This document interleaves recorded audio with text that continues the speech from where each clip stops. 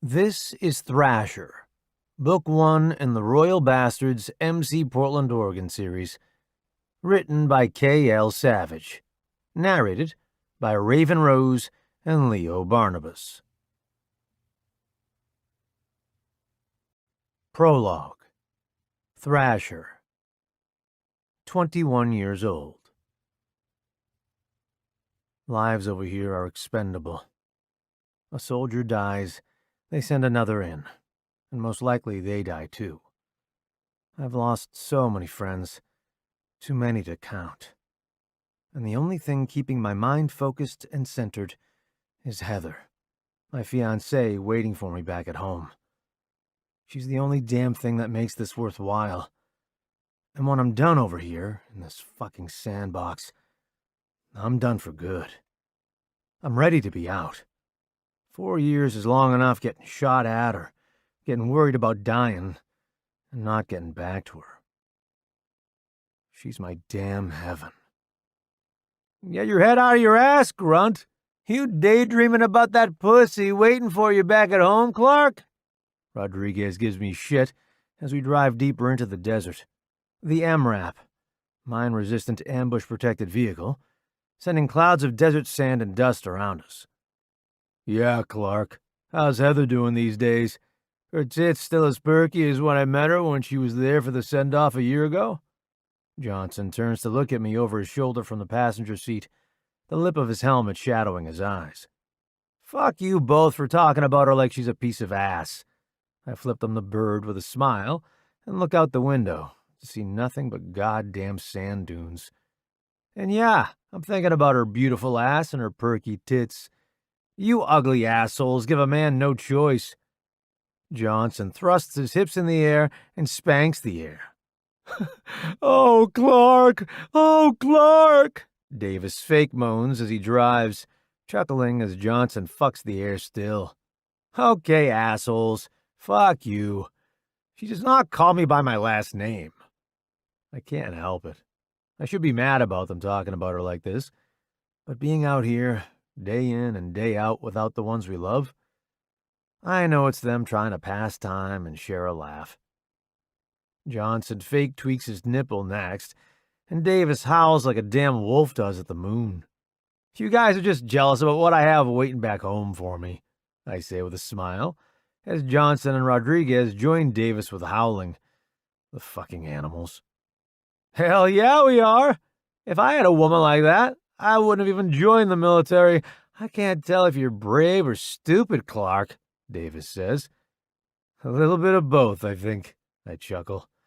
But it dies quickly when I see a little boy standing in the middle of the road. He's waving his arms to get us to stop. Don't stop, Davis. Could be a trap. Yeah, I feel like stopping would be a mistake, Johnson says in agreement. Man, their car is turned over on the side of the road. They need help.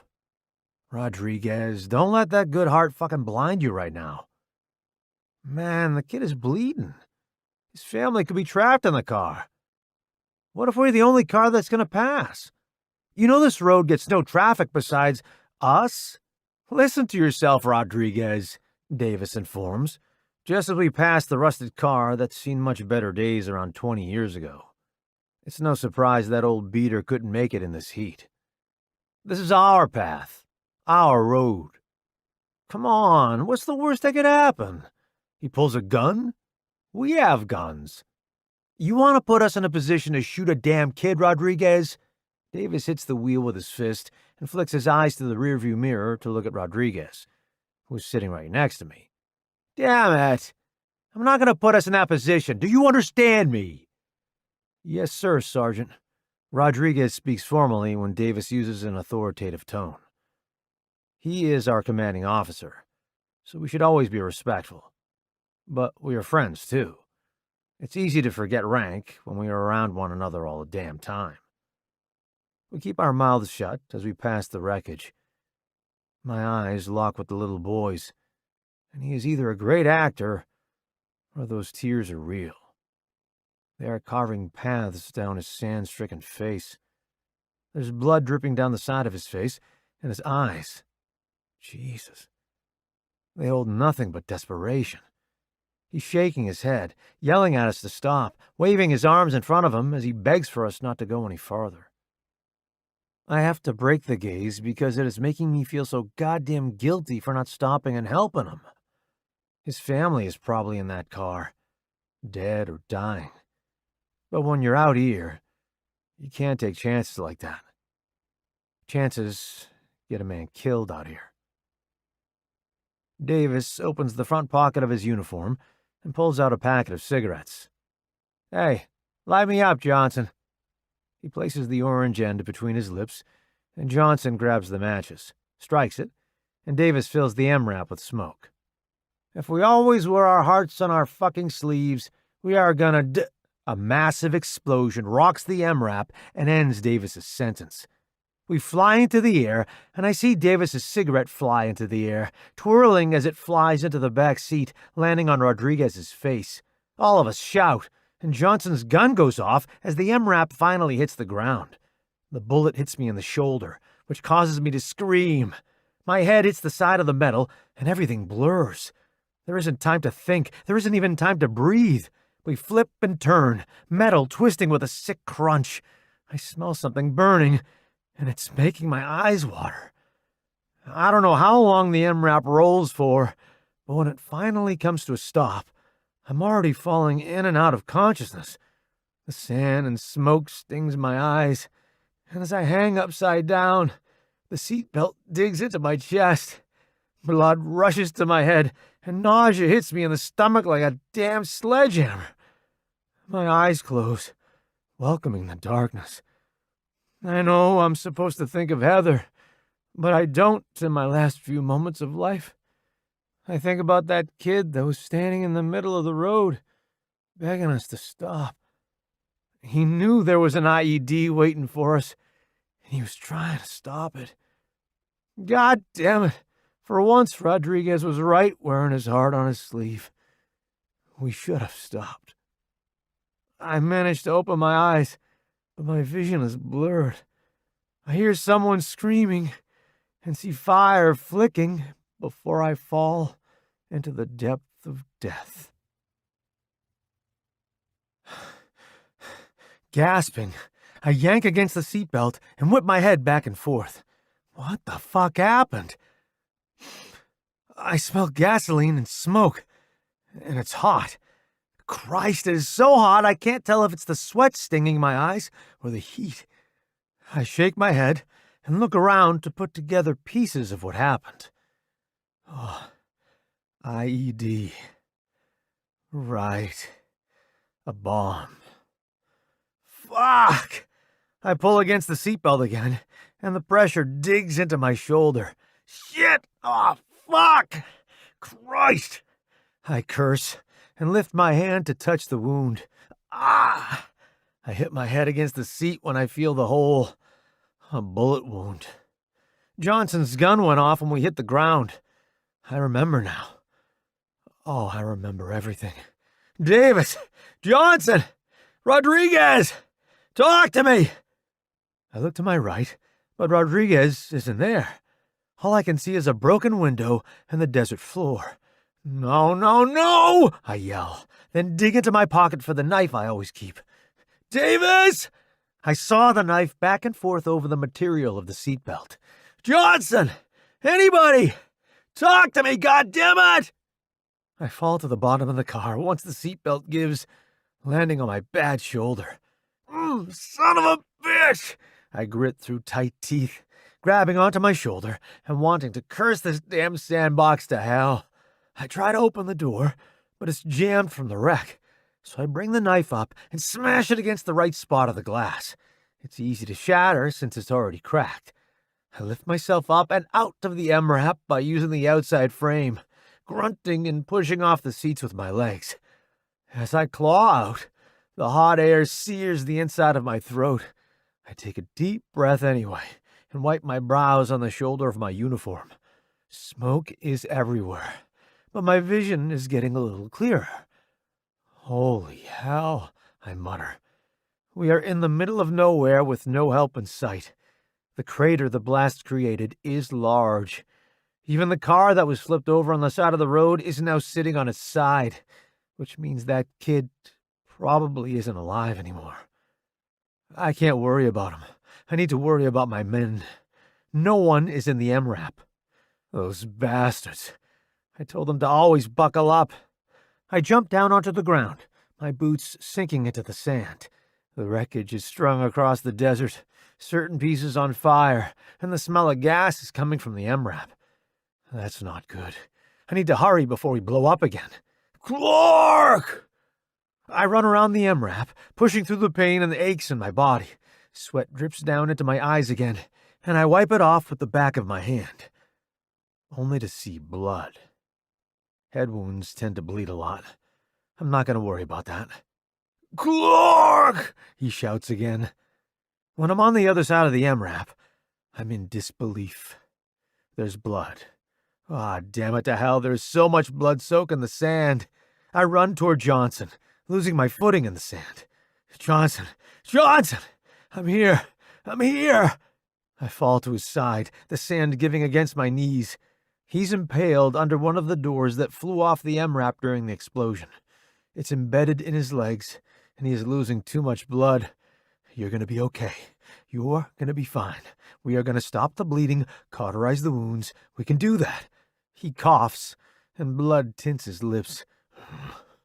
Rodriguez? Davis? He asks, clutching his dog tags. I don't know. I've only found you. Go, he tells me, lifting his pointed chin into the air. Go find them. I'm not leaving you. You're going to be fine, you hear me? You're going to be just fucking fine. I ripped the sleeves off my uniform and used them as tourniquets on his upper thighs to try and slow the bleeding. We are not fucking dying here. Do you understand me, Johnson? We are not fucking dying. I tie the sleeves as tight as possible, and he is screaming his pain in the air. Good. You can feel it. That's good. Bastard. You can't let me die, can you? He jokes, smiling through the blood coloring his teeth. I'll die before I leave a brother behind. I hear a groan close by, and I jerk my head up to see if I can tell where it is coming from. He grips my wrist, his hands burned as if they were touched by hell, and he yanks me down. I don't want to die here, Clark. Don't let me die here. Get me to base. No one is fucking dying. Get that through your head. I knock his hand away and study the damage of the door impaling his legs. Fuck. There is no way they can be saved. The door goes straight through the muscle and bone. I grip the bulletproof vest and yank Johnson toward me and touch my forehead to his. You listen to me. I don't care where you have to go to find it in you to survive, but you better fucking go there and find the will to live. Okay? He nods and coughs again, sputtering blood. This time, the warm liquid lands on my face. Go find the others. I'll be here. I'm not going anywhere. He tries to laugh, but it dies on a groan. I lay him down against the sand and pat his chest. I'll be back. I stand and look in the direction I heard the groan coming from. The sun fucking hurts. The rays are hot, making my eyes water. I blink the tears and sweat away, then lick the blood off my lips. I press a hand to my shoulder again and trudge through the sand. Clark! I hear my name being moaned painfully around me, like a ghost haunting me. I trip over something and fall to the ground, face first into the heated sand. I spit out the grains and brush them out of my eyes. Not that it matters. Sand will be all over me for weeks. When I can finally see, I shout and scurry away, kicking the desert to push away from the horrific sight. It's Davis, but it's only his head. No! I choke and then gag, rolling to my stomach to vomit up the MRE I had this morning. Davis! I drop to my elbows and hold my face in my hands. I roar the agony ripping through me as I see my best friend's head in the sand. Where is his body? What is it? Johnson yells so I can hear him. Davis! He didn't make it! A second later, another chaotic scream echoes through the empty plains of this hellhole. I don't have time to grieve. I have to look for Rodriguez. Roddy! I call out for him. Please don't be dead, please. Clark! Roddy calls out. I spin to the right and head around the MRAP again. Roddy is tossed a few yards away, closer to where the IED was. His limbs are intact, but his right leg is broken. The bone is sticking out of his thigh. Thank fuck! I drop to my knees and check him for any other injuries. Anything else hurt? Oh, my entire body. My leg is killing me. Yeah, it's broken. Need to adjust it and make a splint. Something temporary. No, just drag me to the others. We need to call for backup. Radio is dead, I say, taking a hold of his vest and dragging him toward where Johnson is. Damn it, he curses. The guys? Are they okay? I stay silent for too long, and he grips my arm. Who? Davis. He was decapitated. At least it was quick then, he says, sounding grateful. Oh, fuck this. I'm far from grateful. I can't wait to be done with this. I'm tired of seeing death. I'm sick of losing friends. I have enough nightmares to last me a lifetime. After this, I'm out. I've done my duty for my country. You asshole! You lived! Johnson grins at Roddy, and all he does is hold up his thumb. Someone has to. I gotta be around to steal that future wife of yours. The one you don't have, but when you do, I'll be there. Johnson chuckles. Asshole. Roddy's sense of humor dies when he sees the extent of Johnson's injuries. Johnson, he mutters in sorrow and with no hope. I know. It's okay. Don't talk like that, Johnson. Don't you fucking talk like that. I'm gonna get us back to base, even if I have to drag us there, I state. That's 15 miles, Clark. You can't make it. I will. I am not gonna let us die out here. I rip my uniform again to inspect the wound on my shoulder. It's right next to the vest. You fucking shot me, Johnson. What did I tell you about having your finger on the trigger? Your fiancé doesn't mind. There isn't the usual pep in his voice, but I know everyone is focusing on one thing. Survival. There isn't time to grieve for Davis. I'm gonna go check the car where that kid was and see if I can't start it. You can't go back there without backup, Roddy says. I'm going. It's fine. You take care of Johnson the best you can. Try and slow the bleeding. Yeah, okay. I'll figure out something, Roddy tells me. I'm not a baby. Don't talk about me like I'm not here, Johnson bitches, spitting out more blood. There isn't much time. He has too many internal injuries. He won't make it. I grab my gun and take one last look at my friends. How the fuck did we get here? Be safe, Roddy calls out from behind me. Lifting my gun, I bite the inside of my cheek when it presses against the bleeding hole. I swing the semi-automatic left to right, double-checking that we are alone. The car is about 20 yards away at this point, still on its side. I pause and listen, waiting to hear for any type of life. I hear the wind and the grains of sand hissing, the fire crackling behind me from the MRAP destruction, but nothing else. I check inside the car, aiming my gun at the driver. She has blood oozing down her head, and I reach in to check for a pulse, keeping the barrel pointed against her forehead. Dead. Staying low to the ground, I stealthily creep around the vehicle to check to see if the kid is still there. He is. But he's dead. The blast from the MRAP must have killed him. I take a minute to gather myself, clutching my gun tighter against me, and curse the fucking gods. What kind of world is this? I've seen too many kids die, too many kids with guns in their hands, too many willing to sacrifice themselves for the greater good they have been taught. What greater good? It's all fucked up and bad. There is no good, and there sure as fuck is no God. What God allows this to happen?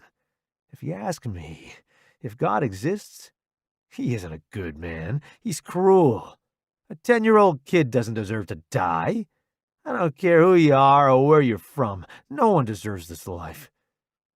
I take my time getting to him, aiming my gun at his head just in case this is a trap. There's a piece of shrapnel impaled into his back, and when I flip him over, it pierces through his chest. Damn it, kid. I'm so sorry. The guilt of his death weighs on me, along with every other death I've witnessed and could have stopped.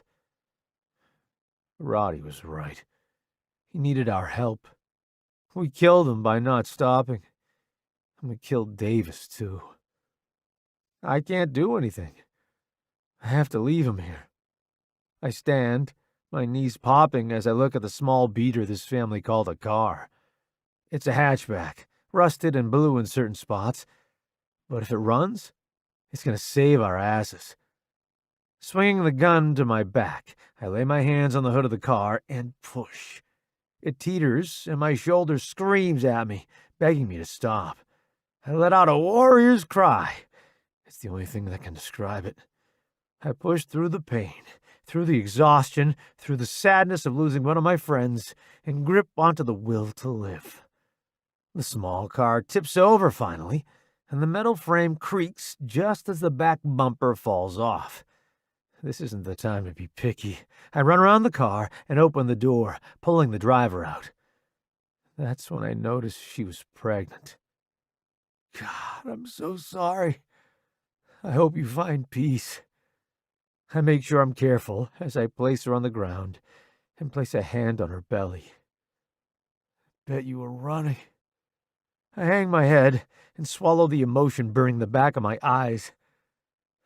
I hate this job. On an exhale, I slide into the driver's side and try cranking the car. The engine sputters, but damn it, it fucking starts. The smell of the exhaust is strong, but I don't give a fuck. I cheer and begin to laugh, relieved that we have a way back to base. I press the gas and turn the wheel, heading back to my friends. The tires don't have great traction in the sand, but it powers through until I park next to Johnson.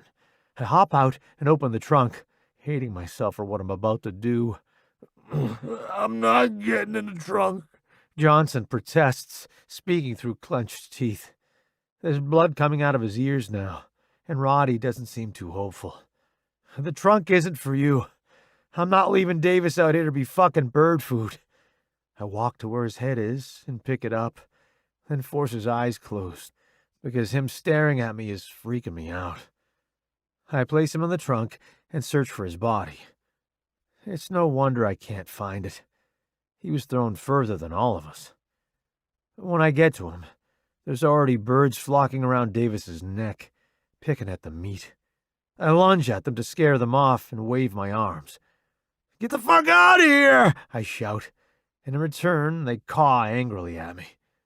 I grab him by his arm, sliding him across the sand and trying not to think about what I'm doing. Less than an hour ago, he was alive. We were joking around. And now, I'm dragging his headless body to a piece of shit car. Grunting, I squat down and swing him over my shoulder, then, as gently as I can, place him in the space of the trunk.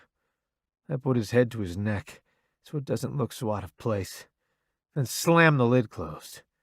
I place my hands on my hips and breathe to try and get control of my anger. Fuck! I scream and kick the dirt, slinging it all over. Fuck! Fuck!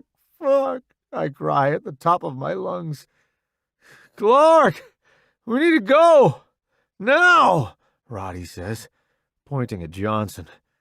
I rush to his side when he spits up more blood. He holds up his hands, and Roddy and I grip onto them. We're going. Just hang on, buddy, I reassure him. He shakes his head. I'm dying.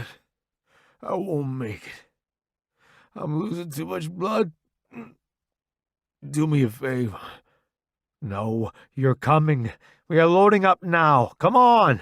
I go to get up, but he tugs me down again. Look at me. My legs are gone, Clark. I can't feel the pain anymore. I don't want my injuries to kill me. I want you to do it. What? I shake my head. No. Fuck you. I'm not doing that. I'm not killing you. We are getting in the car. Stop this talk. Please, he begs. I want to know. My best friend loved me enough to put me out of my misery when I asked. I won't make it to base, Clark. Please, he begs. A tear escapes the corner of his eye, cleansing a path through the blood on his cheek. I want to die on my terms. I can't, I choke as he places his 9mm in my hand. Aim at my temple, not execution style. It can look like a suicide. No! I yank away from him and try to pull him away from the door impaled on his legs. But it didn't cut all the way through. He screams, Stop! Stop! It's pointless. This is it. You gotta go. Take me home, okay? I can get this door out of you. Just let me... You have to let me go, he whispers. I don't want to die like this. Don't let these injuries be the reason I die. Kill me. Please. Kill me on my terms. I can't do that, I reply to him. Please, he says, a tear dripping over the curve of his cheek. The desperation in his eyes is what makes me cave.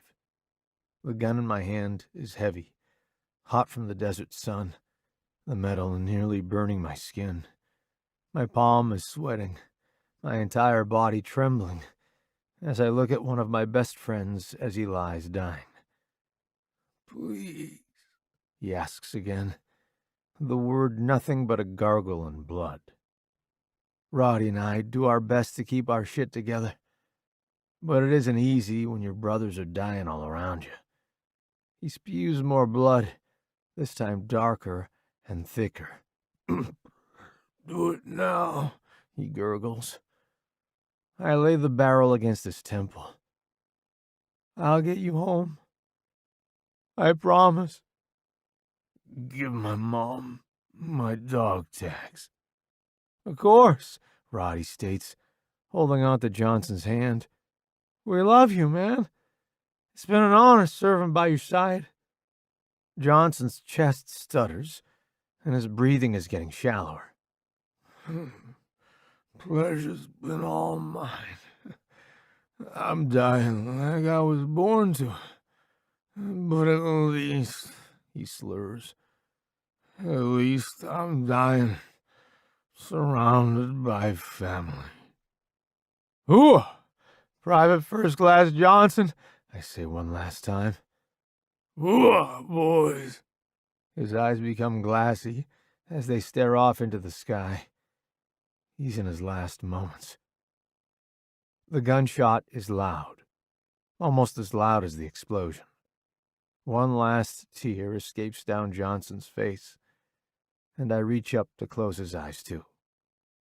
Roddy and I take a few moments of silence. We are losing sun now, but I don't have the energy to move. Come on, let's get him out of here, Roddy says. I grab him by the arms and pull as hard as I can, ripping the rest of what's left of his legs off. I pick him up and lay him in the back seat. Roddy takes the passenger side, not bothering to buckle up. What's the point now? The drive is quiet back to base, and I know when we get there and we have privacy, we are going to lose it. We are going to break down. When we get to the gate, soldiers are there aiming their guns at us. I hold my hands up and step out of the car, and luckily Tyler, the man manning the gate, recognizes me. "Fucking hell, we were about to call a search party. What happened?" "IED. Davis and Johnson are gone. I have them in the car." Tyler's eyes frown, and he signals for them to open the gate. "Another day in hell." "Got that right," I mutter. "Medic!" Tyler cries out, as army doctors run from the medical tent. They load Rodriguez on a gurney since he can't walk, and the others unload Johnson and Davis. "Let's get you cleaned up and get the gunshot wound looked at. I'm sorry about Davis and Johnson." He walks with me toward the makeshift hospital we have. "It's what we signed up for, right?" I ask.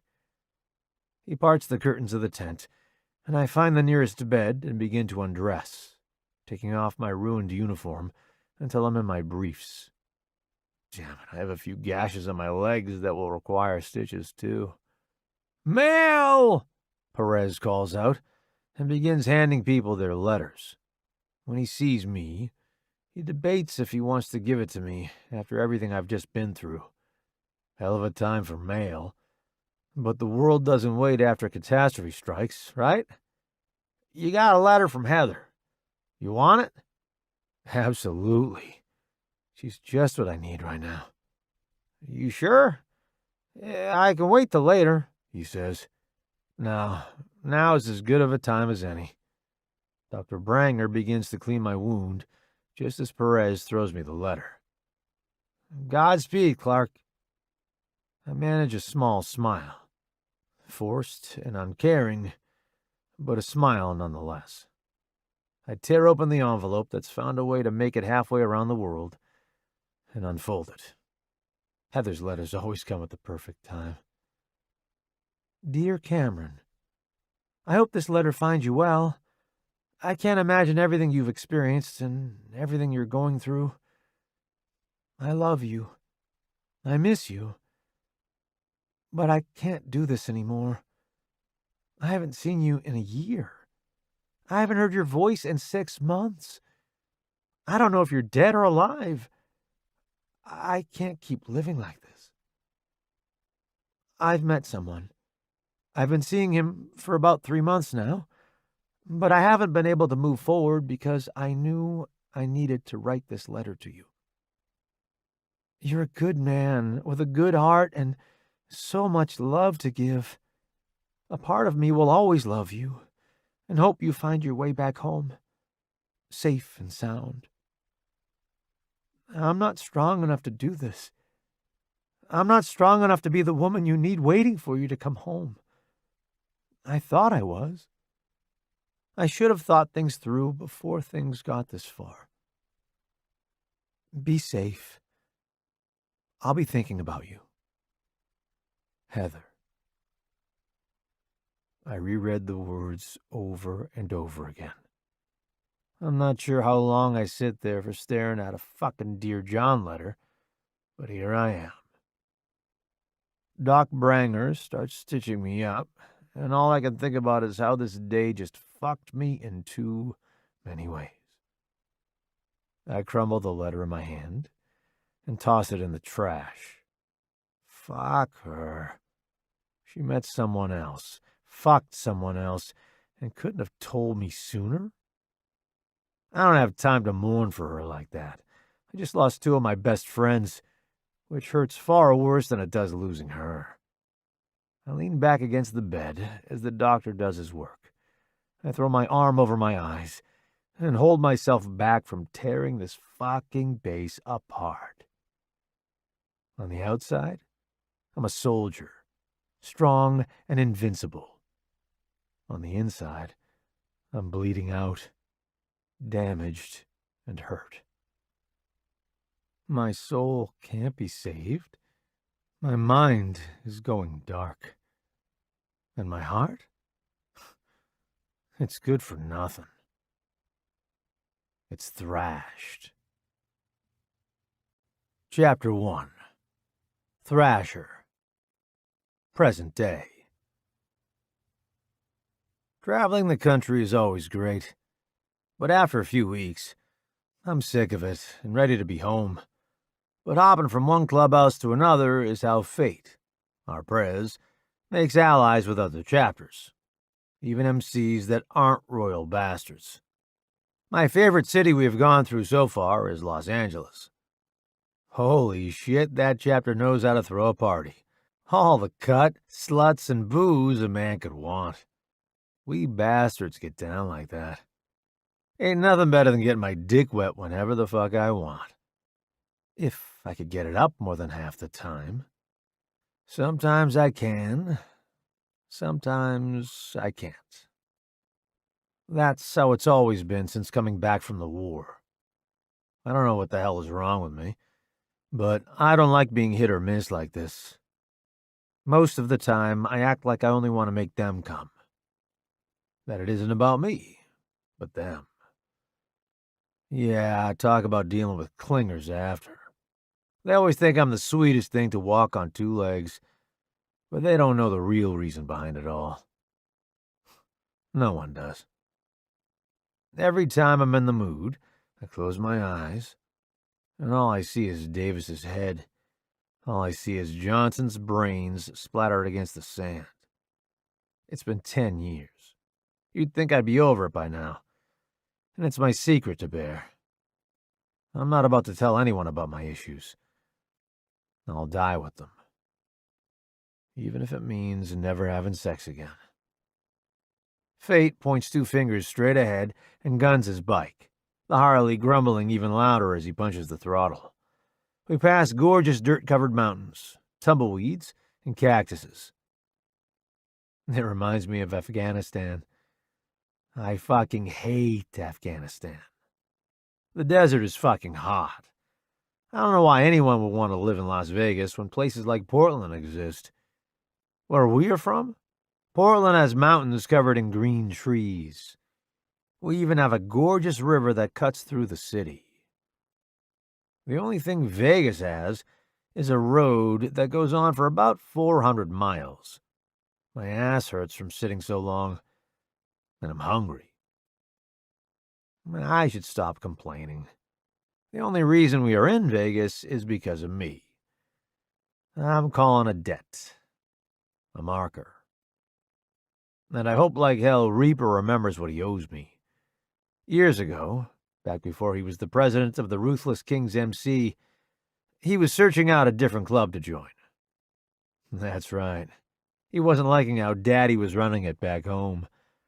For a brief while there, he'd wanted out. We met when he walked into the Portland Royal Bastards clubhouse. He had been on a run for his old man, but some shady shit went down, and he ended up owing money to the wrong man. Luckily, Royal Bastards and Ruthless Kings are allies. There was no question to help him out. I've been a part of the club since I was 18, and they supported me through my military career. I was younger than him by a good decade, but I had the money he needed. And now it's time to pay the piper. I told him I'd find him when I wanted payment. And I want it now. I'm trying to put a down payment on a house I want to buy. I'm tired. I want to settle down and be done with the wild life of chasing ass and tits. I'm tired of waking up reeking of booze. I'm tired of fighting my demons. I just want to be left alone with them and see if I can't slay them myself. In order to do that, I need my own space. It's time to get out of the clubhouse. We have new prospects we have picked up along the way in our travels, so no room will go empty. We turn on the Las Vegas Strip, and a few guys shout and cheer when they see the casinos. Looks like we might be gambling tonight, if our luck strikes. We roll to a stop in front of a red light, and a few showgirls look at us and wave. Atlas, our road captain, and our VP Raven pump the throttle to make their bikes grumble at them. I don't care what type of woman it is. They see and hear a bike, they want to feel the vibrations between their legs. You gonna call Reaper and let him know we are in town? Fate asks, running his fingers through his beard as we wait for the light to turn green. Nah, hell no. Won't be long before someone calls him about another club being on his turf. No wicked deed goes unpunished, he comments, lifting a pierced eyebrow at me. He isn't the same man you knew all those years ago, when you were basically still sucking on your mommy's tit. He is killed for less. I'm not afraid to die, I answer, gassing my bike when the light turns green. I take the lead in front of the group, since I know where I'm going. I hear there is a club in Vegas that is biker-friendly, and I think it's time we made a pit stop. I relax, letting the warm breeze hit my face. I place a hand on my thigh and take in the sights. The sun is setting, so the lights are bright and flashing to capture people's attention. The Bellagio water show is going on, the fountains spurting in the air in a dance. There's an Elvis taking pictures on the sidewalk, and then more showgirls wearing skimpy outfits with a shit ton of colorful feathers. An oversized electronic billboard shows me a Cirque du Soleil show is on tonight at the MGM. Vegas might be a sandbox, but the Strip is something everyone has to see at least once in their lifetime. Right before another red light, I turn on my blinker to make a right into a parking garage that is only for King's Club. As the bikes funnel into the garage, the rumble of the engines become louder, echoing in the dark space. We find a section in the back that has a row free, and two of us slide into each spot. One by one, the engines shut off, and all that's left is the hustle and bustle of the streets. I swing my leg over, and like always, there's a tingling sensation between my thighs from the vibrations. I stretch and groan as my back pops. Think they have any good tattoo shops around here? Ink asks. He's our secretary, basically in charge of all the reports and everything that has gone over in church. It's Vegas, Fate replies, as if that is answer enough. Yeah, but good ones. I'm not talking about the ones where they trace something and then crank out 70 tats in a day because it's a tourist trap. I want a good tattoo. Where the hell are you going to put it, Ink? You're running out of room, Vault jokes. He's the man in charge of all the finances. He knows what we can and can't spend. We sit pretty fucking good most days, so we are going to be able to let loose in Vegas if we want. My skull is a canvas waiting to get painted, Ink replies, lighting a joint as we walk out of the parking garage. Let me get a hit, I say, after he takes a few puffs. His tattooed fingers keep a tight pinch at the end, and he hands it over. I inhale deep and hold my breath, letting it soak into my lungs before I let it out. I take one more hit and give it back to him. Smells like a skunk died in here, some drunk girl says, as she stumbles into the garage. She should not be driving. Maybe it's you, her friend slurs, which causes both of them to giggle so much they fall onto the dirty floor. Maybe we should help them? Gunner asks. He always stays in the back of the line when we ride. He's a tail. Someone call for an Uber?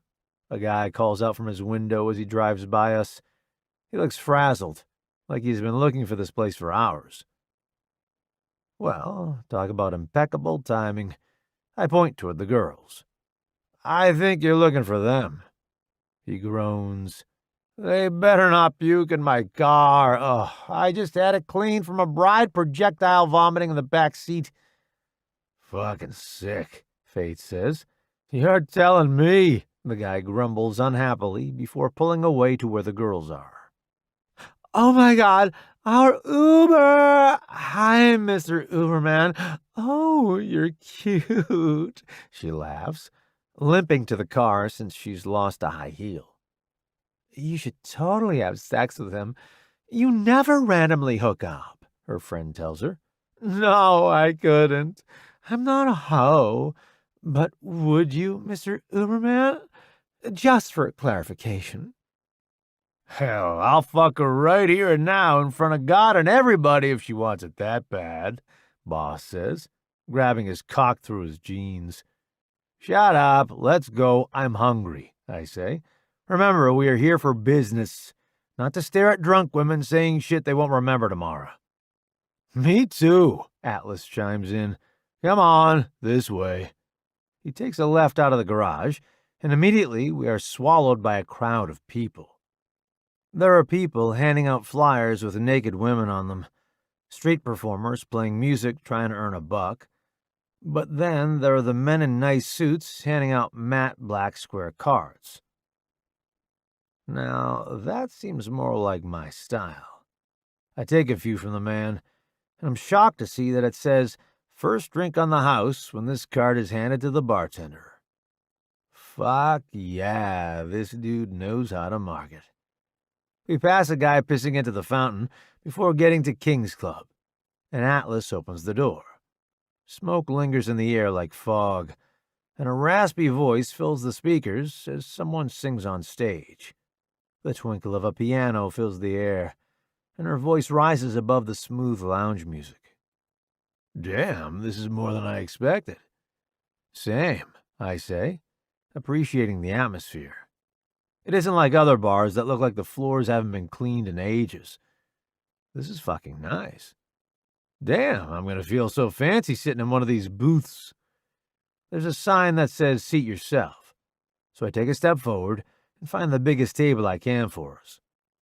When I sit down, I notice the woman on stage staring at us, brows furrowed together, and her dark brown hair sparkling in the light. She's beautiful and has the voice of an angel, but she recognizes that we don't belong here. So she must be an old lady to one of the kings. "I've already called my prez and let him know you're here." "You're lucky. He just got back from New Orleans."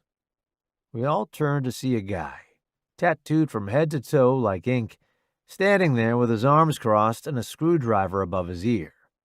His cut says "Tool," and then under it says "VP." Damn, he's above me. I gotta show him some form of respect. "I'm actually here to see Reaper. Last I checked, the bastards and the kings were allies. So, no harm in that."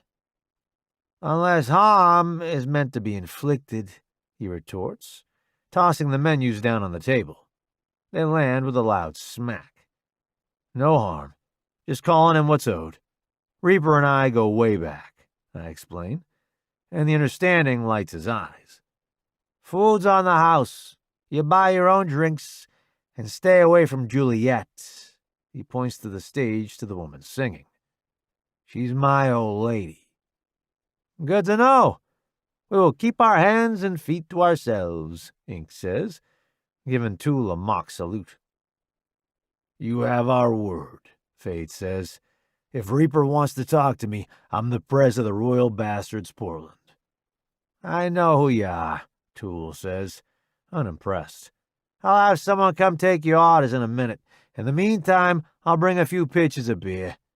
Listen to the music. Juliet is amazing." I can hear the love for her he has in his voice when he speaks her name, and I get jealous. I haven't been in a relationship since Heather ripped my heart out and stomped all over it with that letter. Love hasn't been worth the time. But I can't deny I don't miss being with someone after a long day. It just isn't in the cards for me. "I've heard he has killed men with that screwdriver," Gunner tells us. Yeah. What else do you think it will be used for? Tightening screws?" Atlas snickers at his own joke. He does that a lot.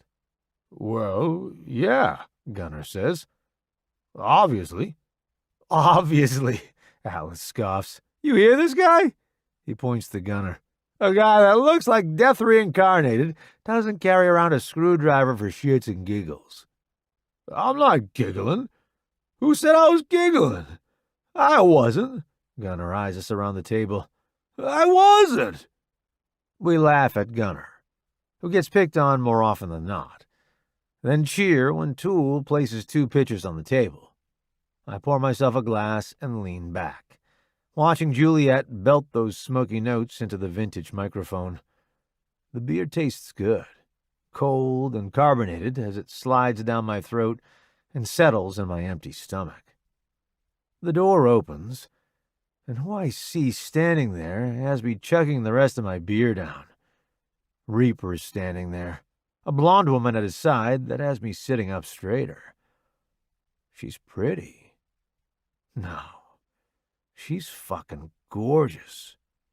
And she looks a little like Reaper. Daughter, maybe? Ha! Wouldn't that be some shit?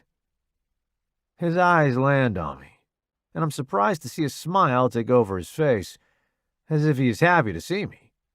The woman by his side is sipping a drink. Probably a daiquiri of some sort she got from one of the drink carts that are all over the strip. It's red and it's staining her lips. She's short, a fucking pixie, and her shirt swallows her whole compared to the skinny jeans she's wearing. She grins at Tool and gives him a side hug, which has my fists clenching around the glass mug. Why am I jealous? Tool and Reaper share a conversation, and they are looking at us, telling me Tool is telling them about me. Blondie practically prances over to Juliet when she gets done singing, and she smiles at her friend. Fuck. I want to be on the receiving end of that smile. Reaper slaps him on the shoulder, then heads over to our table. That girl is beautiful, Ink whistles. Stay away from her. A few of the guys turn around and look at me, shocked when it sounds like I've called dibs. It's Reaper's daughter or something. We don't want trouble. Trouble is my middle name.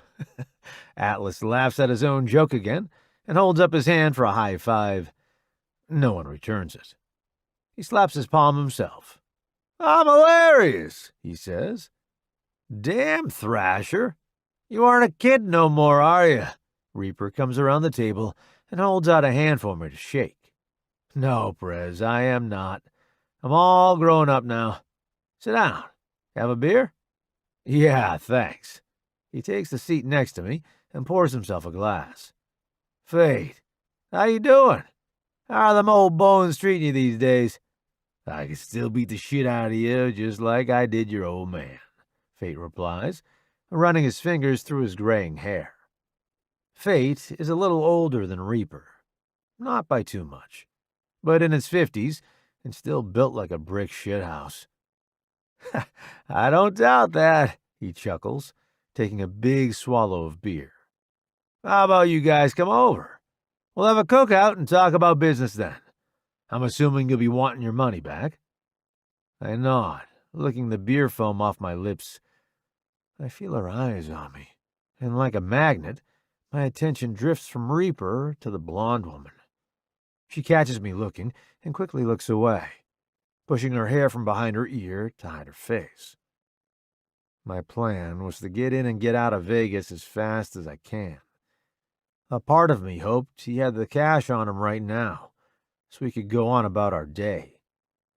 But I want to get to know her better. What do you say, Prez? Want to stick around for a few days and sin in Sin City? Might as well.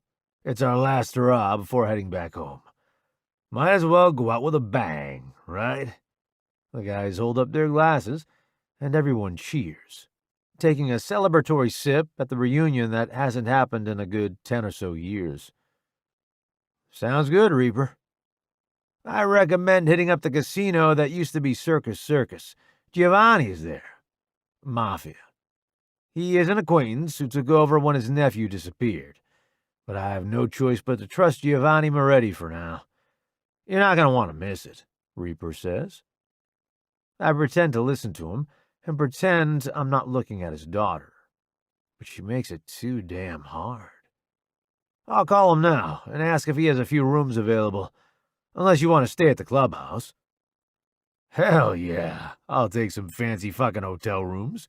Fate slams his mug on the table and the beer sloshes over the rim. Yeah, thanks, Reaper. That sounds good. I feel the heat of her staring at me again, and I lift my eyes from the table. She still looks away. I know where I want to be. And it sure as hell isn't in a hotel room with one of these assholes as my roommate. If I found a way to stay at the clubhouse, then I could be around her. Hey, Reaper, what's your daughter's name? Ink asks the question I know a few of us are wondering. Introduce us. We won't bite. Reaper's humor fades, and his brown eyes turn a dangerous shade of murder. She isn't my daughter. She's my sister. And she's off limits to each and every single one of you. If I find out that any of you touched her, consider what I owe you non-existent. You'll be fucking dead with your heart ripped from your chest. And that is why other clubs fear him. We were just curious. She's so much younger. Yeah, she was a surprise. I found out about her during Christmas. He whistles and calls her over. Oh, fuck. She's coming over here. I don't know what to do with my hands. Table? Thighs? Nah, table for sure. But thighs hide how nervous I am. What is wrong with you? Ink whispers to me. Nothing. What? Nothing. I'm fine. If there were a narrator in my life, he would say, in fact, everything was not fine. Morgan Freeman would be saying it, of course. The closer she gets, the more oxygen gets sucked out of the room. Sis, everyone wants to meet you. This is the Royal Bastards MC. They come from Portland, Oregon. Hi, I'm Delilah. She waves. It's curt and shy, just like her voice. Of course her name is Delilah. She's just as pretty as a flower, too. A flower I want to pick. Chapter 2. Delilah. We were at Bubba Gump's, a few buildings over from King's Club, when my brother got the call from Toole that the Royal Bastards were here to see him. We hadn't ordered yet, so we were able to get up and leave easily. I wasn't sure what I expected. The Kings are all badass and good-looking, but I knew they had to be an anomaly. Not every biker club has men that could be on calendars shirtless, right? Turns out I'm wrong. Dead wrong. Is it an unspoken rule for bikers to be drop-dead gorgeous in order to get in the club? It's like a buffet of hot man meat waiting to be devoured. Oh God, I can't believe I just thought that. It's nice to meet you, Delilah, says the man I haven't been able to take my eyes off of. When I hear his voice, there is no denying he can see the blush that spreads across my cheeks. It's the downside of having really pale skin. Everyone knows how I'm feeling because of this stupid blush. I can't lie. I can't be shy. I can't want someone. I can't be mad. It's always written all over my face. His voice is smooth like aged wine, because I know it has to sound better over time.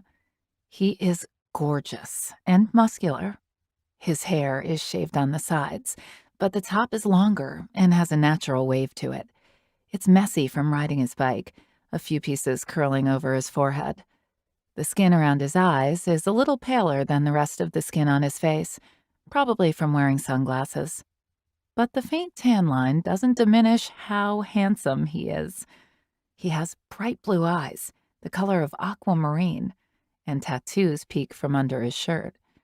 I want to see all of them. I'm Thrasher. This is Ink. He points to the man next to him. Howdy, he greets.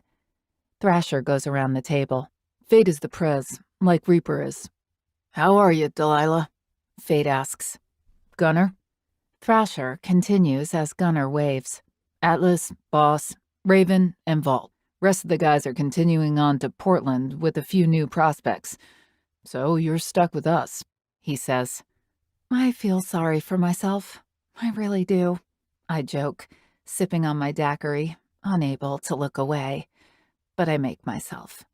If Reaper catches me looking at Thrasher, I'll never be around bikers again. And since this is my new life, I have no choice but to listen to Reaper's wishes. No dating men in the club. No dating other bikers. No dating. Period. End of story. I like that he cares. I fell on their doorstep, and he never once told me to leave. He accepted me, gave me a home, and loved me. The least I can do is listen to him and date someone on the opposite side of their world. While Thrasher causes my heart to throb in ways it hasn't before, I'm not ready to date or have sex. And by looking at him, he seems like the kind to want sex. I'm still healing after almost getting frozen to death, but I don't want to think about that right now. You wound me. He feigns hurt, placing his hand in the middle of his chest. In the middle of his broad, defined, bulging chest. His hands are big too, and you know what they say about big hands. And it isn't about big gloves. Sit down, join us, have some food, Thrasher offers, pointing at the 2 empty seats around the table, one being in front of him. Yeah, I'd choke on my food if I had to eat in front of him. Reaper pulls out the seat next to him. Sit. You haven't eaten since breakfast. I don't need to eat 5 billion calories a day like you do, and I can't.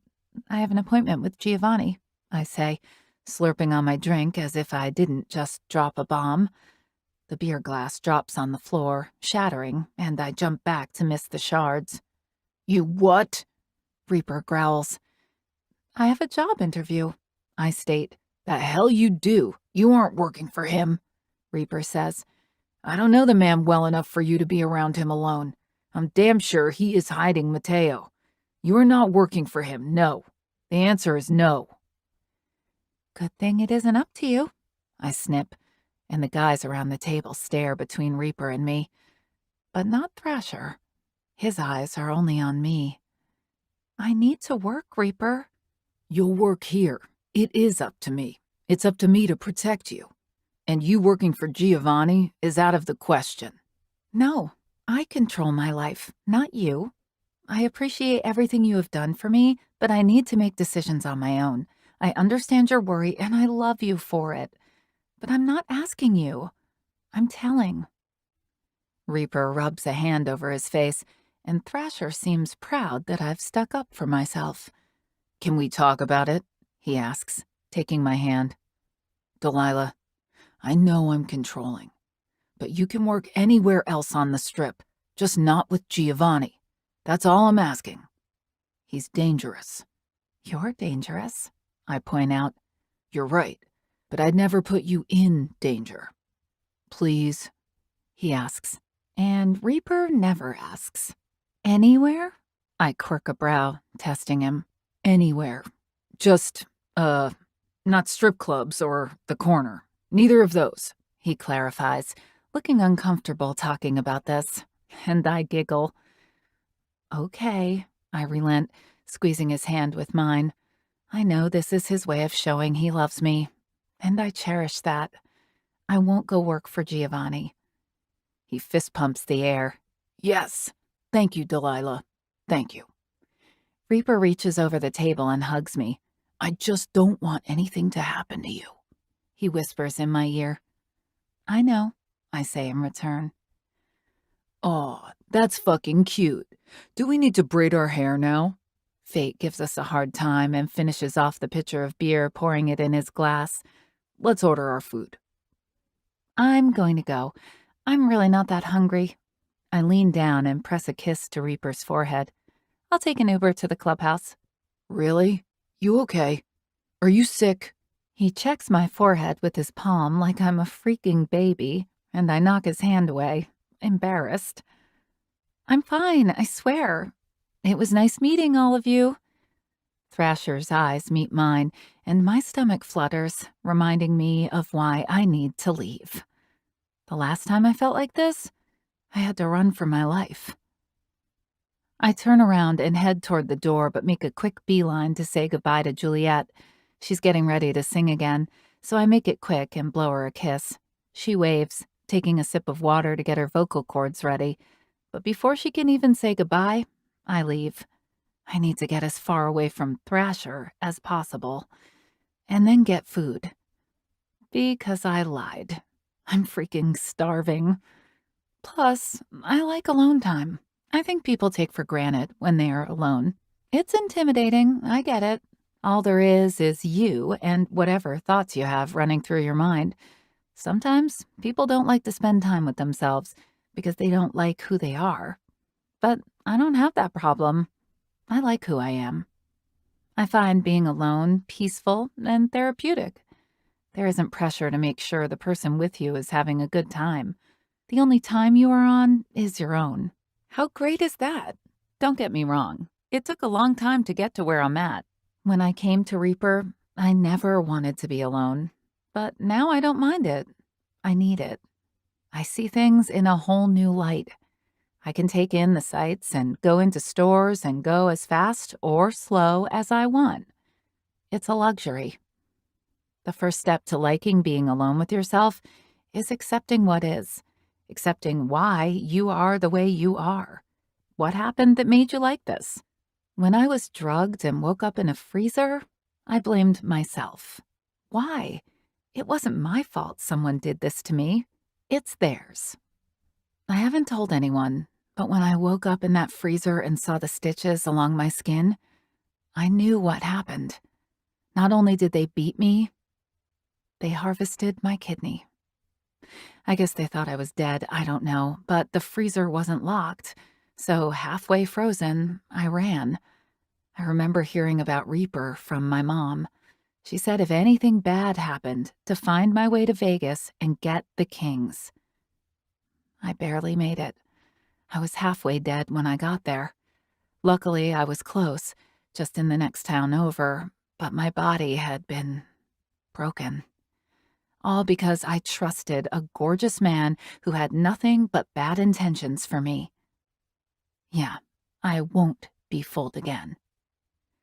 It took me being alone to replay the situation in my head. I learned from the experience. I figured out what I could and couldn't do differently.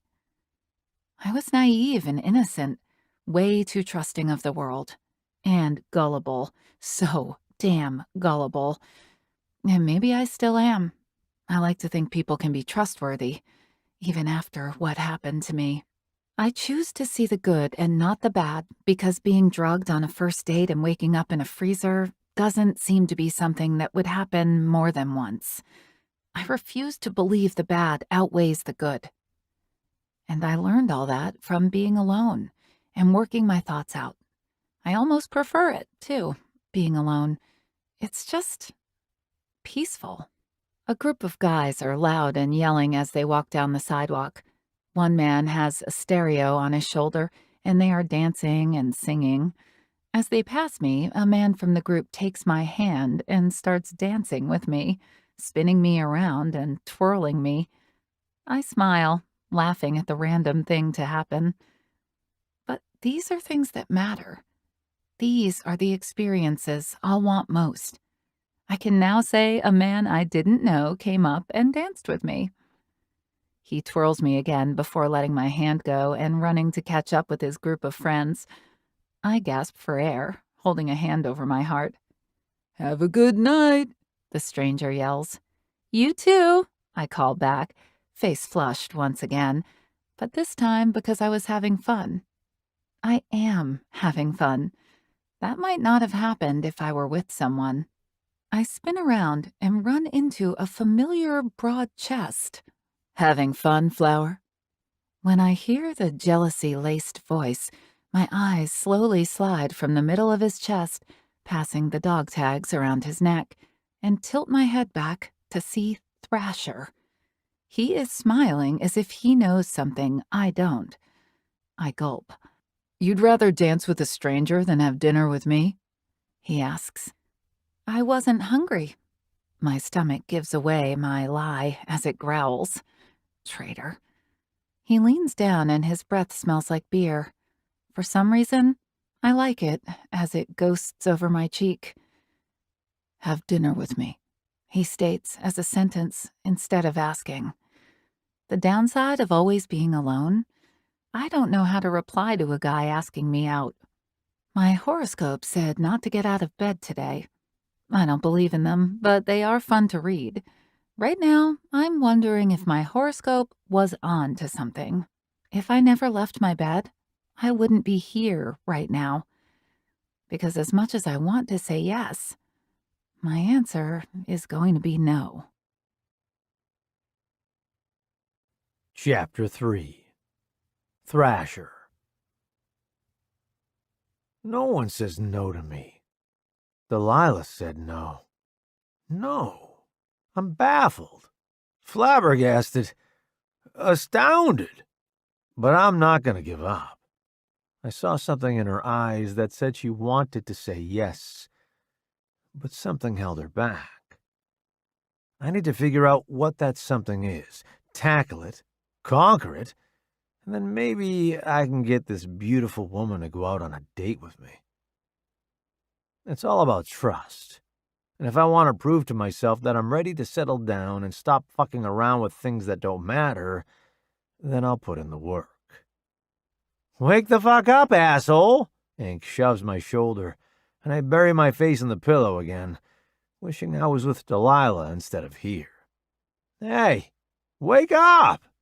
This time when he shoves me, I surge upright with my hand wrapped around his throat. All I can feel is rage. All I can imagine is killing that bastard who placed the bomb in the sand that killed two of my best friends. He slaps his hand on my arm, trying to get me to let go. Thrash! It's me! It's me! He screams. And his screams remind me so much of Johnson, so much of my own when I saw Davis's head just lying there, eyes open in shock. I can't breathe! He chokes, his face turning red, so I squeeze harder. I want to kill this bastard. He manages to punch me across the face. The pain snaps me back to reality, and when I see Ink there, grabbing my wrists and coughing, I let go immediately and stare at my hands. I stumble back until the bed hits the back of my legs, and I collapse. I'm so sorry, Ink. I'm so sorry, I ramble, dropping my head in my hands as I rock back and forth. Now I remember why I can't be with anyone. I can't trust myself not to choke the life out of the woman who decides to be next to me, too. Hey, it's okay. Don't worry about it. Happens all the time. When I let a woman take charge, he says, squatting down to the floor in front of me, knocking my leg with his fist. Seriously, don't worry about it. I should have known better than to try to wake you. You were shouting in your sleep. I don't even remember what I was dreaming about. I scrub a hand over my face and lick my lip, tasting blood. I touch 2 fingers to the split and lift a brow at him. Hey, it was you or me. I'd do it again. Thanks. I'm sorry, I sigh, feeling heavy and suddenly tired again. I want to go back to sleep. Like I said, don't worry about it. Come on, a few of the guys are going to go down to the casino floor. Come with us. Right, the casino. I barely remember coming to it last night. I had a few more beers after her rejection and was a bit buzzed, which was probably why I was in the middle of a night terror just now. Alcohol doesn't seem to help my state of mind. I'll be down in a minute. I'm going to shower. Bring your cash. Man, I can't fucking wait. I've been dying to go on vacation. This is well needed. Yeah, we deserve to have some fun. Ink rubs his throat and makes a sound to clear it. All right, I'll see you down there. Ink walks over to the dresser and grabs his cigarettes and wallet, stuffing them in his pocket. He heads out, the door slamming a second later to leave me alone with my thoughts. Alone. I'm not good at being alone. Even though I find myself alone more times than not. I'm constantly thinking bad shit. But the one thing that eats away at me is survivor's guilt. I reach for my phone on the nightstand and message Roddy. We talk every day, and he's still one of my best friends. He lives in Minnesota, I haven't seen him in about 2 years, but he seems to be doing okay. He walks with a limp from his injury, but at least he is alive. I don't know what I'd do if I lost him, too. Me. How are you doing today? A few seconds go by before my phone dings. Roddy. Same as you? I don't know whether to consider that progress or not. Me. Sucks for you. Today isn't a good day. Roddy. Seems like it's every day. I don't know what to say to that. He's right. Every day is a struggle. It's hard to understand if life is worth all this constant pain. I toss my phone on the bed and strip out of my clothes, since they are damp with sweat, and flip the light on to the bathroom. Damn, I whistle when I see how nice it is. Reaper's friend really pulled out all the stops for this resort. The bathroom is huge, and the bottoms of my feet are warm. I bend down and place my hand flat against it, and whistle again. Heated floors. The man really invested. I straighten and rub my fingers against the smooth counter of the marble vanity and stare at myself in the mirror. I look like shit.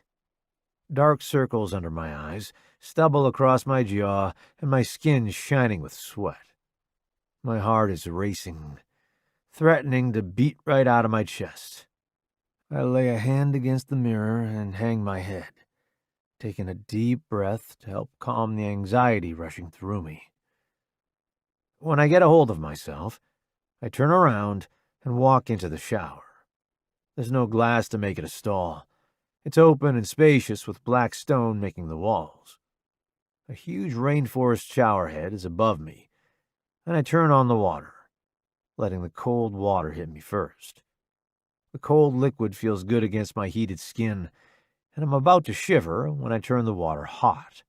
I groan, my muscles relaxing at last. I look down, the water draping over me like a waterfall wall, and close my eyes. I think of the war. But while I'm thinking of something so damn ugly, something beautiful creeps into my thoughts. Delilah. She drowns out the warfare, and all too soon I'm left with her brown eyes staring back at me, unsure as she gasps for air from dancing with that stranger. If she wants to dance with a stranger, she can dance with me. Blood rushes down south when the dancing that comes to mind doesn't involve a dance floor. I snap my eyes open, relieved to see my cock filling and feeling that throbbing build inside my heavy sack. I sag against the tile, resting my arm across the wall, and press my forehead against the wet skin. There's usually a 50% chance I can get it up with a woman. But I've had this ache for Delilah since the moment I first saw her. Maybe the other women didn't turn me on because deep inside, I knew I didn't want another one-night stand to add to the countless I've had already. They all start to feel the same, to sound the same, and I'm sick of it. Maybe the only thing I need to change is the kind of woman I'm sleeping with. I wrap my hand around the base and tug, my groans singing off the acoustics of the bathroom. It's been a few months since my cock has shown any interest, and I'm about to take advantage of the arousal. I begin to jerk it in rage, yanking on the fat length and drilling the tight vise I've created with my fist. The harder I stroke, the better it feels. I'm punishing myself in a way, angry that it's taken all this time to feel something good. I toss my head back and moan, imagining Delilah's beautiful eyes, her pale skin, her perfect blonde hair. The electrical spark has come releasing in creamy streams along the black tile. Fuck! I grunt as 7 spurts leave me. When I'm done, I chuckle from feeling so damn relaxed. That's exactly what I needed. and I have Delilah to thank for that. I wash the tile off and finish up in the shower by washing my hair and body. I grab a white towel, which is pretty common in hotels, only there is a black M embroidered on it. It's soft, too. Hella soft. How much would they charge me if I stole it? I've never felt something so damn fluffy in my entire life. I rub it against my face, enjoying it a bit too much, then dry off my body. I wrap the towel around my waist and try to take one last look at myself in the mirror. I always try to see if I can stand the sight of my reflection for more than 10 seconds. The longest I've ever made it is 7. But the mirror is fogged up, blocking any chance I have. So I go back into the bedroom, the 2 queen-size beds unmade. It smells like fucking man in here, and it reeks. So I open the French doors to the balcony to air out the room and take a deep breath as the air wraps around me. The sun is warm, and the breeze is on the cooler side since spring is right around the corner. Vegas looks so different in the day. I guess sin has to sleep at some point, doesn't it? After enjoying some fresh, non-stuffy air, I change and get ready for the day. My goal is to see Delilah at some point, so a man has to look his best. I spray on some cologne, the same one I've had for years, since it isn't something I wear often. The sprayer isn't working. I hit the silver trigger again and flip it around. There is a half of a bottle left. I spray again, and the mist comes out. Ugh, getting directly in my eyes. Damn it! Oh, God! I squeeze my eyes shut and try to get to the bathroom blind and run smack into the wall. Ooh, what the fuck? I scream, wondering how this day could go from bad to good to bad again. I finally get into the bathroom and turn on the sink, then do my best to wash out my eyes. When I open them, they are red, a bit puffy, and there is a red mark on my forehead from where I hit the wall. Accompanied with the split lip, I look like hell. I hope I don't see Delilah today. I'll probably trip over something and hurt myself, the way my luck is going. When I see her, I need to be on my A game. And then I start thinking, what if I don't have any game? I ask myself in the reflection, and immediately look away. That's just ridiculous. I have game. Women throw themselves at me in every city we go to. Hooking up and dating can't be that much different, can it? We are just prolonging the inevitable until I realize we aren't going to have sex and I just eat her pussy instead.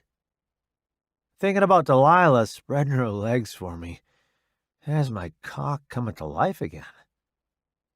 Well, I'll be damned. I can't remember the last time this happened. I think Delilah will be different, if my body is telling me anything, and I think that's why I'm so nervous.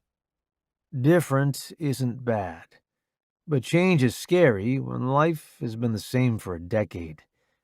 Being in a relationship again has me uneasy because of what Heather did. I'm over her, but the way she ended things will stay with me forever. No man wants a Dear John letter, especially when he's halfway across the world. She could have waited a few more months until she saw me in person. She was already fucking someone else, so why write me? I wonder if Delilah is that kind of woman. I know being with someone who is in the military, gone all the time, leads to temptation and loneliness. I'd want someone loyal. If love can survive war, it can survive anything. Or it can get left behind, blown to smithereens. Delilah seems sweet, but she's a closed book. And I would bet she's loyal to a fault. I want to see. I want to experience something other than these night terrors and constant regrets. I'm going to put myself out there. I'm going to take a leap of faith. Delilah might be the death of me, either by my own fault or by Reaper's hands. And like Johnson, the only way I want to die is on my own terms. Chapter 4. Delilah. B10, I say to Micah, who places a red plug in his game board. Yes. D8, his young voice announces. Nope, I say too proudly as I place a white plug in the empty hole so I know he already called it out. Okay, my turn. B9. He throws his hands up with a sigh. Unfair! You always sink my ships. I do not always sink your ships. Always would mean every time. I sometimes sink them. There's a difference. We have to learn not to be so dramatic with our words, Micah. Now it's your turn. He sighs, plopping his chin in his hand, pouting that he isn't winning. Some kids are such sore losers. I love Micah, but holy crap, the kid can't lose or take it in stride. It's why I can't stand playing Battleship with him. But he begs and pleads, and I cave because the only other person he wants to play with is Delaney. Delaney is his younger brother, and he never wants to play either, because of Micah's attitude when he loses. They don't hang out with the club often. They like to stay in their rooms, away from everything and everyone. They only trust a few people, me, Sarah, and Juliet. Basically, the women of the club. Their story is a long, sad one. The club rescued them a few months ago. Half the time, the kids stay hidden away or at school, so they aren't a problem.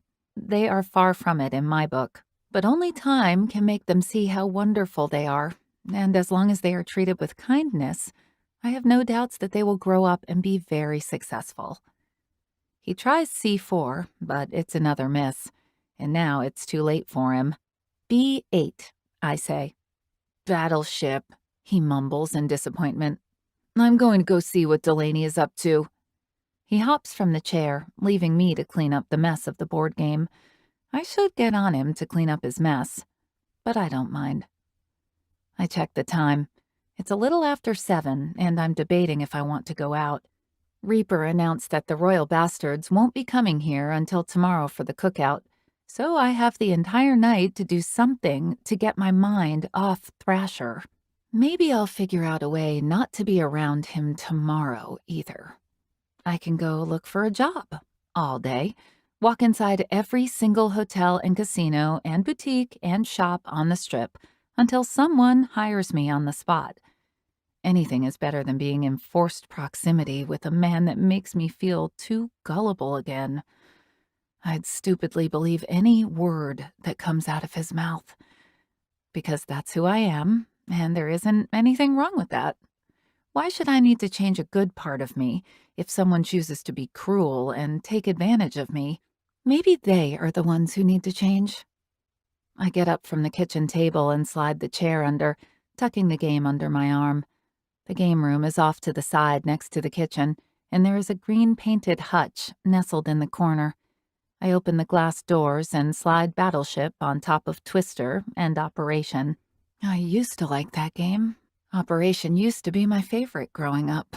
But after everything that happened, I can't stand to even look at it. I have a 12-inch scar on my side. It's too hard to look at, so to make a game out of surgery, I'm bitter about it when I don't need to be.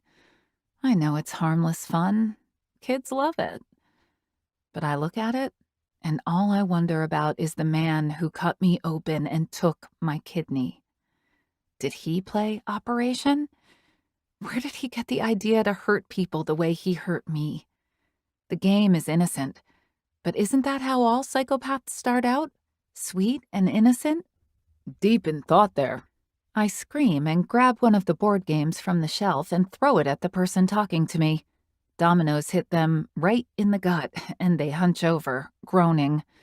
Knives is there, holding his stomach and staring at me like I've lost my ever-loving mind. Oh my God, are you okay? I rush to his side and guide him toward a chair so he can sit down. Dominoes might be small, but they're heavy. I can't imagine they feel great hurtled through the air to smash into you. Why did you go and do that for? He inhales a deep breath, then out, until the red in his face disappears. You caught me in the middle of something, and you scared me, I admit, feeling like a dumb blonde for reacting first and thinking after. I'm sorry for scaring you. You were staring at the game hutch in a daze. I just wanted to make sure you were all right. I wince, considering I am fine and he is not. I'm great, Knives. Just one of those days. Anything to do with those bastards rolling through? He asks. No. Why would you say that? I lick my lips nervously, wondering if I've been found out. I don't know. You're just quiet. Knives leans forward and narrows his eyes at me, and I lean away. Do you recognize one of them? Are they the reason you came here? His eyes widen as a false realization sweeps through him. Oh my God, they are here to take you back, aren't they? Well, they can fucking forget it. They will have to get through us. I'll kill them. But which one hurt you? I'll kill him first. He unsheaths a ninja star and slides it up and over each knuckle quickly. No, oh no. It's nothing like that, I swear. I can't even remember what the guy's face looks like. Really, it has nothing to do with the royal bastards. Well, one bastard, but I'm not about to say who. Liar, Knives says, narrowing his eyes, then stands abruptly. He points the ninja star at me and starts laughing. Oh, you like one of them, don't you? Delilah likes who? Tool asks, opening the fridge and taking a bottle of water out. One of the bastards? Ooh, Tool grins. That won't go over well with Reaper. Hey, I don't like anyone, okay? The way the words fly out of my mouth sounds more defensive than usual, but my mouth doesn't stop there. And even if I did like someone, it's no one's damn business but mine. I hurry out of the room, my shoulder colliding with Knives as I leave. Delilah, wait! Delilah! He shouts after me, but I keep running, keeping my head down so I don't make contact with anyone. I snatch my purse from the coffee table. Sarah, Reaper's old lady, doesn't ask me questions and doesn't stop me. She understands the need to getting the hell out of this freaking sausage fest before the testosterone suffocates me. Why am I freaking out? I whisper to myself as I press the unlock button to the car Reaper bought me. Panic forms in my chest, and tears prickle my eyes as I open the driver's side door and get in. I don't like feeling cornered. I don't know Thrasher well enough to like him, but I am interested. And so what if I am? I'm not allowed to like a biker because my brother says so? No, that's not fair. This is my life now. I'm surrounded by bikers. It's only a matter of time before I happen to show interest in one. The tires squeal along the dirt, and when I get to the gate, Braveheart opens it for me. I punch the gas and the tires dip into the potholes while the car creaks from the pressure. I turn the radio on, and a Johnny Cash song comes on. Perfect for my mood. I turn right to go toward the strip, but every part of me wants to drive this road until it runs out. They want to know what's wrong with me. I feel restless, like I don't have a place here. I'm Reaper's sister. No one owns me. I don't belong here. Something feels out of place. I love the guys, the girls, and I've grown to love Reaper. But I feel lost. It's like I'm waiting for something to happen to get my life back on track, instead of this stagnant place I seem to have found myself in. I want to work. My brother doesn't want me to. I want to find love. My brother doesn't want me to. I want to do more than sit at the clubhouse, but... Yep, Reaper won't allow it. He's so afraid something bad will happen to me, but what he is failing to see is that something bad is already happening. I'm being held back, caged, and I hate it. I want to do something wild, crazy, and unheard of. I want to step out of my comfort zone. I can't be here anymore. I love them. They are my family. But family isn't enough to mend a broken soul. I have to do that on my own. My time here has been well spent, meaningful, and beautiful. I have healed in ways I knew I wouldn't have been able to on my own. But the rest is up to me. For some reason, I find myself pulling into the casino, the one place Reaper told me to stay away from. I'm not dressed for the occasion since it's such short notice. I pull my Honda Civic to the front door and the valet, a young guy who can't be more than 16, greets me with a smile. His mouth is full of braces and he has acne on his face, a bit tall and gangly since he is growing into his limbs. Ah, puberty. I don't miss those days. "Hi, how are you today?" he asks me happily, taking my keys away from my outstretched hand. "I'm looking to win," I tell him, not wanting to tell him the real reason why I'm here. "Well, good luck to you. I hope you do."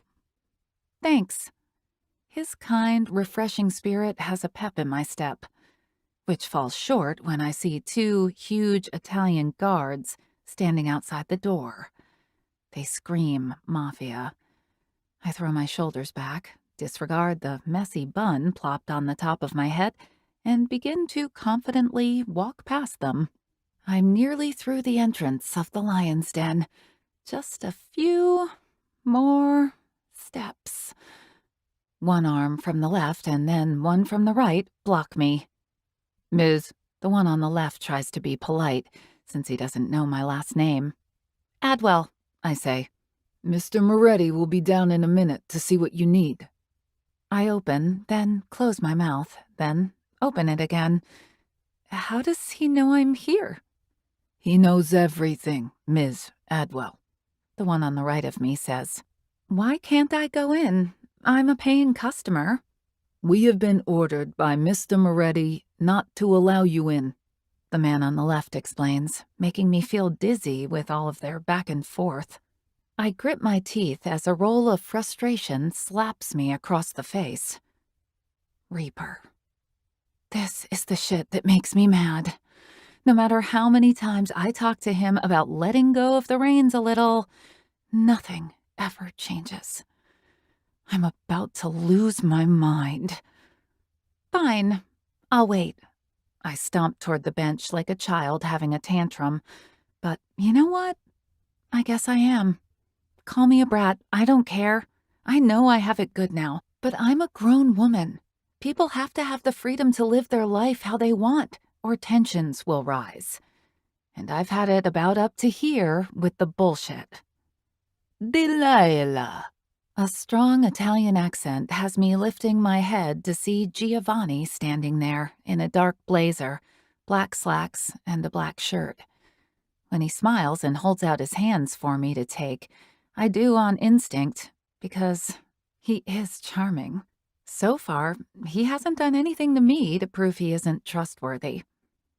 "It's good to see you." He kisses each side of my cheeks. He helps me up and gives me a once-over. "You look amazing." I blow a piece of hair out of my face and deadpan him with a look like that clearly says, "I don't believe you, but I'll take the compliment." "Thank you." "What can I help you with? After I received a Reaper's call telling me not to talk to you in any way, I didn't think I'd be seeing you. Shame. I think you'd do well here." "That's what I wanted to talk to you about, Mr. Moretti. Do you know anyone looking to hire? I came to you because I think you might know of some places others don't." His brows lift in surprise. I want something a girl like me isn't supposed to do. I want to try something I've never tried before. I need to feel something other than the skin I'm in. Maybe then I'll feel alive again. "Dio mio. You realize what that could entail." His square jaw shines off the light above us, showing the hard edge as he clenches his teeth together. I do. It is going to piss Reaper off. I know. I lift a shoulder. I should care more than I do, but I'm to my limit. Maybe it is immature. Maybe I'll regret it. But all I know is that it's something I need to do. Devious little thing, aren't you? He shakes a hand with another wealthy-looking man in passing, as if they know each other well. When his friend is through the doors, he steps closer to me, his pointed black loafers skimming the tips of my Converse shoes. Vieni con me. Come with me, Delilah. I'll make all of your dreams come true. That I doubt, but I have a feeling I came to the right man anyway. A bit of guilt gnaws at me like a hungry dog for going behind Reaper's back and doing what I said I wouldn't. But I can't have him control my life. He has to be able to realize I'm not his little sister anymore. Those years between us have come and gone, and no matter how hard he tries, he can't turn back time. It's done. I don't want to be held back. The feeling of being caged makes me want to rebel. Have you ever heard of mercy? Hopefully, some will be granted to me. Oh, if you want the mercy, I am sure you could have it. I'm not sure why he is speaking in riddles, but the dangerous glint in his eyes tells me he is talking about something else, something I'm not picking up on. I'm starting to get nervous. Was this a bad idea? I've texted him. Let's get a drink while we wait. There's no turning back now, is there? Once a deal with the devil has been made, the only way to back out is by giving him your soul. Reaper may harvest souls out of anger, but Giovanni looks like he harvests souls for spite. Well, I'm too stubborn to ever admit I've made a mistake. And whatever mercy he is talking about, I sure as hell hope it is given to me. Chapter 5 Thrasher. It's a little after 10 here at the Peep Show, a place that is a complete dump. I don't know where the hell Raven found it, but it's exactly what I need. It isn't anything fancy.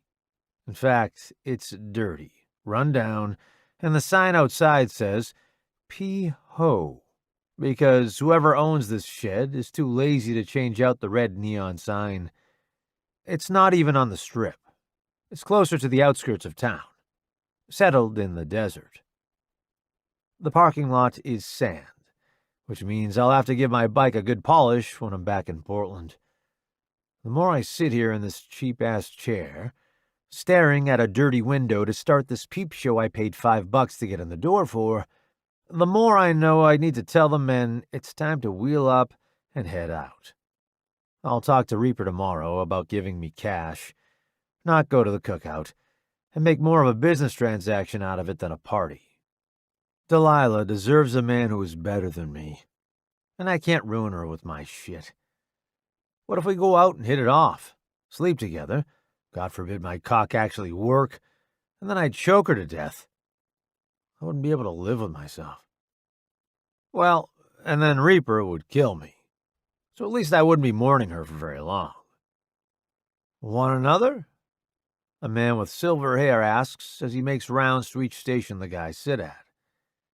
Peep Show is so old, the seats we are sitting on aren't even chairs. They're stools. The raggedy, torn, stained curtains are the only thing between me and the guy next to me. It's fucking gross. I down my whiskey and hand the silver-haired man my glass. Yes, please. I bet that glass has never seen a dishwasher. Coming right up, he says without any excitement and walks away, his boots pounding on the hollow floor. If I look down under my boots, I can see through the cracks of the hardwood planks and see the desert right below me. This establishment must have been built like 100 years ago by men who didn't give two flying fucks about appearance and just wanted to see some tits. Who doesn't? The guy comes back with my drink, and it is filled to the brim instead of the 2 fingers worth I asked for. Hey! I grab his attention before putting $10 into the machine like the sign on the window says to. It's the only damn thing that seems to be futuristic at the peep show. Yeah? Need some? He eyes my cut, and if I'm not mistaken, there is appreciation there. Who owns this place? I do. Just bought it 2 weeks ago. Shithole, right? Name's Mercy. We shake hands, and I sip my overflowing whiskey glass. Thrasher. And I've seen places that have had better days, I say, not wanting to sound like I was hounding his new business too much. He runs his hands through his hair and places his hands on his hips. Well, I wanted a business for dirt cheap, and this place only cost me a couple $1,000. Lots of renovations are coming, and the peep show will be no more, including the peep show. So have one while you can. A couple $1,000? How'd you swing that? I ask him. Was at the casino. Felt lucky. Met Giovanni, and he introduced me to the right people. Now I'm standing in my winnings, Mercy explains. That's some good luck. I wish you the best, I tell him. He tilts his chin and starts to stride in the direction of the bar when 2 guys begin to fight. Beer is thrown, glass shatters, and drunken slurs are shouted. Mercy pulls them off one another and drags them outside by their collars. Taking another drink, I stick the cash in the machine, and it sucks it in with a buzz. I scoot the stool up, wondering what the fuck I'm about to see. I hope it isn't some weird podunk toothless shit. I can handle a lot of things, but that I can't. Every asshole has his limits. That's mine. The light comes on in the room behind the glass, and the clock on the left starts counting down from 2 minutes. A smooth leg pokes from behind the curtain, covered in fishnet stockings. She rolls the stocking down her leg, slow and sensual, and then tosses it toward the glass. Damn, okay, I say, impressed with what I'm seeing. Maybe the looks of this place are a little deceiving. Right when she begins to take off the second stocking, the damn light goes out, and my 2 minutes are up. Oh, come on, I groan in frustration, and get out my wallet again. Damn, so that's where they get you. $10 for 2 minutes, and I felt like I didn't even get to see anything. I guess that's why they call it Peep Show. I shove a $20 bill in next, and my time goes from 2 minutes to 4. It's better than nothing. I want to see what else she can do. I'm on the edge of my seat, excitement brewing, and my cock perking up at those long, silky legs driving me out of my mind. I take another sip, the whiskey hot going down my throat, and she gives me a tease. She tosses the next stocking at me and rolls her hips, but I only see the outline of the shape of her body as she keeps half of herself hidden. The way she moves her body, it's graceful, fluid, and sways to the beat of the music playing behind the window. When she crawls out onto her hands and knees, whipping her blonde hair back and forth, then circling her hips, I want to launch through the glass and have my way with her. Her ass is covered in black lace, and her breasts have black nipple pasties on them. I want to peel the stickers off with my teeth. My cock has gone from interested to downright feral. I'm hard as stone. Seriously, what has been up with me lately? I feel like a randy 18-year-old all over again. She can't see me on her side, but she finds a way to lock her eyes to mine. She's wearing a mask to hide her face. It's lace, just like the panties she has on, creating a lure of temptation. And then darkness again. Son of a bitch! You've got to be kidding me! Grumbling, I fish out another bill. Only this time, it's 100. 20 minutes of uninterrupted time. I go to insert my money in the machine when I hear moans echoing down the hall. I pause and swallow. A bead of sweat gathers at the base of my neck and tickles as I listen. The guys are beaten off to who they see in front of them. Skin is slapping together, the breaths are heavy, and it's enough for me to get the hell out of there. Since I waited too long to put the bill in, a red light turns on, saying the session is over. I want more from her, but I don't want it here. I'm not ready to give up on her just yet. I get up from the bar stool, bringing my whiskey with me, and see Mercy behind the bar slinging drinks. I lean against the countertop, cringing when my shirt sticks to the edge. When was the last time this was cleaned? Done already? He asks. Yeah, afraid so. I don't like hearing other men getting off. That ain't my thing. He dries off a glass with a surprisingly bright white towel that appears to be new. Ha! He gives a short laugh. Yeah, me either. But I guess back in the day, they didn't really give a fuck. They just wanted to get off. I mean, I get it, but I shiver in disgust. It really wilts an erection thinking about it. Can I ask you a question? Are there private rooms? Can I rent a girl for the night? I clear my throat with how fucking terrible it sounds. I meant for the show. I don't want to be around all the guys. I mean, paying for sex is legal in Nevada. All I have to do is ask the girls if they're interested. How could I have forgotten that glorious detail? And the way I feel tonight, I have no doubt I could get it up. The blonde. Who was she? The girl teasing me.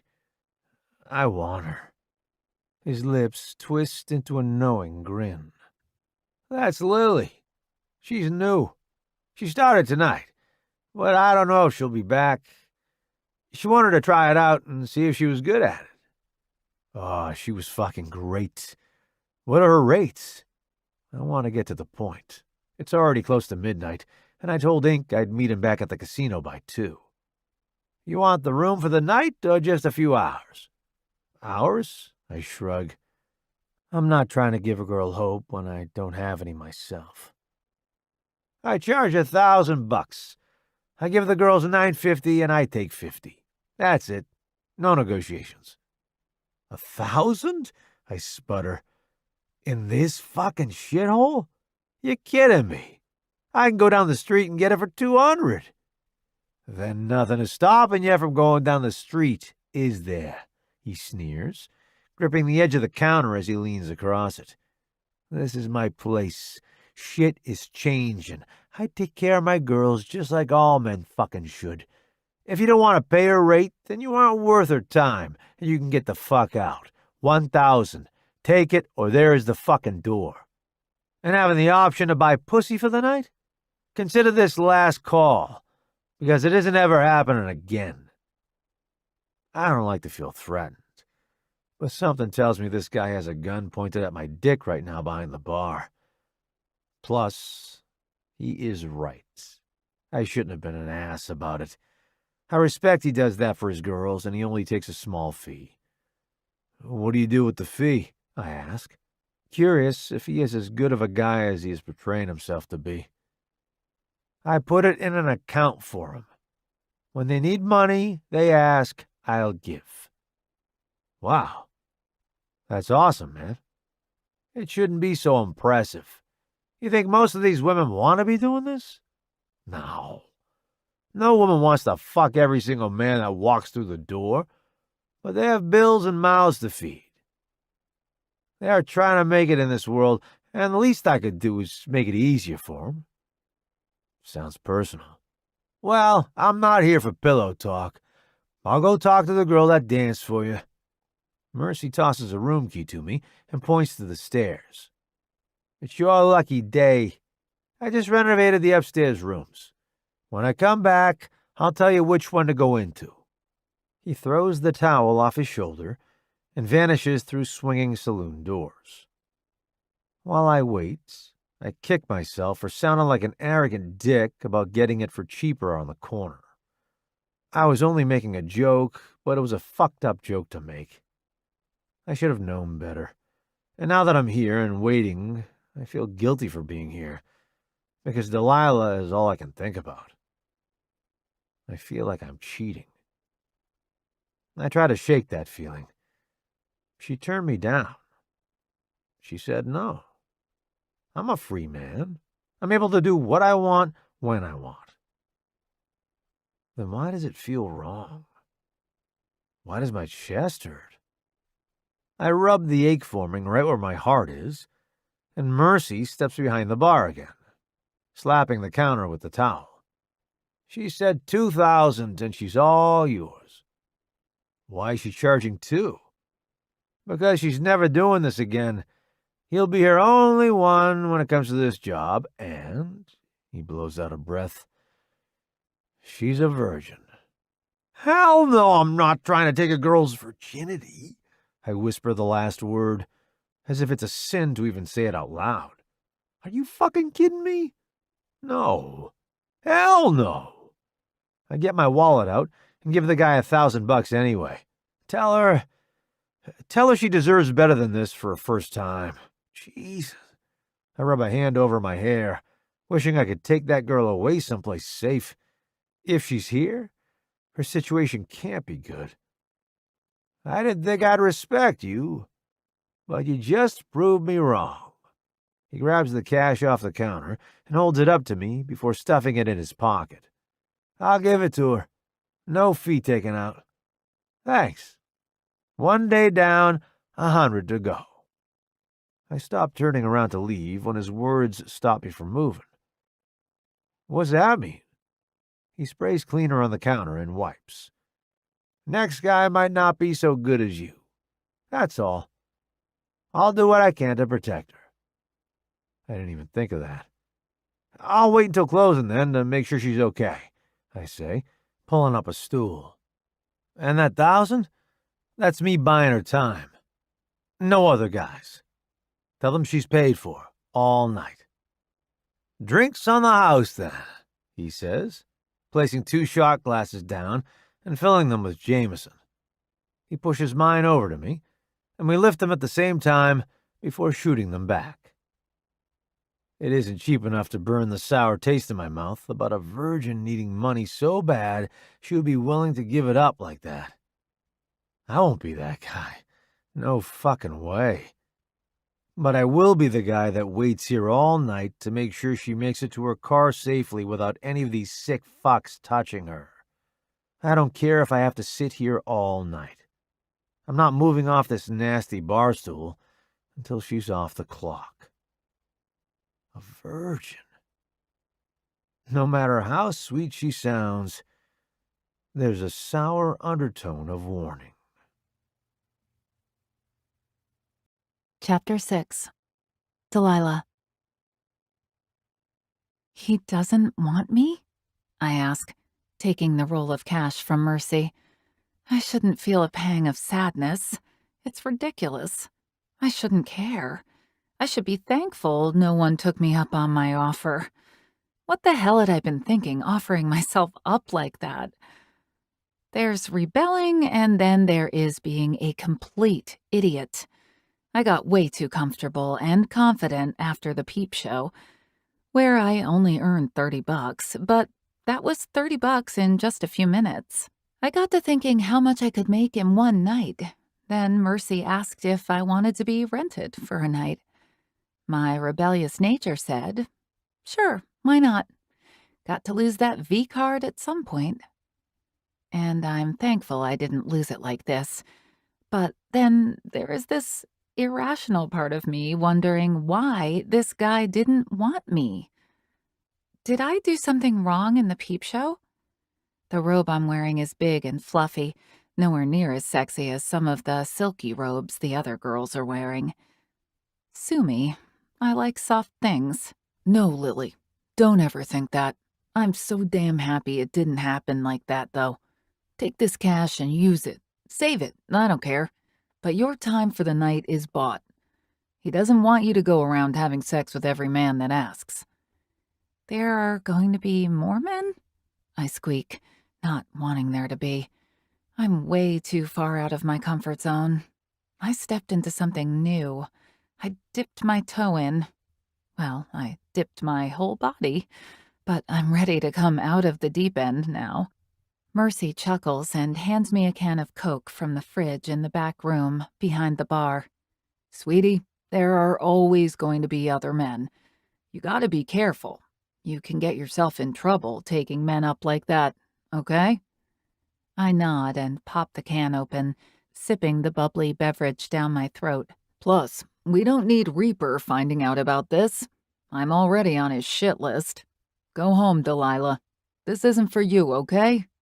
There's no need for this." But I still have the rest of the night. "No, you don't. You're fired." I chuckle and stand from the chair. My toes dip between the cracks of the floor as I pad over to the wooden locker where my stuff is. "You don't have to. I quit." I place 2 fingers on either side of my temples to relieve the ache and sigh. I'm only here to make Reaper upset, and that was wrong of me. I was just mad at him. I feel like he holds me back to the point I can't breathe. Mercy crosses his arms over his chest and scratches under his chin. "Well, you're an adult. You can do what you want. But being honest with him is what matters." I don't want to hurt him. "Don't you think if he finds out you went to Giovanni and then me, he's going to be hurt anyway? Just be honest with him. Reaper's a good man. He can be a little stubborn at times, but he just wants what's best for you. He knows you have to spread your wings eventually. Have a good night, Delilah." He knocks on the wall as he reluctantly leaves, not wanting to leave me alone. I exhale a heavy breath and open my purse to shove the cash inside. $1,000. Who carries around that kind of cash? Not wanting to think any more about it, I shrug off my robe and a slight tremble works through me when the cold air wraps around my body. I slip on my jeans, wrap my bra around my waist, then hiss when I peel off the nipple pasties. "Ow! Ow, ow!" I chant while pulling them off. My skin is red and irritated. I toss the stickies in the trash and finally get my bra on, then my oversized kiss shirt. Yeah, I love big shirts, sweaters, and everything else that's comfortable. I hate tight clothes. I slide the strap of my purse over my head and gather my hair from underneath the leather. I finally take the mask off and lay it in the bin with the others. While I am glad this is over, I'm glad I did this. I feel powerful and sexy. I owned my body, and a man paid to see more of it. With a small smile, I slip on my shoes and push through the swinging doors with a new bounce in my step. Holy crap, I did something insane, and it felt so good. I want to do something else. Like, what if I stole a pack of gum from the grocery store? Oh my God, that would be wild. Just thinking about it has my heart racing. "Night, Lily," Mercy says from behind the bar. He only calls me that for cover. "Night, Mercy. I hope to never come here again," I say with a friendly wave. "The guy who gave you that cash is waiting for you outside. He's going to walk with you to your car." Okay. I do my best to hide the uncertainty. I'd rather Mercy walk me to my car. He must see the look on my face because he clarifies. "He's a good guy. Trust me." Trust. I can do that. I push the front door and it swings out, allowing the cool air to sweep over my sweaty skin. "Hey," a booming voice thunders from my left, and the smell of smoke greets my nose first. Hey. My words are silenced when I see him, and he is just as surprised to see me. What the? Oh no. No, this can't be happening. I keep my head down and hurry to my car, shuffling my feet as fast as I can. "Hey, Wait a minute, Delilah, what the fuck? What are you doing here? Hey, stop. He grabs my shoulder and spins me around, gripping me so hard there might be a bruise left there tomorrow. His blue eyes are accusatory as he locks them with mine. Did anyone see you tonight? I can't speak. I'm too afraid to. Answer me. Did anyone see you? He snaps, shaking my shoulders. Tears brim my eyes because he looks at me like he hates me. One, I stutter. He gave me $1,000 not to be with anyone else tonight. I'm supposed to meet him so he can walk me to my car. 1,000? He mumbles, looking away confused, and I can practically see the light bulb go on in his head. That was me, Delilah. I gave Mercy that 1,000 to give you. That means... My eyes round in horror. Oh no. Oh yes, he growls, pushing me against the wall unexpectedly. Thrasher, I didn't know it was you. I'm sorry.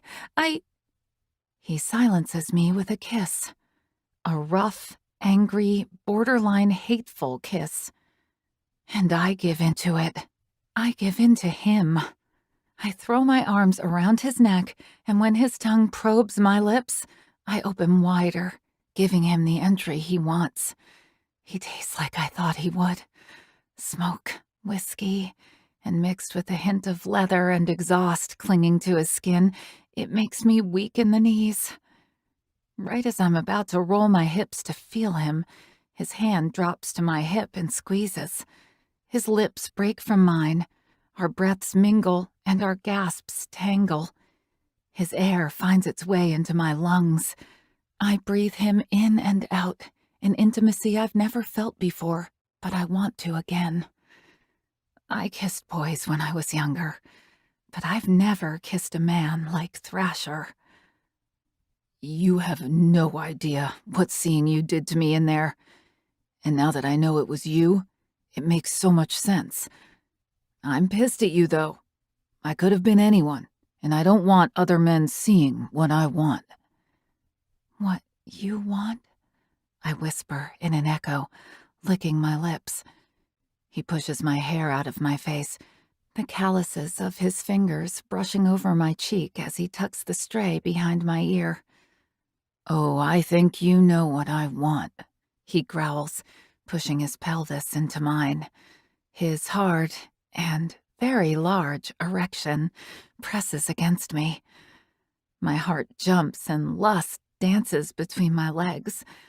As much as I want him, I know plenty of men like Thrasher, the love them and leave them type. It's taken me months to put myself back together again, and I'm not about to start all over. I lay my hands against his chest and shove him away, then open my purse to grab the money he gave me earlier. I'm not a whore. If you were expecting sex for this, I'm not that kind of girl. I thought I could be, and I'm not. I don't want your money. He doesn't take it, so I shove it into his pocket angrily and then blow past him, leaving him standing there. Such an idiot, I mutter to myself. My keys jingle in my purse as I shuffle my hand around in there to grab them. When I do, I press the unlock button, and when I go to open the door, there's a hand on me again, pinning me to the door.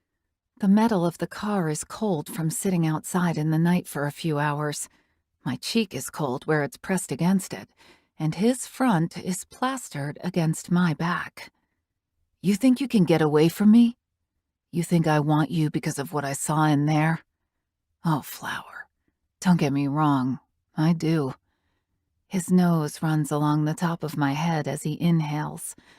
Seeing that ass shake, those tits bounce, that body sway, and I've never wanted someone like that before. I thought I was broken, but then I met you. I don't understand what he means by that. Broken? In what way? But when I take you, it isn't going to be in some shithole sex club where I pay for your time. It's going to be in my fucking bed, that virgin cunt staining my sheets with its blood, and I'm going to fucking own you.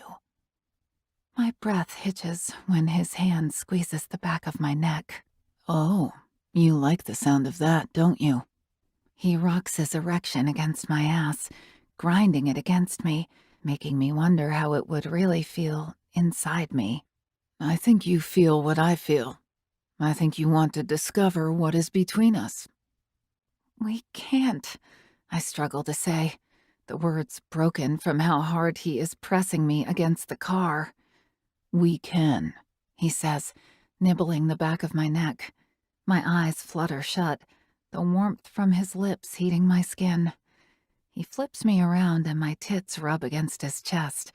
My nipples are hard, tenting my shirt, and as his chest expands, the muscle teases the sensitive buds. We can't, I correct him, barely able to string 2 words along as he kisses down my neck. Reaper. Don't worry about him. His hand runs through my hair, and he hums when the strands slip between his fingers. Beautiful. Don't worry about him. I have to. He's my brother. He has done so much for me, and I know he wouldn't approve of us. Thrasher lifts his head from my neck, and again, his palm wraps around my throat and gives to a gentle squeeze. His thumb rubs against my bottom lips, and his blue eyes are hot coals lit with lust. He's a good brother. I wouldn't want my sister to date anyone like me either. Then we are in agreement. Oh, Flower. There is no agreement. If I had a sister, she'd probably go behind my back and date him anyway. See, the heart wants what it wants. The more we walk around each other, the more the tension will grow, the more our need for one another will grow. His hand presses against my heart as it wildly pumps. He smirks, then reaches for mine and settles it against his chest. You do that to me, too. I swallow. He's right. His heart is thumping against my palm, just like mine. You mean to tell me we can't act on what we feel? There's something here, Delilah. Something real. Something I haven't felt in years. And I want to know what it feels like when I have it. The longer we wait, the more torturous it will be for the both of us. I bet you've thought of me every second since we've met. Cocky. Confident. Because there is no way in hell the person I'm thinking about constantly isn't thinking about me too. His words are what every woman dreams of hearing. I'm only here because Reaper owes me. He leaves the sentence hanging, expecting me to connect the dots. I wrench away from him, breaking his hold on me. I feel used in a way that didn't cost $1,000 fucking. So you think you can take me as payment? To settle your debt? I know I can. There wouldn't be a damn thing he could do about it either. He owes me. I want you. You want me. It's the best of both worlds. You are unreal. You think I'd do that?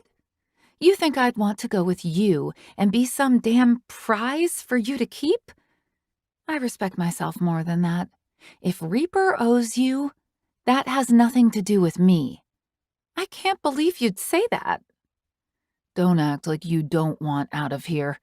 I see it written on your face. You're antsy. Just because I want to leave doesn't mean I want to leave like that. Not as someone's trophy. God. I shake my head and open my car door. I should have known. You did give me $1,000 after all. So no one else would be with you. Don't make me out to be the bad guy when I'm giving you options and you're the one that's in denial. You want to stay by Reaper's side, obey his every want and need, and only listen to him? Go ahead. I can promise you this. You're going to have a miserable life if you do that. You're going to look back on this moment and regret it. Oh, you're something else. I don't even know you. What makes you think I'd leave family for a guy I hardly know?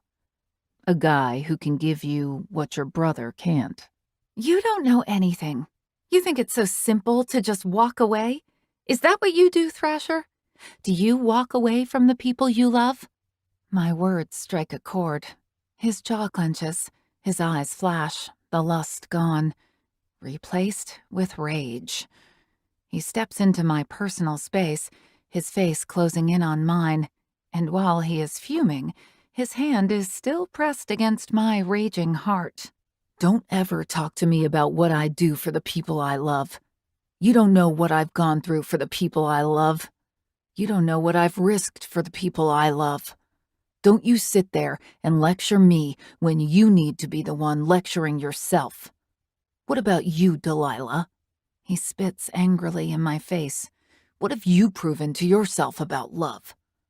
Let me tell you, love is the only thing I have fucking lived for, sacrificed myself for. Don't you dare fucking talk to me about love when you probably haven't come close to scratching the surface. I don't say anything. I'm too busy staring into the void his eyes have taken on. He scoffs. That's what I thought. I think it's best if we don't continue this. We are obviously too different. Oh, Flower. He slams the door to my car and his arms cage me in. I'm not leaving Vegas without you. Come hell or high water, you're going to be mine. The hell I am, I say, too stubborn to give in. Because I have a feeling that he's right. Chapter 7. Thrasher. You're gonna be fine, Johnson. You're gonna be okay. You have to let me go, he whispers. I don't want to die like this. Don't let these injuries be the reason I die. Kill me. Please. Kill me on my terms. I can't do that, I reply to him. Please, he says, a tear dripping over the curve of his cheek. The desperation in his eyes is what makes me cave. The gun in my hand is heavy, hot from the desert sun, the metal nearly burning my skin. My palm is sweating, my entire body trembling, as I look at one of my best friends as he lies dying. Please, he asks again, the word nothing but a gargle in blood. Do it now. I lay the barrel against his temple. I'll get you home. I promise. Give my mom my dog tags. Of course, Roddy says, holding on to Johnson's hand. We love you, man. It's been an honor serving by your side. Johnson's chest stutters, and his breathing is getting shallower. Pleasure's been all mine. I'm dying like I was born to. But at least, he slurs, at least I'm dying surrounded by family. Ooh, Private First Class Johnson, I say one last time. Ooh, boys. His eyes become glassy as they stare off into the sky. He's in his last moments. I press the barrel of the gun against his head and say my goodbyes. The gunshot rings. I gasp awake, clutching my chest and frantically dart my eyes around the room to make sure I know where I am.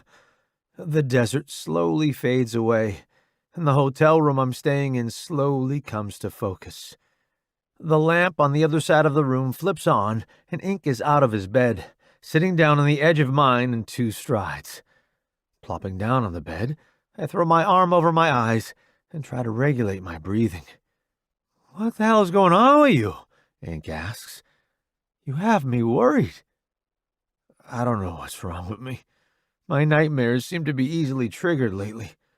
After the argument with Delilah last night, it makes sense that I had a bad dream about Johnson. She brought up my love, as if I've never done anything with it before. That was such a fucking slap in the face. Love. What does she know about it? I bet there is no one else I know who would kill their best friend if they asked. I did that out of love, and it took a piece of me I will never get back. I'm fucking ruined because of that moment. A part of my soul is gone, non-existent. It was taken from me the moment I pulled that trigger. Love is sacrifice. And if someone isn't willing to do that, if someone isn't willing to sacrifice, then it isn't love. It's fraud. Man, you gotta talk to me. Maybe talking about it will help. Do you want some water? Yes, man. That would be great. Thanks. I whip off my disgusting, sopping wet shirt and drop it to the floor. He opens the mini fridge and grabs a bottle, then heads to the bathroom. When he returns, he has a fluffy towel in his hand and tosses it to me. Here, dry off. You're disgusting. Gee, thanks, I mumble, rubbing the towel over my face and enjoying it a little too much. I'm not gonna lie, it's making me feel a lot better. I'm contemplating on stealing it. The crack of the lid twists off from the plastic snapping, and he hands the bottle to me. I chug half of it down, then pour some onto the towel and place it on the back of my neck. That feels so good. I'm burning up. Talk to me. I look toward the lamp, away from him, and if I stare at the light long enough, it reminds me of the quick flash that came as the bomb went off.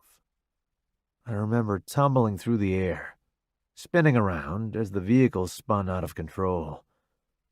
I remember waking up alone. I remember so much blood. My chest hitches from the familiar sting behind my eyes. I can't cry in front of ink. I'm a broken man, but I will break in privacy. I can't, I admit. I can't, Ink. Yeah, you can. There is no judgment from me. I'm your friend, Thrasher. You keep screaming in your sleep, choking me, waking up gasping for air and covered in sweat. You don't think I know PTSD when I see it? My old man was a Navy veteran. I'm too familiar with it. I know you served. And what you say, it stays within these walls. I promise you that, brother. I've never talked to anyone about it. I don't know how to start. Listen, we have that cookout with Reaper tonight, and whatever is triggering you here, it won't be for much longer. We will be going home. There are always going to be triggers. It's always going to be like this. Nothing is going to change for me. I stare off into the distance and look beyond to the city view outside our windows. This time, when my eyes water, I can't stop them, because I'm about to admit out loud the one thing that's going to haunt me till the day I die. I killed my best friend. I hate to admit it, but saying the words out loud feels good. I expect to hear something out of Ink, a gasp, something, anything, but he remains silent. I bring my sights to him, and there's no judgment on his face, just listening. We were going on our patrol like we always do, same road that we had traveled 100 times. And there was this fucking kid there. I bring my hand to my head. He had blood here. We were used to people ambushing us, so we didn't think anything about it. We thought it was a trap. This kid was waving his hands in the air, begging us to stop. My friend Rodriguez wanted to, but he wasn't in charge. Sergeant Davis was. Davis thought it was more of a risk if we stopped, so we kept going. There was a car turned over on the side of the road, too, and we thought there was a bomb in it or something, you know? Ink nods, but I know he doesn't know. He's being understanding. And then we hit an IED. It all happened so fast, I don't know how it happened. We had been down that road 100 times. The vehicle flipped. Johnson's gun went off and shot me in the shoulder. I pressed my fingers against the scar. I didn't think about my life in that moment. But that kid, he was telling us to stop. He knew. He was trying to stop us, but we didn't. Jesus, Ink finally mutters.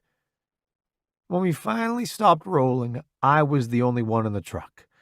I'm the only one that ever gave a shit about wearing a seatbelt. I had no injuries besides that bullet to the shoulder and a bump to the head. When I got out to look for my friends, I pressed my palms against my eyes and then punched the pillow to get out some of the frustration. Johnson was there, the door impaled in his legs, cutting them in half. He was bleeding so much. And Davis, I had to carry. I pressed my hands together and cupped them like I'm holding water. Ink reaches out and touches my shoulder. I take a deep breath. I had to carry his head after I went back to the car flipped on the side of the road near the kid to see if I couldn't get it to work. It did, after I pulled out a dead pregnant woman from the driver's seat. Anyway, I carried his head to the trunk, then his body. Rodriguez had a broken leg. Nothing too terrible, but he still walks with a limp. What happened to Johnson? Ink questions. He was... I clear my throat and take a drink of water. He was coughing up a lot of blood. Base wasn't close enough. He was dying, and he knew. He asked me to kill him. He didn't want to die because of the injuries he sustained. He wanted to die by a friend's hand. My hand becomes a gun, and I pretend to shoot. So I pulled the trigger. I killed him. I really killed him. Oh, fuck, Thrasher. Come here. What? I ask, confused as he wraps his arms around me. What are you doing? Giving you a hug, man. That's some heavy shit. And you don't need to be carrying that around. You didn't kill him with bad intentions. You gave him peace. You gave him what he wanted. Let go, man. Let it go. He squeezes me tighter, and I'm still put off about him hugging me. We don't hug. This isn't a pillow talk. He deserves to know the truth since I nearly killed him the other night. Hug me back. It feels therapeutic, I promise. I'm a solid hugger, Ink says. That causes me to chuckle, even in my deepest despair. I'm not hugging you.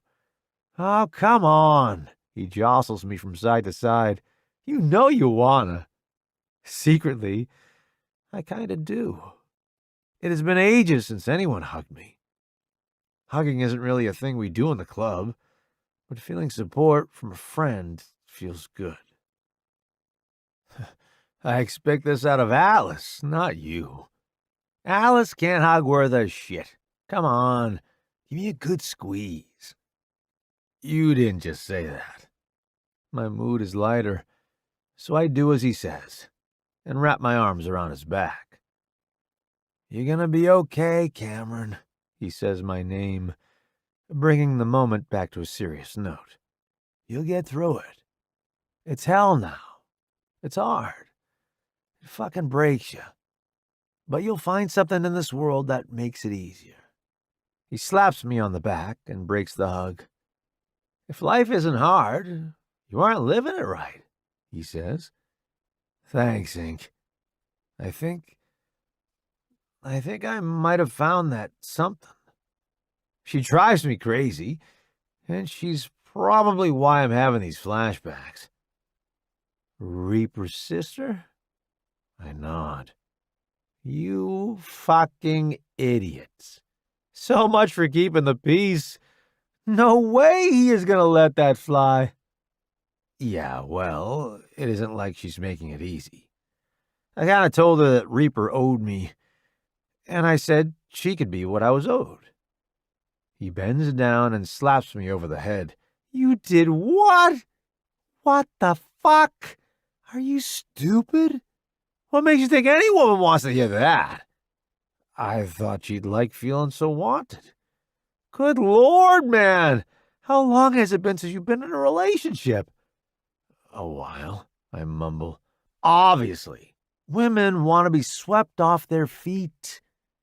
Your job is harder because her loyalty lies with the kings. And you want her to change that? For what? What's better than what she has right now? That's what you have to prove to her. She's got a family, and she doesn't know us more than you know the gum you stepped in on the street. Romance her. Send her flowers, chocolate, something that doesn't say you're trying to be a caveman. And since when do you know all this? I know, I'm so wise for my age. I hold out my arms again. Want to hug it out? Fuck off, my hugs are special. They come around rarely.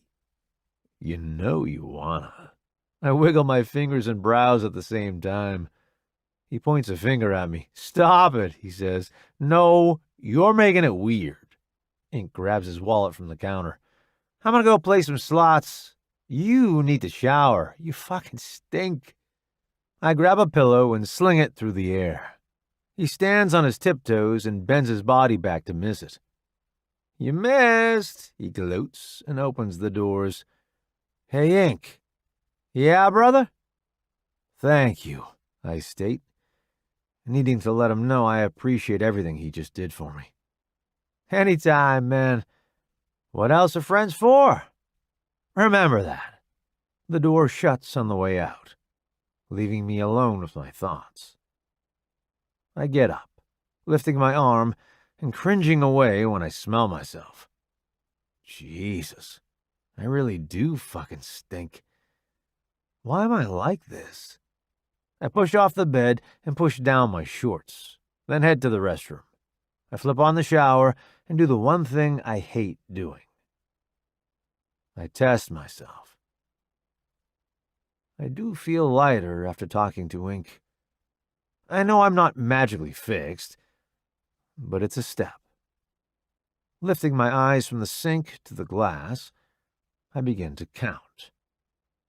1, 2, 3. Don't hate yourself. It wasn't your fault. 4, 5, 6. He asked you to do it. If he asked me to do it, why can't I breathe? 7, 8. I can't. I break contact with myself and get in the shower. It's too bad self-hate can't get washed away, or I would have been a new man years ago. Chapter 8. Delilah. I'm not going to the cookout. Forget it. No. You're coming to the cookout, right? Reaper asks as he leans against the doorframe to my room. Fuck. I wouldn't miss it. I fake enthusiasm and my stomach knots with anxiety when I think about who is coming to the cookout. Thrasher. I was up all night thinking about that kiss. I want him. There's no doubt about that. But I want my family too. I don't know if Reaper would allow me to have both. Awesome. It's been a while since a different chapter altogether has been here. It's important we keep the peace. He just keeps hammering that nail, doesn't he? Knock, knock, Sarah announces, with a bundle of red roses in her hand. Hey, doll, what are those? He asks. Don't know. They came for Delilah. Someone has a secret admirer. Sarah awes, prancing into the room with a grin on her face even brighter than the roses. What? Reaper uncrosses his arms and snags the card from the holder inserted between the flowers. He makes a beastly noise in his chest. Well, I don't like this. It could be someone dangerous.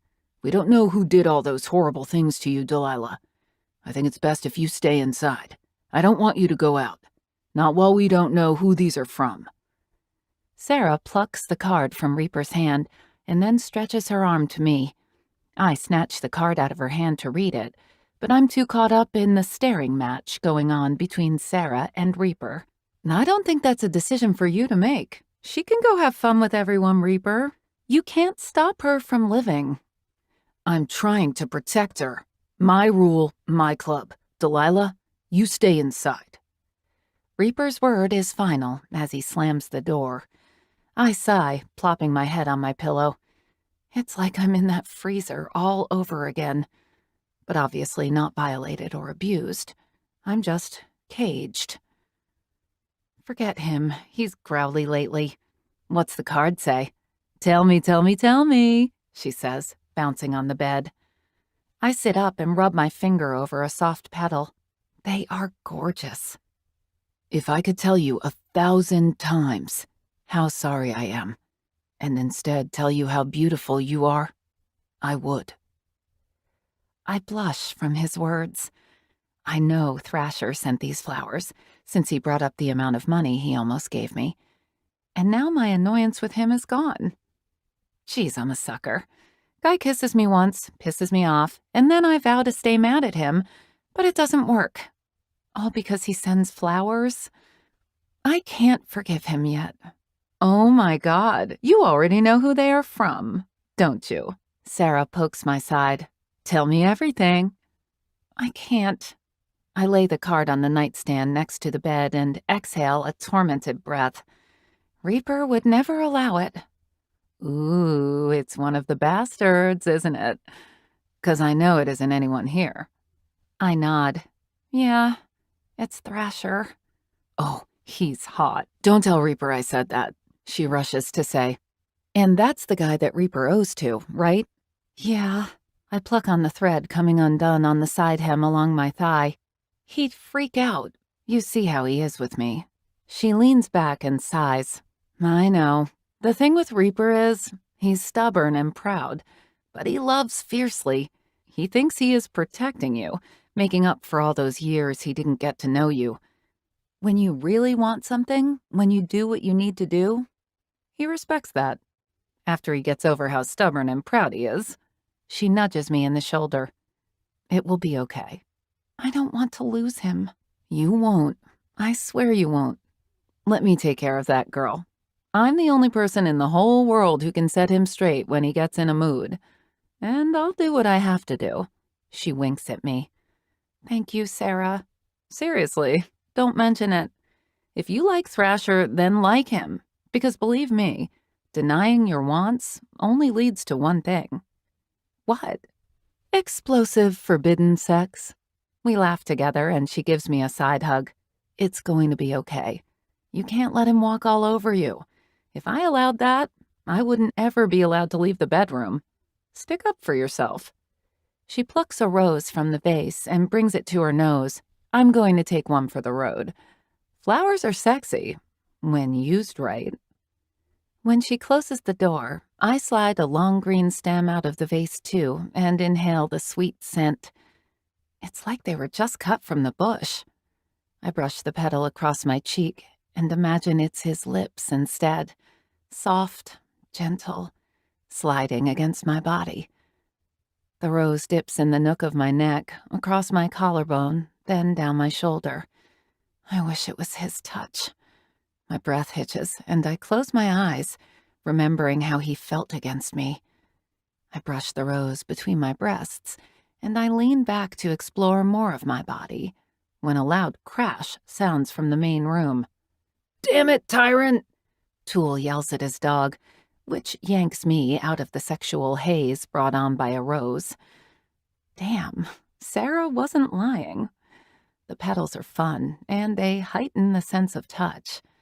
I lean over and stick the green stem back in the vase. I've never had anyone give me flowers before. Now I know why women like them so much. It makes me feel wanted and appreciated. Maybe Sarah and Thrasher are right. maybe I do need to stand up to Reaper, because I really enjoy this feeling of being wanted. Taking one last inhale of the roses, I pick up my book and lean back in bed. Peeking at the clock, I have about 2 hours before everyone arrives. It's just enough time for me to get ready. I toss the book on the bed and say the hell with listening to Reaper. I'm going to that cookout. Nearly 2 hours later, I'm primped, shaved, plucked, and perfume sprayed. I wanted to go for the "I'm not trying, but I secretly tried so hard" look. I think I have too much eye makeup on. I look scary. Too much eyeliner. What if I sweat and then it begins to run down my face and I look like a melting clown? Stupid. Why am I even trying? I glower, snatching a makeup wipe and rubbing it over my whorish eyes. Why did I choose 80s blue? I should never be allowed near an eyeshadow palette again. I run the cloth down my eyes and smear the mascara, eyeliner, and shadow. I jump when I see my reflection staring back at me. Oh, this is what I was afraid of. I rub my skin until it aches to get the black streaks off, but it isn't working. What the? I scrub my face again, but come up empty-handed. No, no, no. Don't panic. It's going to be fine. I throw everything in my makeup bag into the sink and search for the eyeliner and mascara. When I do, I see the blue ring around the containers saying they are waterproof. Waterproof? More like everything proof. It isn't coming off. I whine, kicking my foot into the ground. I throw the products I'm holding into the sink and decide to take another shower. At this point, I'll never get to the cookout. I get undressed and put on a shower cap, since I just washed and blow-dried my hair, which takes an hour to do, since my hair is so thick. I turn on the hot water, only the hot water, and step inside the stall. I love my skin to be a scalding bright pink. I squeeze a ton of honeydew body wash in my hand and scrub my face. Oh, it burns. I got soap in my eye. See, this is what happens when I try too hard.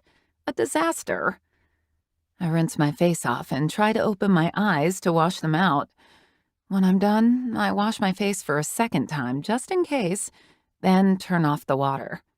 Wrapping a towel around me, I step out and dry off. Then catch a glimpse of myself in the mirror. Good news, I got all of the makeup off. Bad news, my eyes are red and puffy from the soap, and my face is red from scrubbing it too hard. I'm not going to the cookout. I throw my pink shower cap on the floor and head toward my room, defeated. I throw on panties and a large Ruthless King shirt that falls to my knees, then crawl into bed, grabbing my handy-dandy book. I'm kidding myself. I can't focus on reading. I can't focus on anything other than the fact I know Thrasher is about to be here and I'm going to be staying in my room. Maybe it's what is best. Thrasher is so different from me. He's commanding, a brutal force of nature. I'm meek and a bit unsure about my life and what direction I want to go in. I don't know what I want out of life. I didn't always used to be like this, believe it or not. Growing up, my mom was tough. She had to be, since she was a single mom. She was the side woman, the one that fell for the words, "I'm going to leave her and be with you, I swear." And then it ended up never happening. So my mom grew to be tough as nails and cold as ice. She'd always tell me, it isn't about what's right or wrong. It's about what you gotta do to make life worthwhile. And sometimes, right and wrong blur the lines. I remember her telling me that over dinner. It was spaghetti with melted butter on it instead of tomato sauce. We couldn't afford much else. Mom always busted her ass to give me the best life she could. She never decided not to love me. She was always there to listen, even when she thought I was being a coward. She'd laugh in my face right now with how I'm being with Reaper and Thrasher. Heck, with everything else going on in my life, too. I've never been unsure about who I am or where I'm going. It's exhausting. After being drugged, kidnapped and operated on, I lost a part of myself. And I don't just mean my kidney. I'm numb. I'm afraid of everything that's going on around me. I'm afraid of life, and I don't know how to live it. I remember everything about being in that freezer. It was so fucking cold. Every time I inhaled, the icy air stung as it wrapped around my lungs. I shivered constantly. I felt frost nipping at my skin, preparing to freeze me to death. I couldn't say I was awake. Maybe they didn't drug me enough. I don't know. I'm thankful that whatever mistake happened, it did. I have no doubt in my mind I was supposed to die in there. That's when I noticed light peeking in from the tiny crack in the lid. It was open. It felt like my side was going to burst open as I pushed the lid back. I drop my hand to my side and take a deep breath, relieved the wound is healed. I'm not there anymore.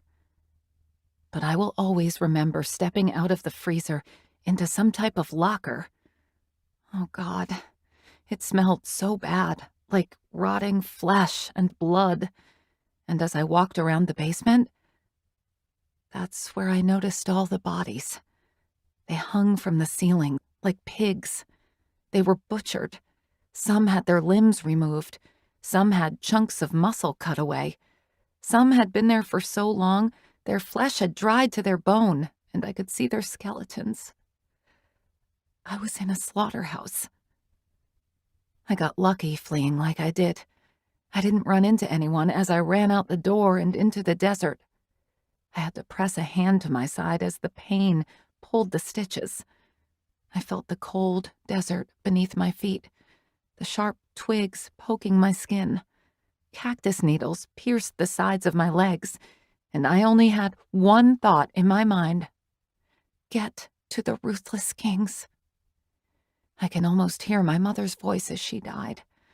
She had lung cancer from all the smoking she had done over the years. Find your brother. Find Jesse. Follow the loneliest road. You can't miss it. I love you. It's what she said to me on her last breath. I had been doing okay. I had a small job as a waitress, nothing special, but I was making it on my own. I waited on a man who had a dazzling smile and damn good looks. Like an idiot, I met him after I got off work because he said he wanted to get to know me better. Gullible.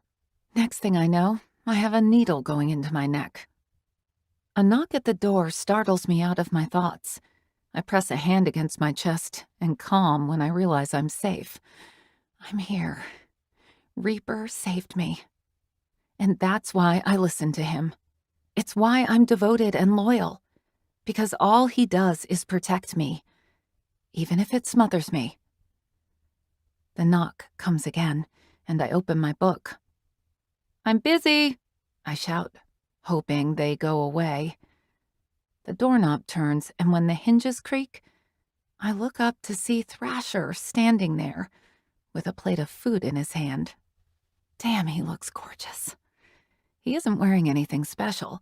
It's a plain gray Henley with 3 buttons down his chest that are open, revealing smooth tan skin.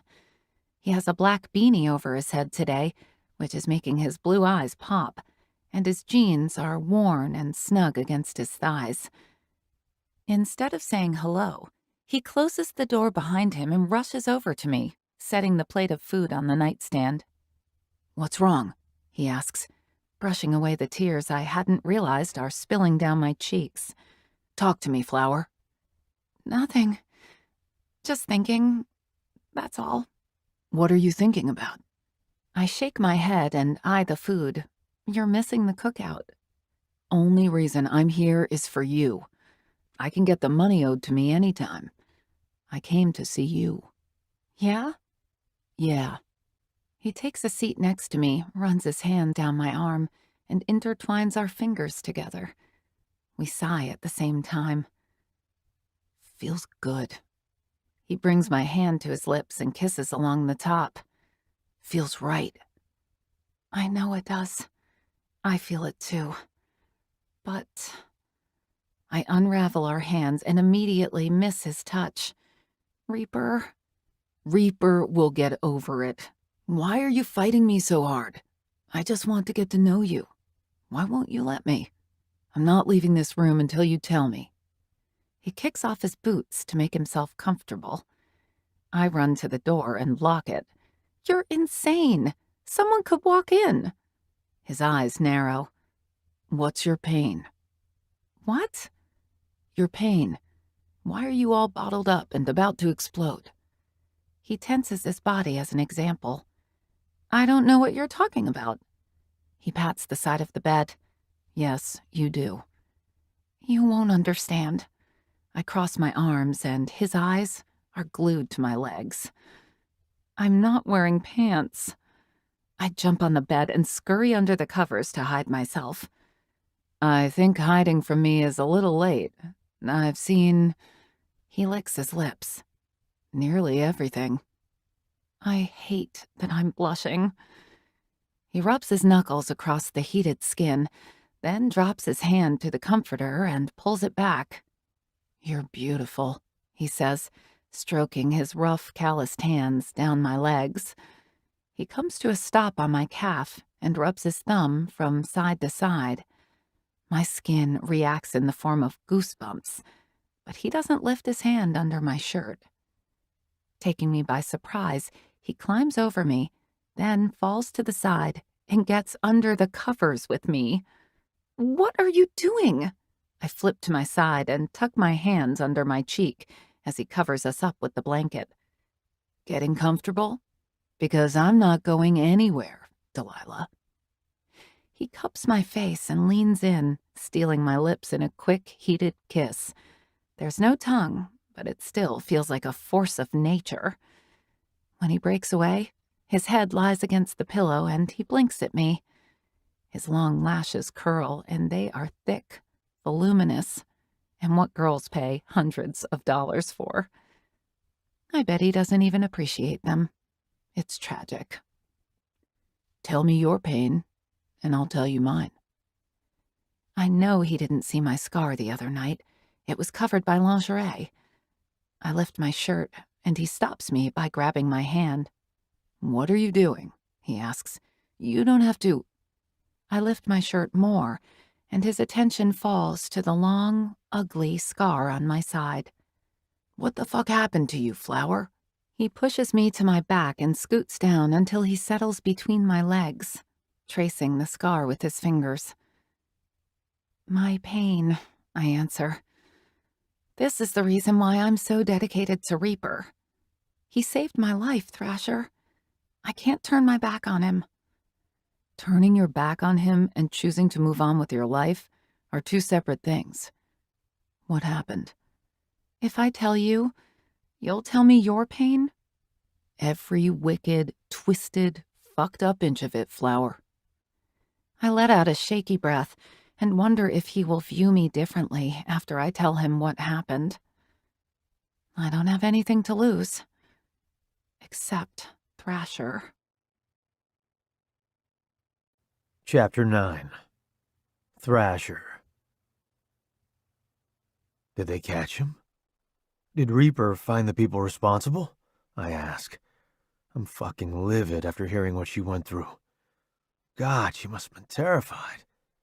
No. He tried. It's pretty quiet. I don't know if what I went through was someone doing it for the first time, and they got cold feet when I escaped or what. But I've been safe here. Reaper does everything he can to protect me. So you see why this can't happen. I'm sorry, Flower, but I don't see why this can't happen. He protected you like a brother should, but stopping you from living your life isn't what people are supposed to do. I'm sure he is scared to lose you, but losing you and you doing something else? Like I said, two different things. And I doubt the guy that did this to you is a first-timer. I bet anything he moved so they wouldn't find anything. So you think he is still out there? Her voice quivers, and I wrap her in my arms, keeping her safe and grounded. I'm not ever going to lie to you. But yeah, I think he is still out there. And I think he is still doing to other girls what he did to you. I'll find him, Flower. I swear. My cheek presses against her chest, her heart strong as it steadily beats. Ba-bum, ba-bum, ba-bum. It's calming. I haven't felt this much peace inside myself since ever. Even with Heather, it never felt this good. I let out a sigh, relaxing into her as she takes off my beanie and runs her fingers through my hair. "Thank you for telling me the truth," she says. "Don't thank me for something that should come natural." "Your turn," she says. "Keep your end of the bargain." I sigh, push off her, and fall to my back. I fold an arm behind my head. This time she lays on my chest, and even though she fights me, fights this, there is no way we can stay away from each other. What we feel is meant to be felt. I was in the army. I was on patrol, and we hit an IED. It was bad, the wreckage. I lost 2 friends that day. One, his head was cut clean off. My other friend had internal injuries, as well as a door impaled on his legs. He asked me to kill him. Begged me. He wanted to die on his terms, and he wanted it to be by me. And I did. And even though I know it's what he needed, I still blame myself. I did it because I loved him. He was my best friend. So that's my pain. I carry that with me every day. "Oh, Thrasher," she whispers, petting her hand against my cheek. I didn't shave today, so I can hear the whiskers rubbing against her. "It wasn't your fault. I'm so sorry." "I know," I gulp. "I know that. But it doesn't make nights easier. I have fucked up dreams. I nearly choked Dink to death thinking he was the enemy when he tried to wake me up. I'm fucked up. Broken. And to be honest, you'd be better off if I left you alone. I believe that. But I don't think I can, Flower. Every time I try to convince myself to turn away, I find myself right where I know I shouldn't be." "And where's that?" she asks. "Here with you, wanting you. And the more I do try not to touch you, the more I convince myself to walk away. I can't. I just want you more." "Me too," she admits. We lie there for a bit. It's quiet, comfortable, like we have done this 100 times. It's natural, even when we are fighting each other. But even then, I wouldn't want to fight with anyone else. "After tonight, me and the boys are heading out," I say, bringing up the undeniable road we both knew this was leading to. She pushes herself up, and when she looks at me, those golden brown eyes turn glassy. "You're going back to Portland?" "Yeah, Flower. It's time we head home. We weren't supposed to stay this long, but fate needs to head back. We have business there." "Oh." She pushes up onto her elbows, then swings her legs off the bed. "Oh," she repeats. "That hurts worse than I thought it would." A crazy, unrealistic thought comes to my mind. I grip her shoulder and push her back onto the bed. I climb on top of her and map her face. The smooth edges, the fragile structure, the high cheekbones, the pouty lips, everything. And I say what I've been meaning to say since the moment I saw her at King's Club. Come with me. It's so exciting to finally say out loud, let's do this. That's insane, Thrasher. So? Who fucking cares? It's me and you, and that's all that matters. Everyone else can go fuck off if they don't like it. What's the worst that can happen? You breaking my heart? And I know damn well you'd leave it in pieces. What do you need me to do to prove to you I'm serious? I'm not wanting to go anywhere. I don't know, Thrasher. This is insane. This is wild. Tell me it doesn't feel right, I insist, my body pressed against hers. Tell me that you don't feel fucking monumental with my body on top of yours. I don't even know your real name. It's Cameron. Cameron Clark. Cameron, she whispers under her breath. She begins to pant. The heated breaths ghost across my lips, and I can't hold back anymore. I need to feel her kiss. I need to feel her. There's a ruckus in the main room.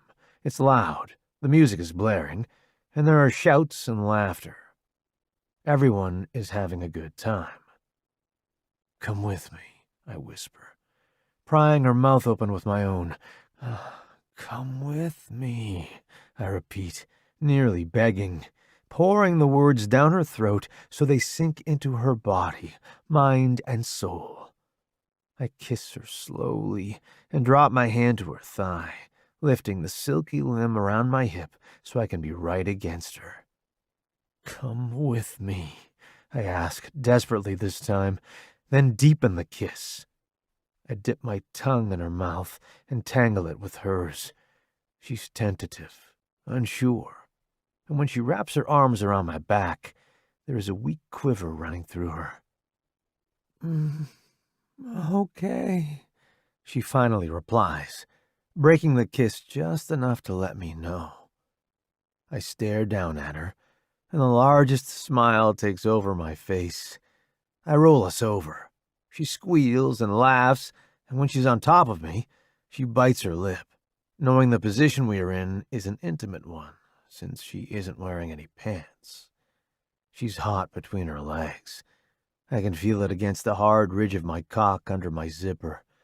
But the last thing I want to do is push how much I want her. You just made me the happiest man alive, Delilah. You make me happy too, Cameron. Her blonde hair fans her face. As I study her, I can tell she's related to Reaper since they have the same brown eyes. But that's it.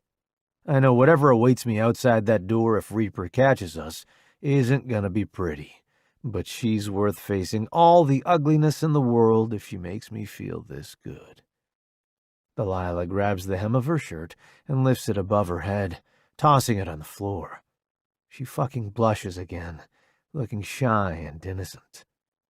In ways, she is. In ways, she isn't. On their own accord, my hands explore her lean stomach. My fingers trace the scar, and I sit up, kissing it, wishing I could take all of her bad memories away. She moans, and I lift my eyes up to see hers shut, her head tilted back, and her breasts jutted out. Her nipples are hard, bright red peaks calling for my attention.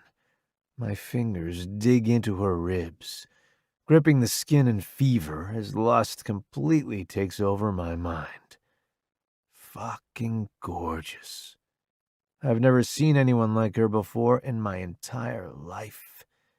I slide my hands around her back, drifting my hand up her spine. I love the way she shivers.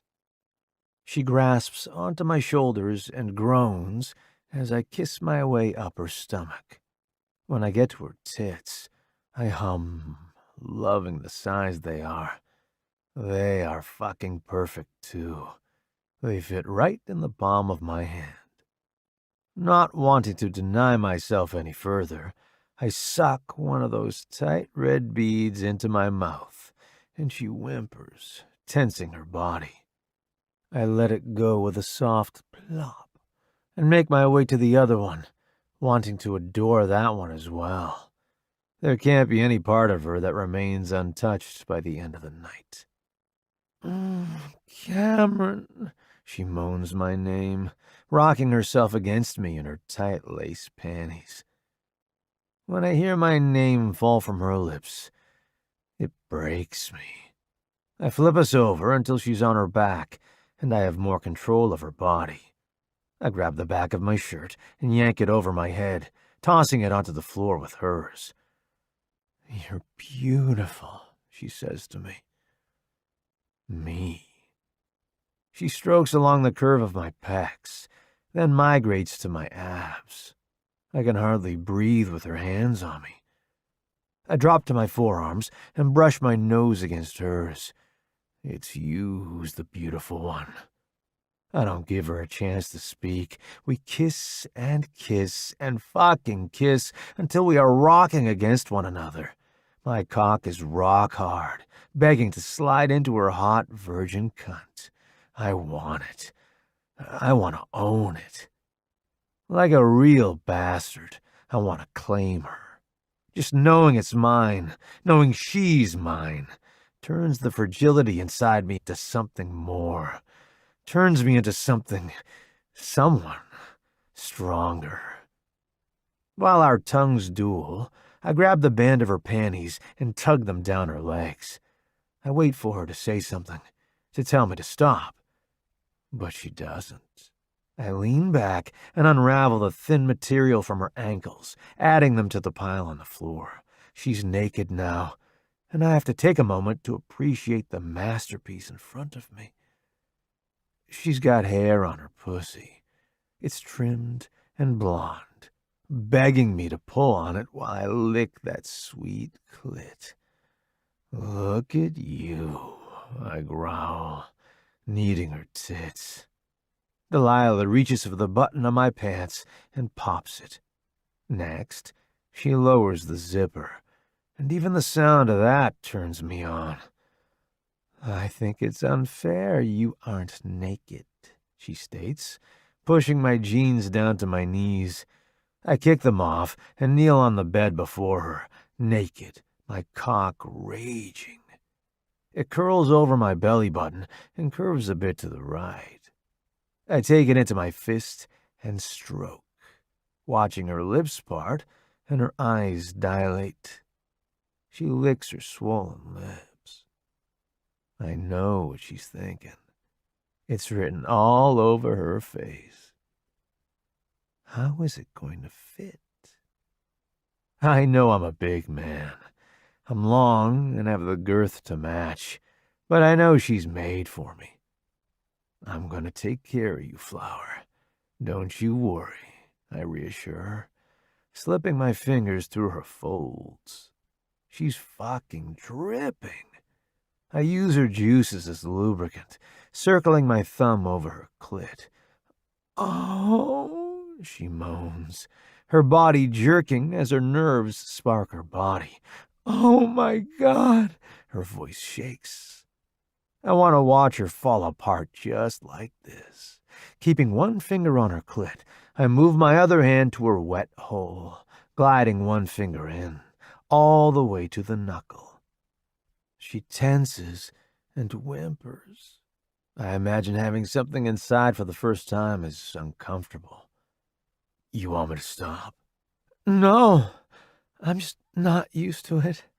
Don't stop. It feels good at the same time." "There's no pressure, Flower. We can stop." "Don't ever. I want this. I want you." Her hand grips the back of my neck and pulls me in for a kiss. Her body relaxes and unclenches around my finger. I keep the same pace for a few minutes, sliding it in and out while paying attention to her clit. When her legs are shaking and her mouth falls open, I can tell she's getting close. I add another finger. It's snug and tight, and I can't imagine how she's going to feel wrapped around my cock. "Cameron, Cameron, Cameron," she chants, thrashing her head left and right and cupping her tits as I finger fuck her, preparing her for my cock. That's it, Flower. Say my name, because it's the only fucking name you'll be saying for the rest of your life. I slide another finger in and curl them inside, searching for that spot that will make her. Ah, there it is. She orgasms hard. Her back bows, and she clenches her fist above her head. Succulent sounds leave her. Sounds no other man has had the pleasure of hearing except me. That's it, baby. Feels good, doesn't it? I'll always make you feel good, I tell her, as a bead of pre-cum drips down the length of my cock. Her cheeks are that bright shade of red, something I have a feeling I'll be doing a lot to her. I love it. Delilah finally comes down from her high, her eyes glassy as if she's recently smoked a joint, and she groans when I pull my fingers out. Her brown irises turn to saucers when I bring my soaked fingers to my mouth and suck her off of them. I moan, tasting her honey, a taste I'll never be able to forget. You're fucking delicious. Cameron. She hides a grin, hiding the side of her face in the pillow. Look at me, I order. She doesn't fight me. She turns her head and watches as I bend down and kiss her clit, then flatten my tongue over her seam, gathering more of that nectar I'll be forever addicted to. I don't stay down there too long.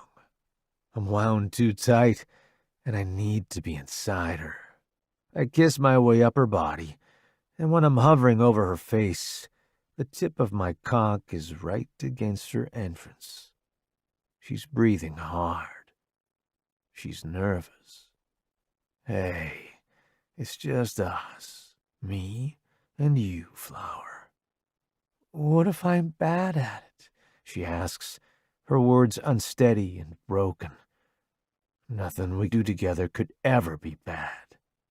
I dip my hand between us and grip my cock, making sure I'm where I need to be, and begin to push into her slowly. Her teeth dig into my shoulder as she adjusts to the pain. I know when I get to her barrier.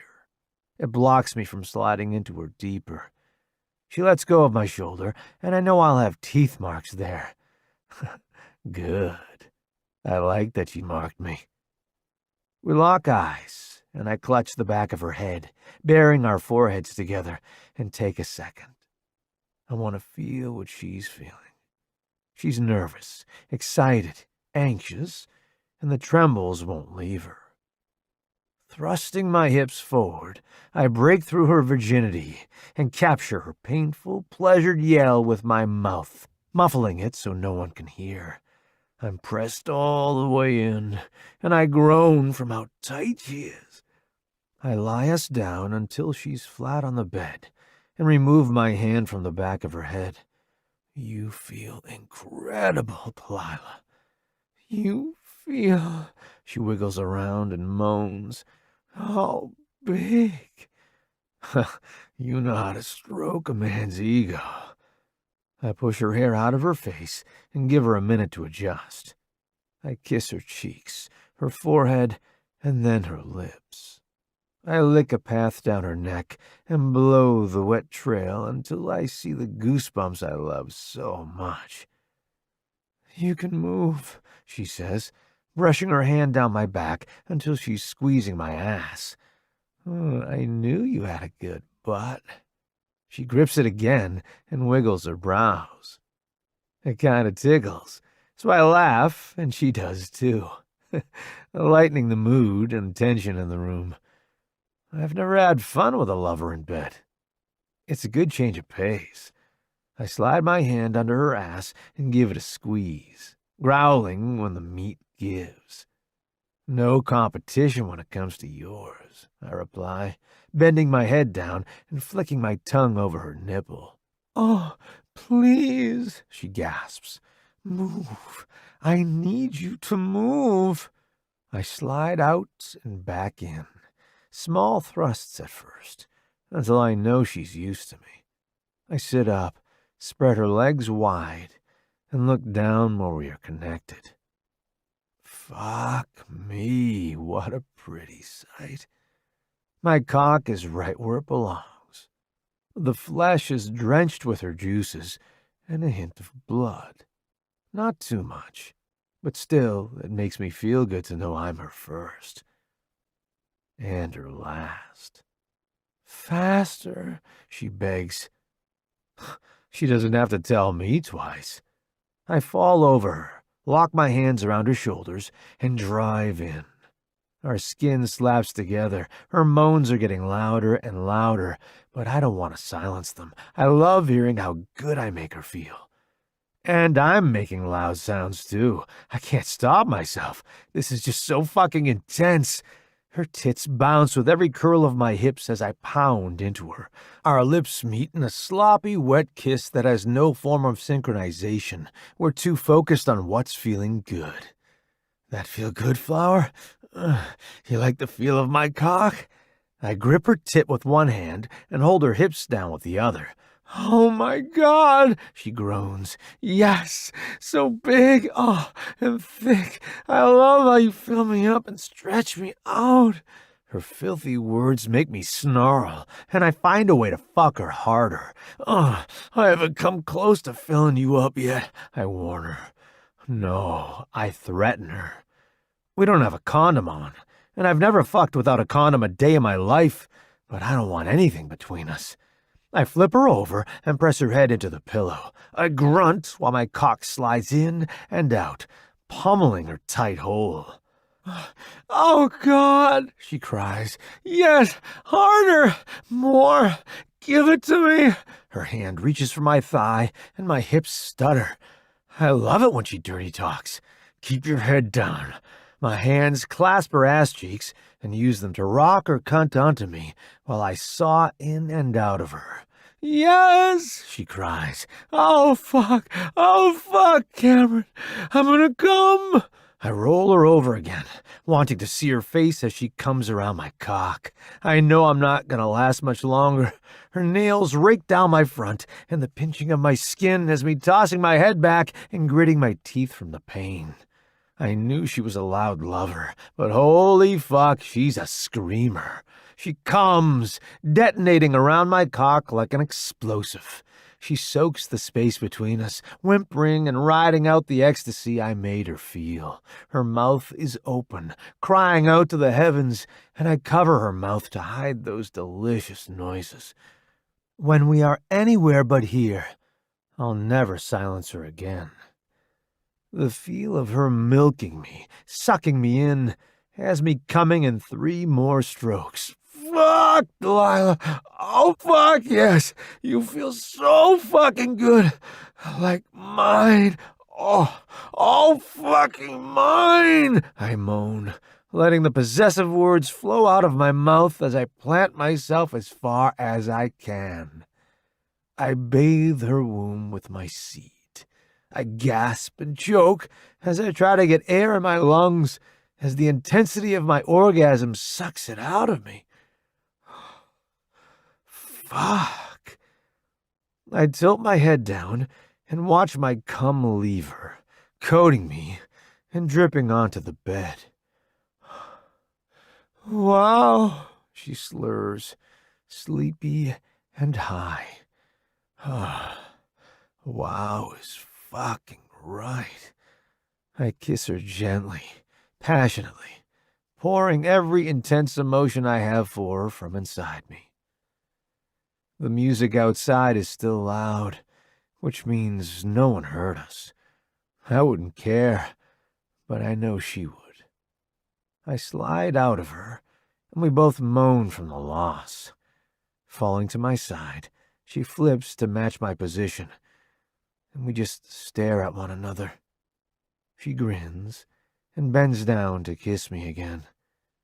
I'm not a man to deny such a thing. Not from her. The kiss turns me on, and once again I'm hard and sliding into her tenderness once more, this time slow, gentle, and easy. And the next time we climax, we fall asleep. She's in my arms. I'm happy, and my dreams don't consist of death or the past. They consist of her. Chapter 10. Delilah. The sound of wood breaking has me popping my eyes open and sitting up. I scrub my eyes, wondering where the sound is coming from. The door cracks. I check the time and curse. My heart palpitates in my chest, and I feel like I'm having a heart attack. It's 8 in the morning. The next morning. Delilah! Reaper slams himself into the door. I know because the wood bends and the door shakes from the force. Thrasher! Cameron! I shake him awake, and when he opens his beautiful blue eyes at me, he grins, but it falls short when he hears someone trying to come in. He's up, bright-eyed and bushy-tailed. He hops off the bed, and the first thing he does is grab my shirt and pull it over my head, then tosses me my panties. This isn't happening. This isn't happening. I struggle to find which side is the front and back of my underwear, but it doesn't matter. I just need to be covered. Thrasher, on the other hand, has dried cum and blood on his cock and thighs, and I'm remembering how good it was feeling him inside me, how right it felt, and the panic of getting caught slowly fades. I'm not going to be afraid. Thrasher tugs on his pants and doesn't have enough time to zip himself up before the door breaks down. He's in the middle of picking up his shirt when Reaper, Sarah, and a few men from the Royal Bastards stand there. All eyes on us. Since Thrasher's pants are undone, there is a tease of what happened between us still noticeable. Sarah gasps and lifts her thumbs in the air, giving me the okay. But Reaper? He's fucking pissed. Reaper, let me explain. Thrasher doesn't get a chance to. Reaper throws the first punch, which has Thrasher stumbling back. He hits the nightstand, and the plate of food he brought in last night crashes to the floor. I throw my hands over my mouth and gasp, "Thrasher, are you okay?" I stand, forgetting about the messy bed, and rush over to him. I turn his head to get a good look at his cheek. It's bruised, and there is a little blood, but it isn't horrible. I'll let you have that one, Thrasher says, but hit me again and all bets are fucking off. I'm okay, Flower, he says, not ignoring me, even though all eyes are on him. Reaper charges again, and Thrasher tosses me onto the bed, so I'm not caught in the middle. Thrasher ducks, missing Reaper's fist. He throws his own, landing Reaper right in the kidney. "Stop! Please, stop!" I cry. Sarah is crying, and there's a little disappointment in her face. Reaper tackles Thrasher, wrapping his arms around his waist and slamming him to the floor. "Reaper, stop it! Please, both of you!" I beg them, but Reaper is on top of Thrasher, punching and letting all of his fury out. Thrasher manages to wrap his legs around Reaper's neck and twist him. When he manages to slide from under Reaper, he grips the prez by the back of the neck and throws him against the wall. Reaper isn't done. He looks at me, then eyes the spot next to me on the bed. Blood. My blood. I cover it up with the blanket, and he takes his knife out, getting ready to toss it at Thrasher. Thrasher stands there, sweating, bleeding at the lip, and tired. I dart off the bed just as Reaper slings the knife through the air. The sharp blade pierces my shoulder like butter. When I hit the ground, the pain is blinding, and immediately my vision blurs. Thrasher is in my line of sight immediately. Then Reaper. He has tears in his eyes, and he scrubs a hand over his face. Fuck! I'm so sorry, Delilah. It wasn't meant for you. What were you thinking? I was thinking you weren't going to hurt him because of some protective instinct inside you. I hiss when I try to move. I'm a grown woman, Reaper. I can be with who I want, and I want to be with Thrasher. I can't allow. It isn't up to you, I yell, gritting my teeth. The force of raising my voice has my muscles tightening around the knife. It's up to me. I want him. No one else. I groan. Ah, damn, this sucks. I look down at the knife embedded to the damn handle in my shoulder. Blood is dripping across my chest and down my arm onto the floor. But I'm lucky. It should be as easy as pulling it out and stitching me up. I'm going to take you to Doc, Reaper says. Don't. I have her. I think you've done enough. Thrasher places a palm up to stop Reaper from touching me, then looks down and rips the shirt to get a better look at the wound. Okay, I know it hurts, but in the scheme of things, you got out lucky. It isn't life-threatening. That's great. My teeth chatter from the pain. Bad news? This is going to fucking hurt, Flower. I figured. Good thing you're worth it, I say on a laugh. He kisses me, stroking the top of my head. We are, he whispers, then sits up. This is going to hurt. Oh my God, you are sleeping on the couch for the rest of the week, Jesse, Sarah shouts at Reaper.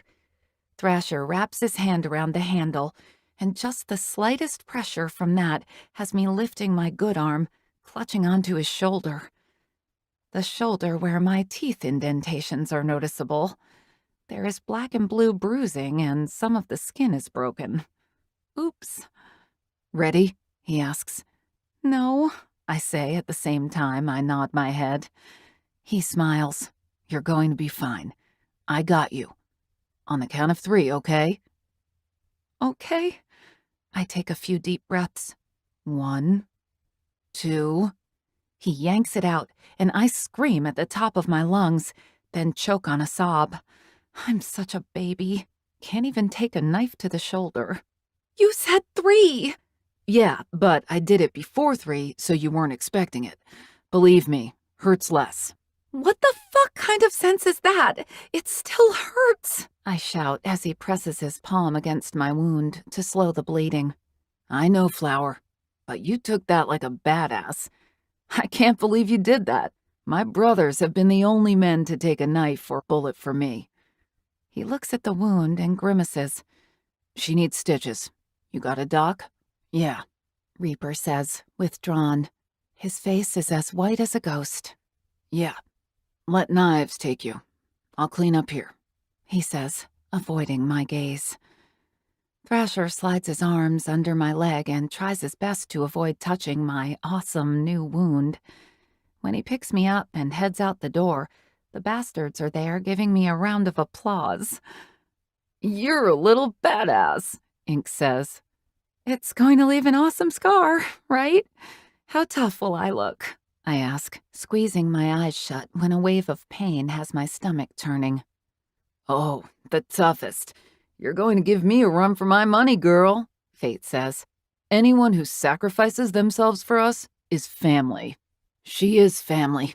She's my old lady, Thrasher says, exiting the majority of the crowd as we follow Knives. I stare up at him, feeling hot and sweaty. Yeah? Oh yeah. You aren't ever leaving me. I can't fucking believe you did that. You can't do that again, okay? My eyes round from his audacity. Well, don't put yourself in that position again and we won't have problems. You're going to keep me on my toes. Knives opens the basement door and the cool air feels good down here. It must be a few degrees lower. Doc, we have incoming, Knives shouts, his voice bouncing off the metal walls. Lay her there. Doc points to a bed, and Thrasher gently puts me down on the bed. Doc comes over and snaps on a pair of gloves while he examines the wound. What happened? Reaper and Thrasher got into a pissing match because everyone figured out Thrasher was missing and my door was locked. He broke it down, they fought, and Reaper threw a knife.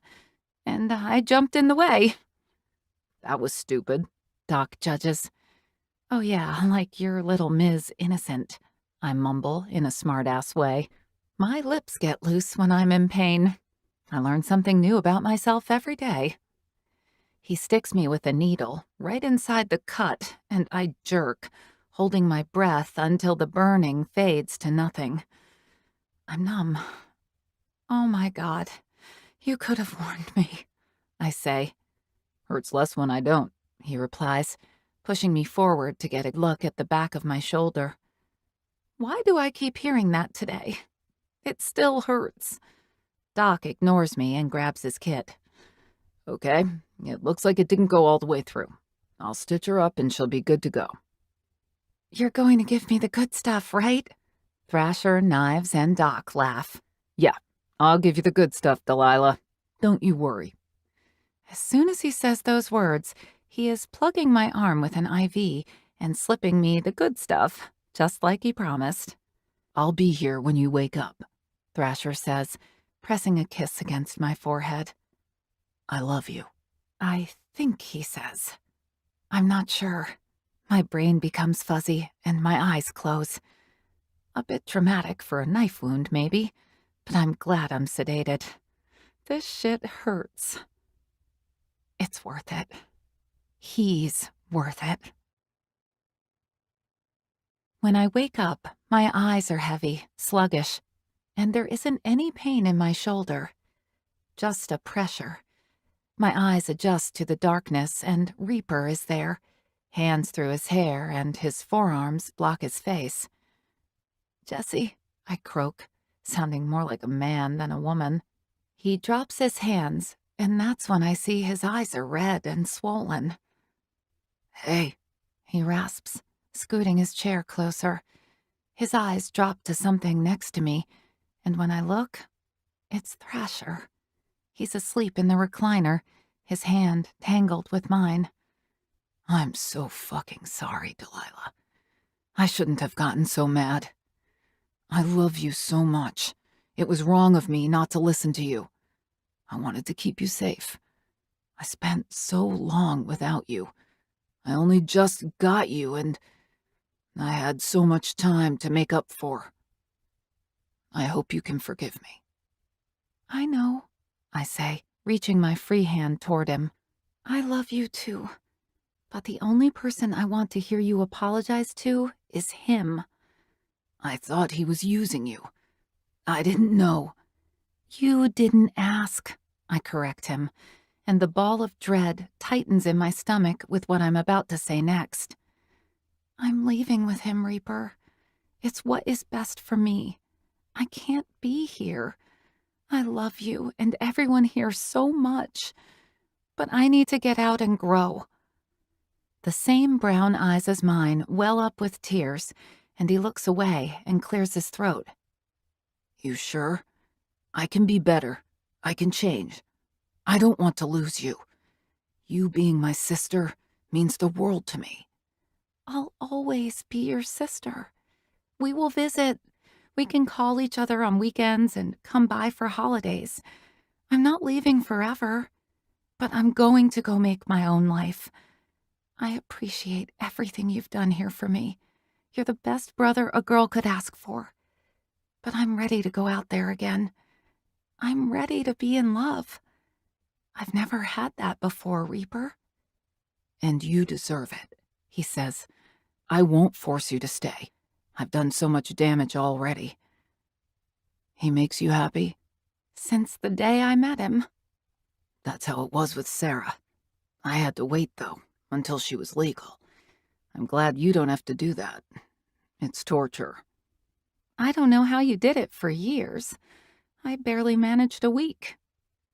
When you know, he says, tapping my hand with his. I'll let you rest. He stands and bends down to kiss my forehead. I never meant to hurt you. I know, Jesse.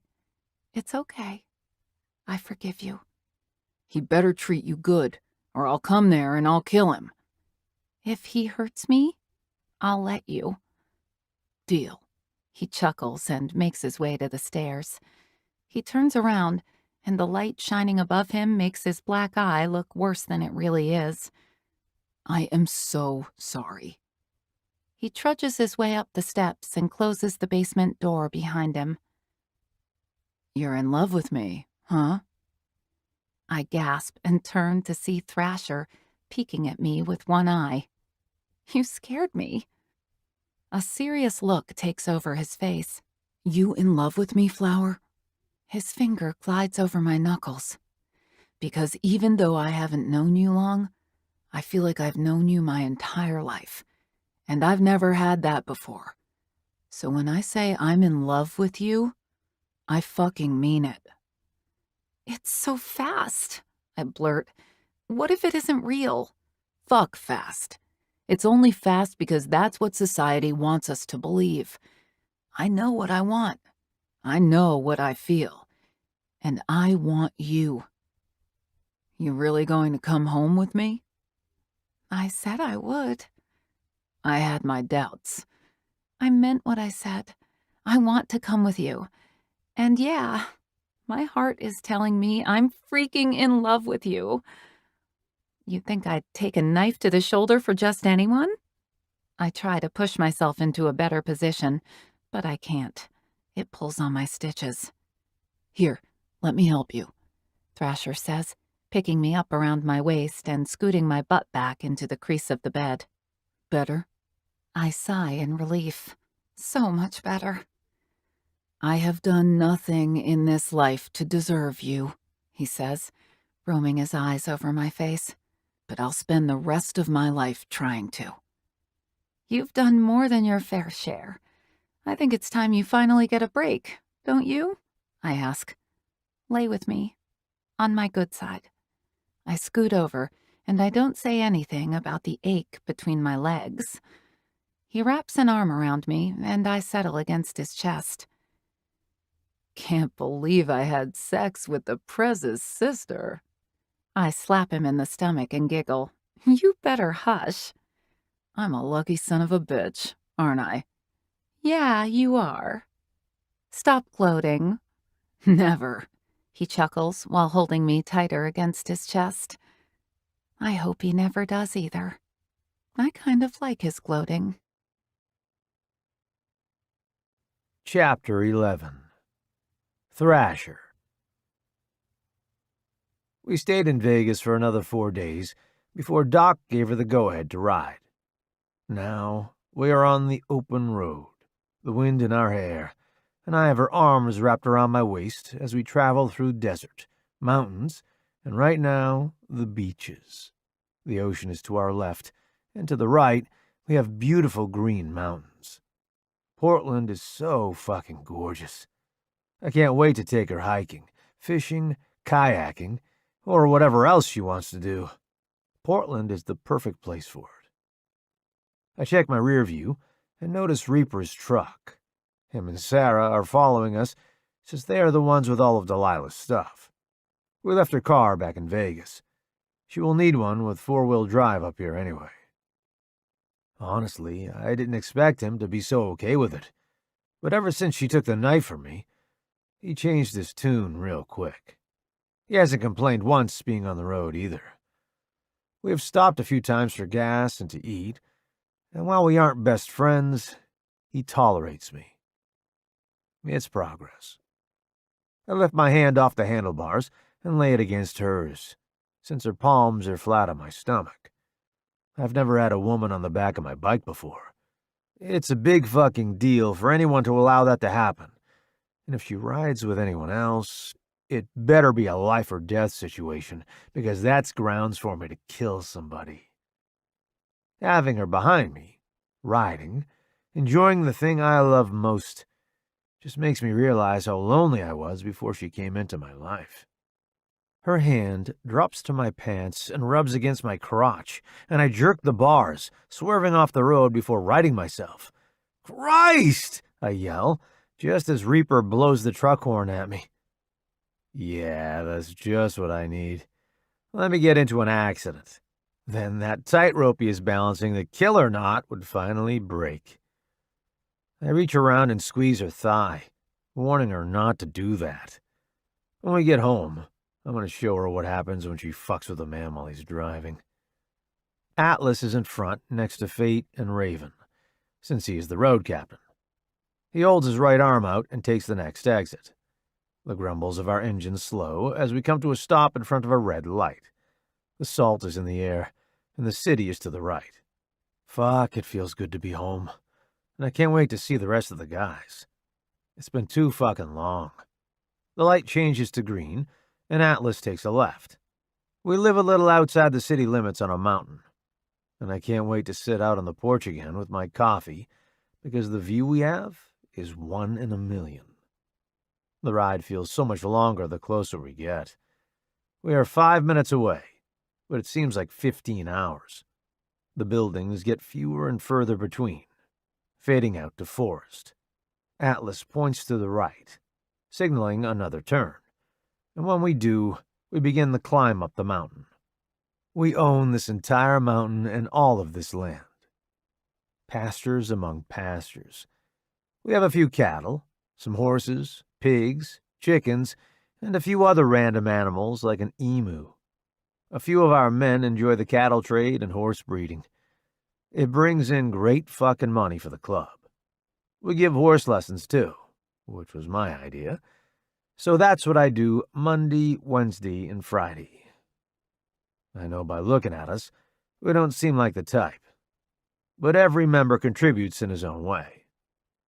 When we get to the tall metal gate, Atlas swings off his bike and punches in the code. The 15-foot gate swings open slowly to reveal a paved driveway that disappears between the Douglas firs, which has been the state tree in Oregon since 1936. They are taller and fluffier than pine trees. Of course, all the better things in life are fluffy. On either side of the driveway, they tower to the sky, and I can feel Delilah's chin rubbing against my back as she looks up, trying to take in her new surroundings. We have to kick our bikes to a different gear when the driveway gets steeper. After a minute or so of climbing, we get to the top, and the clubhouse comes to view.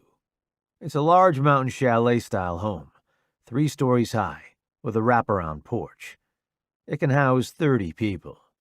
Just in case kids ever happened for any of us, fate wanted to make sure. It might be a possibility now that I have Delilah. At least, until I get us our own place. The rest of the guys are on the porch waiting for us with big grins on their faces as we all come to a stop. One by one, the grumbles shut off. Delilah hops down from the bike first, and I follow suit. I take off my helmet, and when she does, she stumbles since she still has sea legs. I catch her, and those cheeks blush again.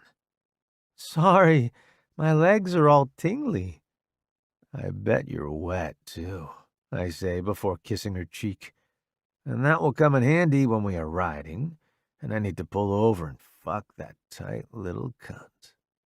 I'm getting hard just thinking about it. I'd like that. I bet if you rub my clit with your finger, I'd come in a matter of seconds. That's how much being on your bike turns me on. She nips my ear and keeps her voice as soft as a feather while she speaks. A rumble vibrates inside my chest, and I'm about to carry her inside to my room and have my wicked way with her. Well, well, who's the pretty lady you got there, Thrasher? Charm calls down from the porch.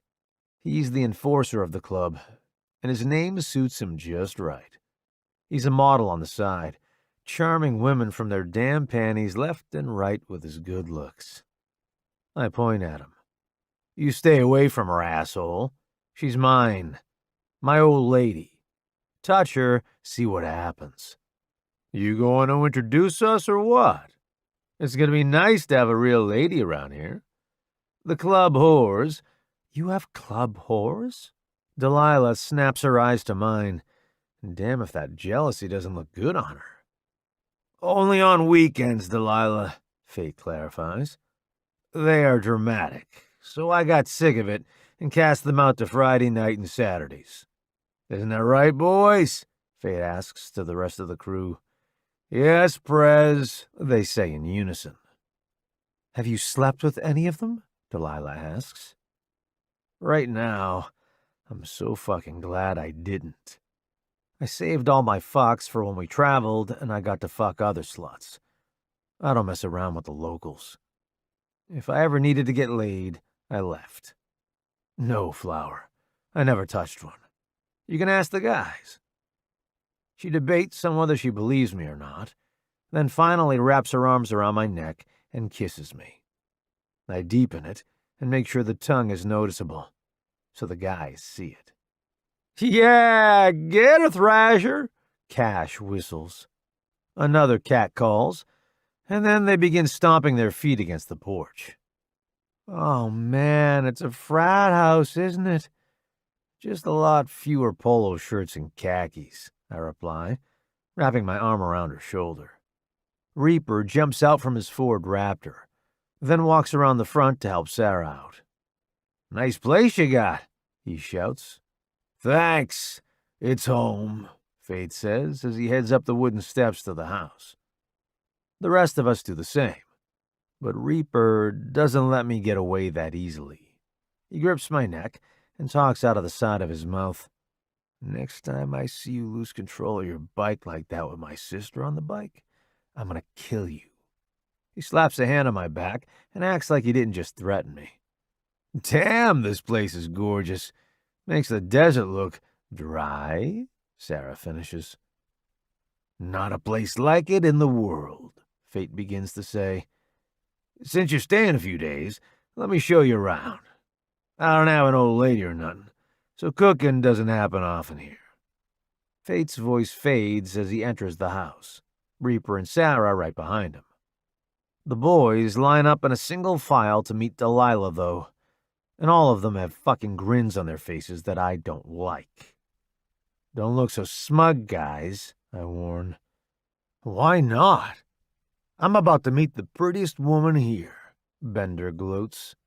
He's one of our new prospects. He takes a step forward and grabs Delilah's hand. It's nice to meet you. When you get tired of him, you know where to find me.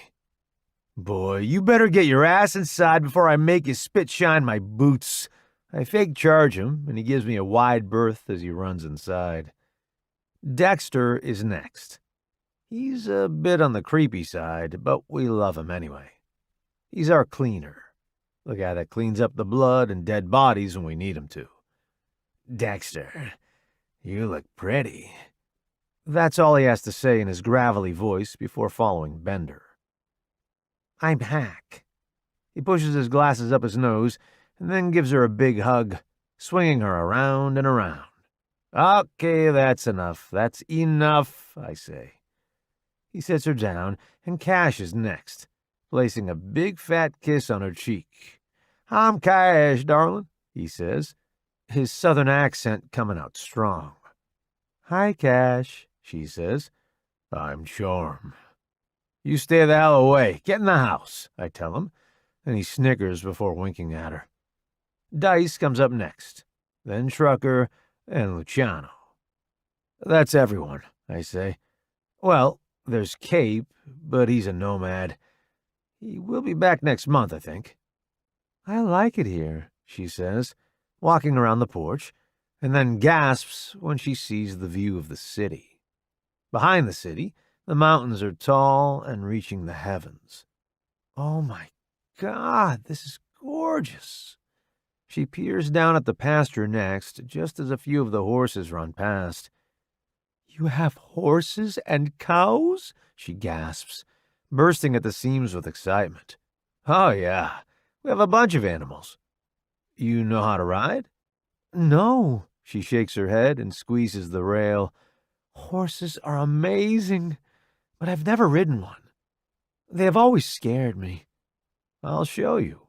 It's freeing. Kind of like riding a motorcycle. And if I'm not mistaken, one of the horses will be giving birth in the next few weeks, if you want to watch. Are you kidding? She practically screams, her voice carrying through the valley. Yes, this is going to be so amazing. Thank you for bringing me with you. She jumps on me, wrapping her legs around me, and kisses me so hard she nearly knocks me off my feet. I grip her ass and press her against the porch, groaning with how she's showing me how thankful she really is. Her tongue enters my mouth and I suck it in, making her whimper. A knock on the window breaks the spell. I turn around to see who it is, and it's fucking Atlas, thrusting his hips in the air and spanking the fake ass he's fucking. His lips are puckered in an O, and then ink comes into view, creating blowjob gestures.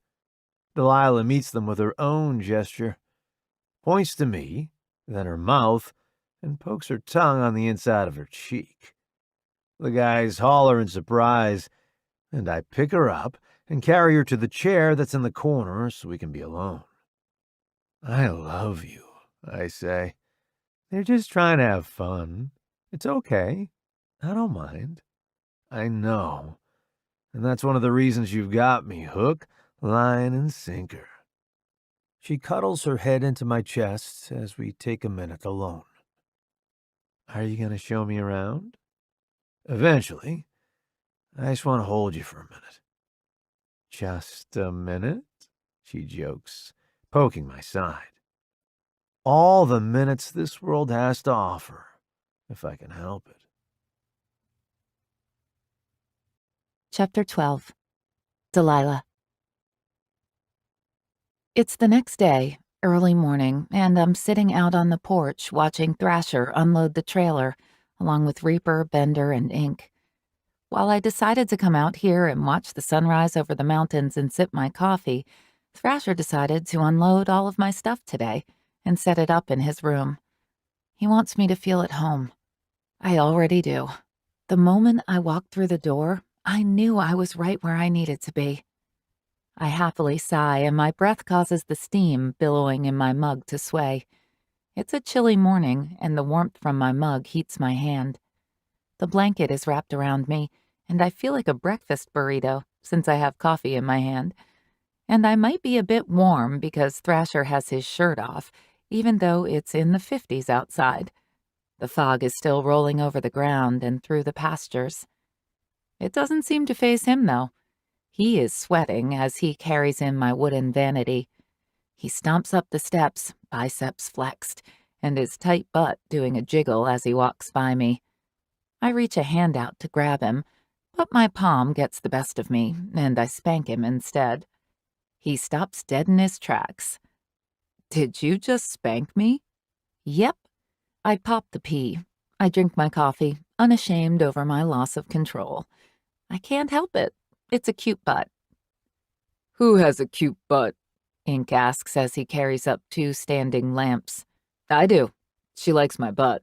Thrasher gives it a slight wiggle, and it makes me squeal, reaching out for the cheek closest to me. It's like a damn peach. I want to bite into it. I've never seen a juicy tush, but his is. I want my name on it. Wait, no, I don't. I don't want to ruin the beautiful canvas with a tattoo. My God, get a room. I don't like his butt. You have a bit of drool. Just here. Ink points to his lip, and I wipe my mouth, believing him. When I come up empty, he guffaws loudly, and the 2 of them enter the house, leaving me staring at my coffee. I might have an addiction to Thrasher's butt. Whatever. If everyone else knew what it looked like, they would too. When they come back out, Thrasher kneels next to the redwood rocking chair I'm in and kisses me until my breath is gone.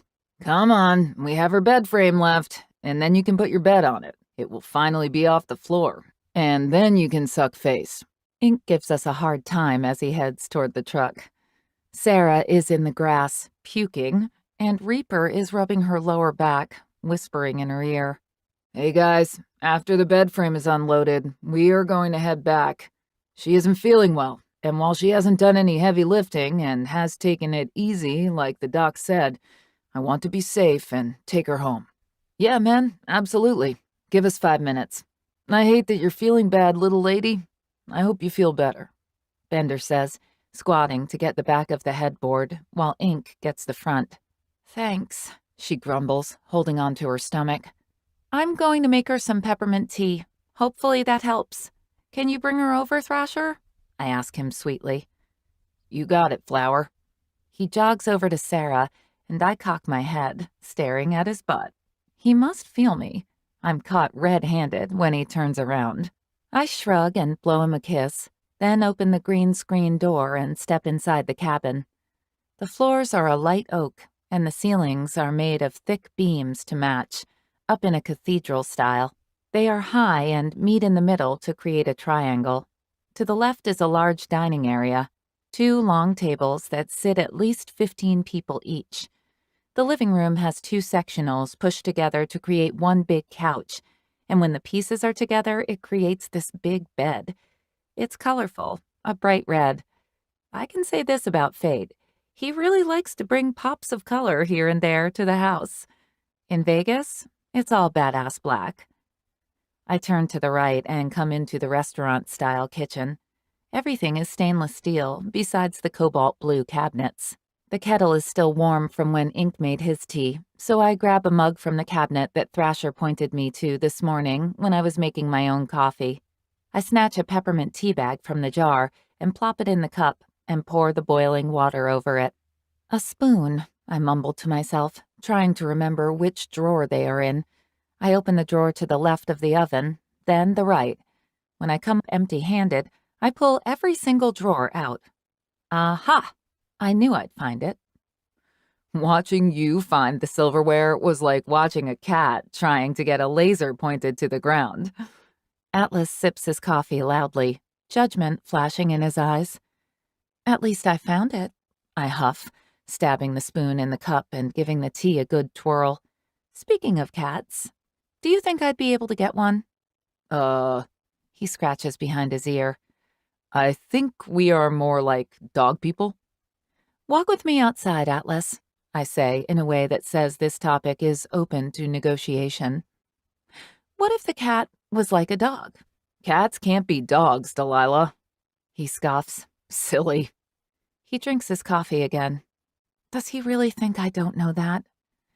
He pushes the door open for me, and I walk outside to see Sarah in my old chair, wrapped in a blanket, looking white as a sheet. This conversation is on hold, Atlas. Cats can't be dogs, Delilah, no matter how hard you try. He repeats, shaking his head as if I'm the one that isn't getting it. He posts up against the porch rail. What?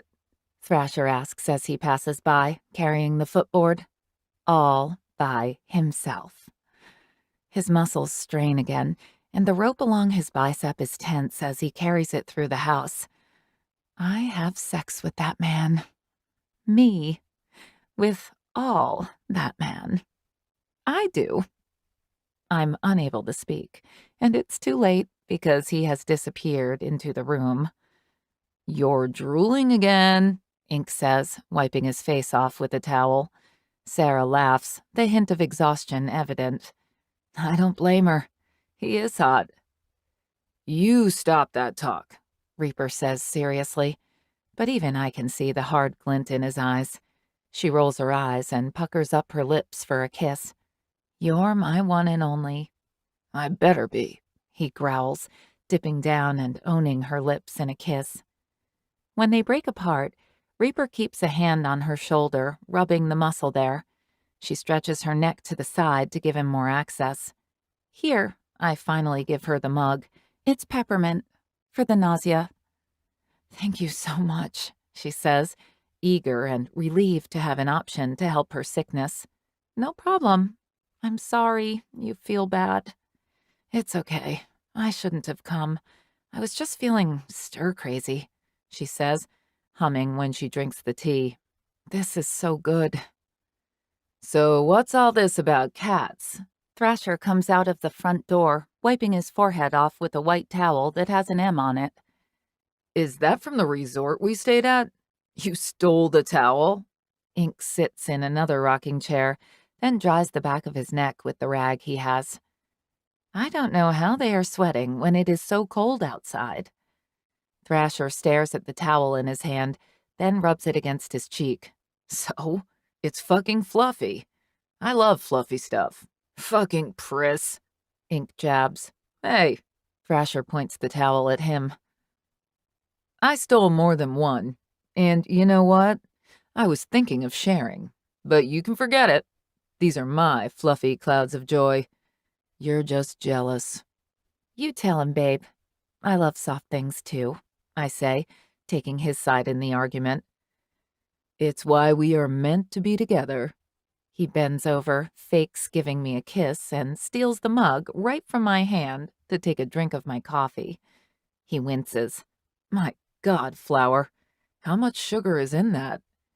Enough for you not to want it, I snicker, snatching my mug back. I've learned over the short time I've known Thrasher, he doesn't like his coffee sweet, but instead of making his own cup, he will drink mine until I'm the one left without coffee. So I make it to where he can't stand it. Brat, He teases. Coffee thief? He bends down, bracing his hands on the arms of the chair, and brings his lips to my ear. heart thief. I roam my eyes from his sweaty chest, the small conversations around us fading, as I stare at his face. He's so damn handsome. It isn't fair. Sweet talker, I reply. He winks those curly lashes at me, making my heart swoon a bit more for him, and I know I'm in trouble. I know it isn't just my heart at risk, but my mind, my soul. He has no idea the power he has over me. I walk around with my heart ripped out of my chest, and he is holding it. He has to handle it with care. One squeeze, and that's it. It's broken. I'll be broken. All right, we are going to get on the road, Reaper announces, lifting the empty mug from Sarah's hand. We are going to stop along the way and have us some alone time. Reaper, Sarah scolds him, slapping him in the chest as he helps her up from the chair. You dog, Atlas whoops and cheers. What? We never have alone time. I'm taking this trip as a gift. One night, maybe two. We will see. You better feed me first. Sarah comes up and gives me a quick hug. I'm proud of you. I think you're going to be happy here.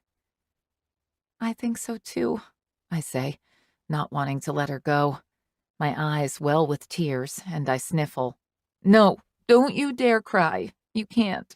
Her voice gets high and pitchy because she's about to cry too. I'm fine. I lean away, breaking the hug. Because if I hold on, I'm afraid I won't ever let go. I'll miss you. I'll miss you too. We are only a flight away. I have a feeling we will see a lot of each other. Atlas, can you walk me to the truck, please? She waddles away, cupping her pregnant belly. I'd be happy to, Ms. Sarah, he says proudly, setting his cup down on the rail. He holds out his arm and she slides hers around it. Love you, Delilah, she shouts, the gravel crunching under her shoes. Love you too, Sarah. I'm standing in front of Reaper. The sun is starting to rise higher in the sky, and the fog is disappearing from floating above the ground. He pulls me in, tugging me quickly into a tight hug. My shoulder twinges with pain, but I ignore it. I'm starting to get emotional again. I bury my face in his shoulder and squeeze my eyes closed, letting the tears fall to soak his shirt. I'm going to miss seeing my brother every day. I love you, I tell him, squeezing him as tight as I can. I love you too, he says, patting my back, then kissing the top of my head. You be good, okay? I'm going to miss the fuck out of you. I think you belong here, though. It's clear. Don't be a stranger, okay? Call me, text me, FaceTime, Zoom meeting. I can get you plane Oh my God, Jesse. We're family, remember? You're not getting rid of me that easy. We'll come visit, I promise. He knocks his knuckles against my chin and nods, smirking as his own eyes water. Yeah, kid. I remember, and I'll never forget. His boots bang against the wooden planks as he walks away. He stops in front of Thrasher and holds out his hand for him to shake. Take care of my sister, Thrasher. With my life, Reaper. Thrasher slaps his hand in my brother's as they shake on it. When they let go, Reaper gives me one last look, a tight smile, then heads down the steps to his truck. Thrasher wraps his arms around my shoulders, and the first sob breaks from me when I see my family pulling away. They wave from inside the truck, and then that's it. Their taillights fade into the distance, and I'm left with this unbearable sadness. Another sob breaks free, then another, and before I know it, I'm crying uncontrollably. Thrasher picks me up, and I wrap my legs around him, holding on tight as he carries me to our room. In my blurred vision, a few guys are staring at me, forlorn looks on their faces, feeling sad for me. I got you, baby. It's okay. I'm here. Thrasher soothes me, shutting the door behind him with his foot. He carries me to the mattress lying on the floor, since the bed frame isn't set up yet, and sits down. I love you. Let it out. I want you to know, I am never going to stop you from seeing your family. You don't have to feel pulled between the two of us. You want to see them whenever you want. I'm more than okay with that. You don't need my permission, obviously. I'm just saying, they are my family now, too. I only want you happy.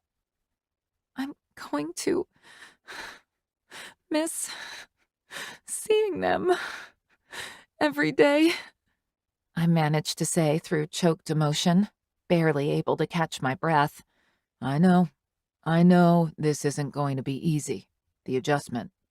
I'm here for you for that, okay? You want to see them next weekend? I'll fly you there myself. You want to make it to where you fly there once a month? I'll do it. Twice a month? I'll do it. Every weekend? I'll do it. Not every day, though, because I'm a selfish bastard and want time with you. That makes me chuckle. I lean back and he smiles when he sees my face. He wipes my cheeks off, drying my tears. There's my girl. A fondness softening his tone. Hi, I whimper. Hi, beautiful. I hate seeing you so upset. It will pass.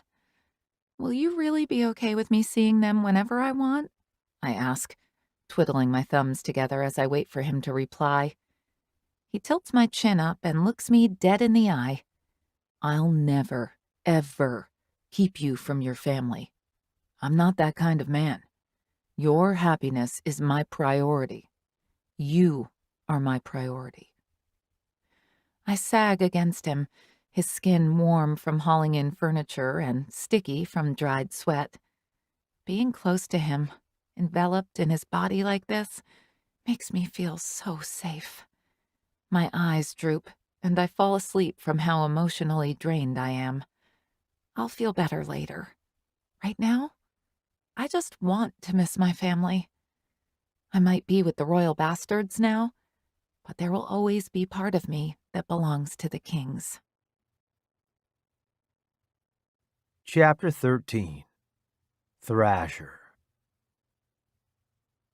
I close the door to the bedroom and lay my hand against the door. I knew the adjustment would be tough for her, but I never thought she'd be in so much pain. I should have known better. Leaving the ones you love, dead or alive, it's hard. She's connected to the kings, and I will always make sure she stays connected. Is she okay? I turn my head to see most of the guys standing there, filling the kitchen and living room. Ink is standing next to Atlas. Bender is cutting up a tomato while Luciano stirs a pot of pasta. Boss, Bender, Dice, Gunner, Vault, and Wrath are sitting on the couch, all of them turned around, staring at me. Yeah, she was crying pretty hard. Kinda made me tear up a little, Dexter admits, rubbing his chest, then burps. Oh, no, sorry. Wasn't emotion. Thank goodness. I snort. Minus this dipshit. Is she okay? Really? Ink slaps Dexter in his chest. She'll be fine. She's sleeping it off. It's a big change. She'll adjust in time, Fate says. She's strong. Don't forget, she's the same woman who tossed herself in front of a knife and made light of it. She deserves to cry and rest. She'll be better for it. I hope so. I hate seeing her hurt. She cried herself right to sleep. "Here, looks like you need this," Cash says, handing me a cup of coffee. "Thanks, Cash. I appreciate it." "Well, since we were all here, I think it's time we all went to church. It's been too long, and we need to catch up. Let's go." Fate heads down the hall, then up the stairs to the next floor where church is held. Everyone follows the Prez's lead, and I eye the door Delilah is behind one last time. I don't like leaving her. I want to crawl into bed with her, hold her, and tell her everything is going to be okay. "Come on, man. You know Fate don't like it when people are late for church," Wrath, our chaplain, says, steering me toward the staircase. "Yeah, I know.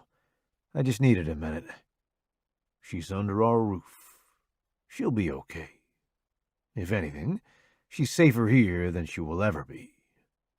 From your mouth to God's ears."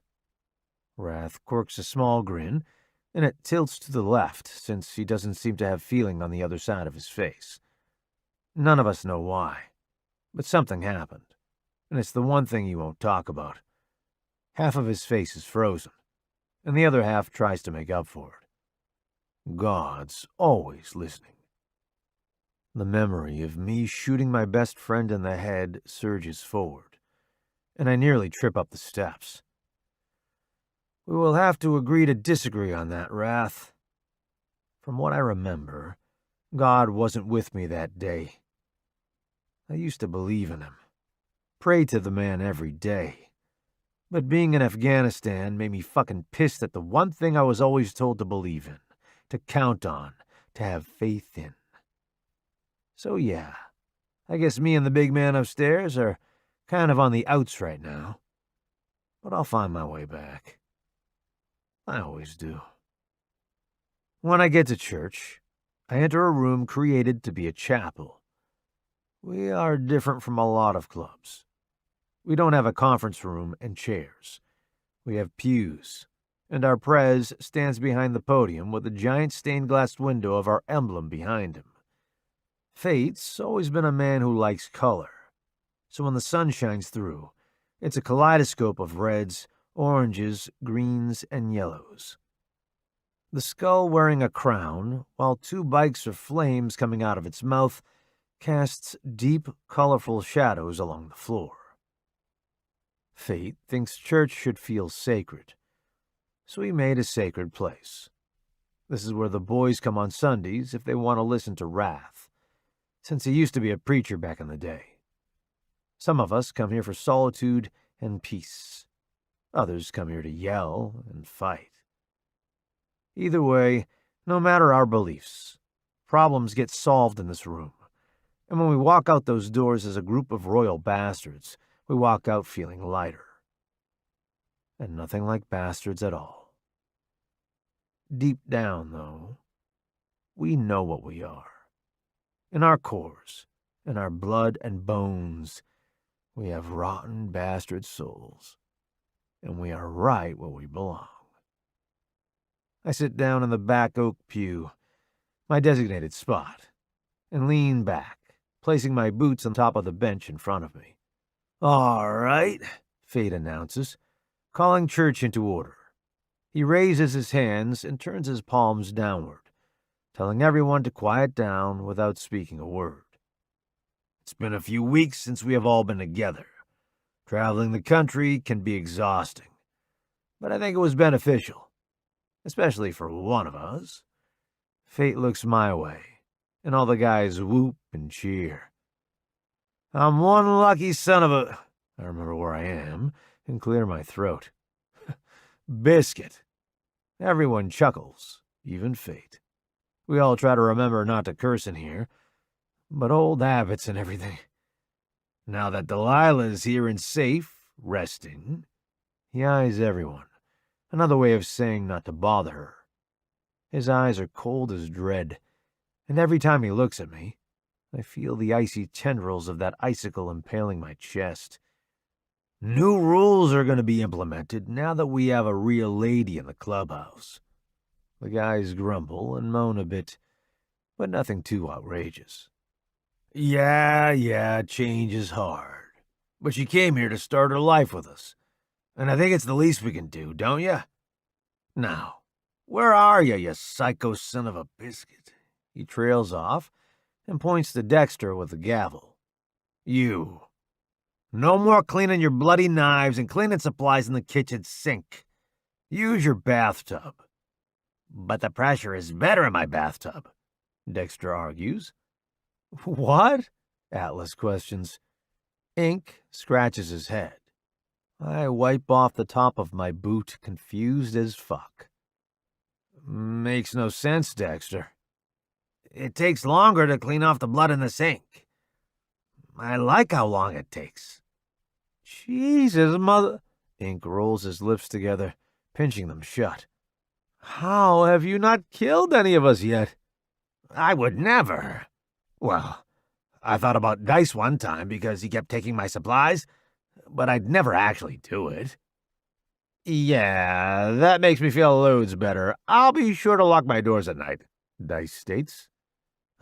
Like locked doors could really keep me out, Dexter chuffs, unimpressed with Dice's idea. Okay, moving on. Dexter, you have your orders.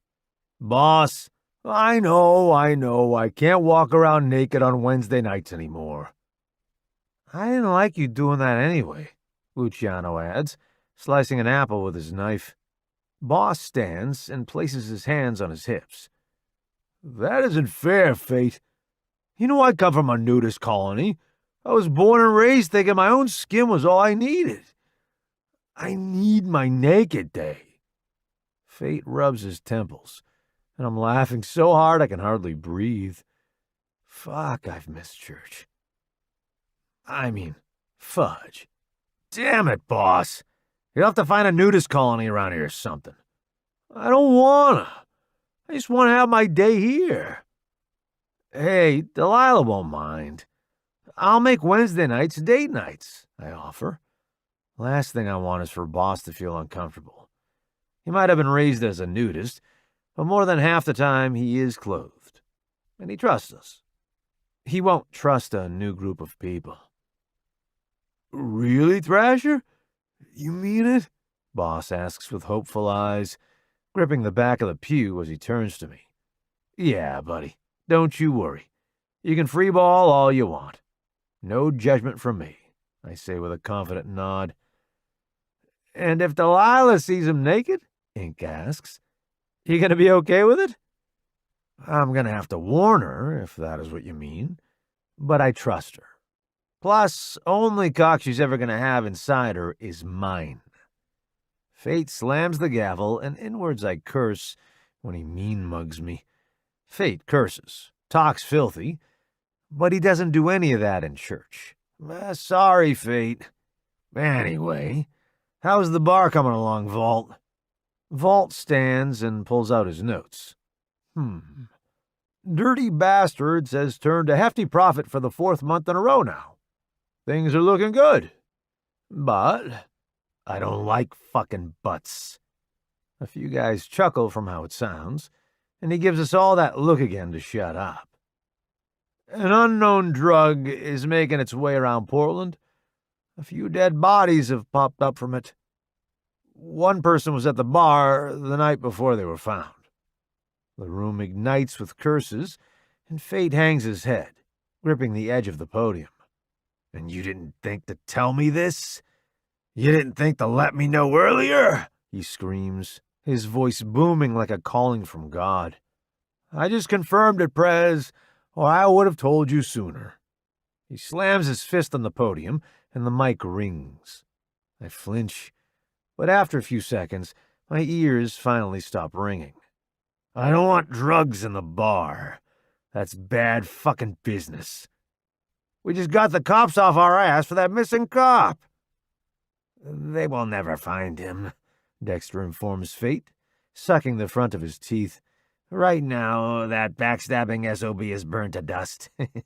Spread out along the sea. Poof!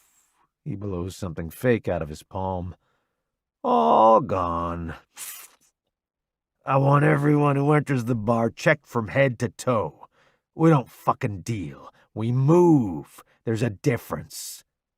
Well, maybe someone is pissed we aren't dealing, I chime in out of nowhere. And this is their way of screwing us over. Maybe, Fate mutters, not believing me fully just yet. Is there anything else anyone needs to bring to the table? Yeah, I don't know if this has anything to do with us, Raven starts to say as he stands up. His long black hair shines in the colorful light of the stained glass. It started down in California, but bodies started appearing either on the beach, woods, or side of the road. Mangled? Cali? What's that got to do with us? I ask. Because bodies are showing up here too now, and not the overdoses. I've been following it. The bodies are all the same, frozen, dead for months. Missing limbs, blood, organs, everything. It's rotten. I think we should keep an eye out. I slam my boots to the floor, and it causes an echo. What did you just say? I start thinking about Delilah's story and everything she told me. This can't be the same guy.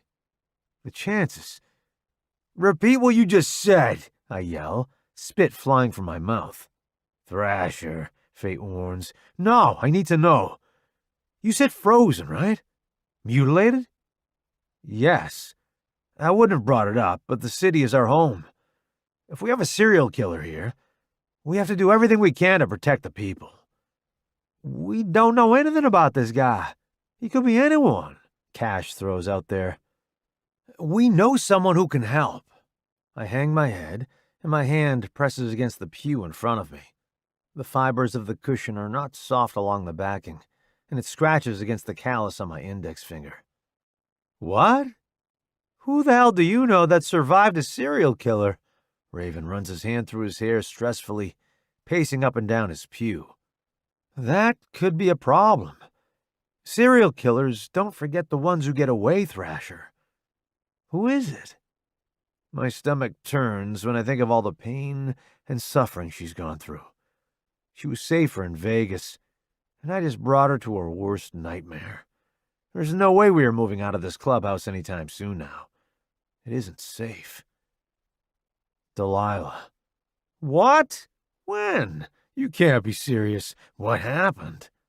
Question after question is thrown at me. The guys aren't angry. They sound a little scared and angry that Delilah is in danger now. Raven, you're sure this is happening? Fear like I've never known before grips a snare around my heart, tightening, until every beat fucking hurts. I'm positive, Thrasher. I've been marking the bodies on a map in my office. It was in Northern California, and I always watch neighboring states for activity like that, so we are ready if things come here. He's here. I bet he knows somehow, and he wants Delilah. I will die before anything happens to her, I shout, pressing a hand against my heart. A sharp pain is lancing through my chest, making it hard for me to catch my breath. I'll die! You hear me? The words barely leave my mouth, the breath unstable and quaking, letting it be known just how close I am to falling apart. What happened to her? Fate asks. What are we getting into? She got lucky. The killer must have gotten sloppy. Serial killers don't get sloppy, Dexter says. Ever known one to get away with it then? I sneer, thinking back to all the big-name killers. Bundy, Dahmer, Gacy, just to name a few, I state. She was in a freezer. That's all she remembers. She was cold. She ran into bodies hanging from the ceiling as she tried to escape. She has a scar across her ribs where he took her kidney. Kidneys are high in protein. Everyone turns to Dexter with their mouths open. How do you know that? Doesn't matter. I know. He could be a cannibal. If that's the case, he's probably all fucked in the head. Dexter, you aren't a cannibal, are you? He turns his nose up in disgust. Hell no. That's just gross. Oh, thank the Lord. Ink shivers and sits down, That would have been too much information. You think he ate her kidney? I ask, terrified. Oh, yeah, Dexter says without a worry in the world. Betcha he was gonna freeze her, and when he wanted her again, he would thaw her out. Kinda like how we freeze animal meat. Thaw it, and freeze it again. That's fucking sick, Fate spits, letting a curse fly in chapel. That's far from the worst of it, Dexter drawls out. I don't think it could get worse than this, could it? Chapter 14. Delilah. I wake up when the bed dips and the covers are pulled back. I blink my eyes open and see how dark the room is. Is it nighttime already? How long have I been asleep? Thrasher? His name comes sleepy and dreamy from my mouth. I'm not even sure if I'm awake. Hey, Flower, go back to sleep. It's late, he says, wrapping an arm around my waist and pulling me against him in one tug. How late? I mumble. Around 2. I'm sorry. I didn't mean to sleep all day. Don't apologize. I'm so glad you got to rest. He kisses my shoulder and cuddles me as he rests his forehead against the back of my neck. Every time he breathes, the puffs of air tickle my skin. The more I focus on the sensation, the more turned on I get. His entire body is enveloping me, holding me as if I'm about to drift away. His bulge is against my butt, and it has me pressing myself against him, acting as though I'm getting settled. I'm wide awake, and I want to wake him up. Now.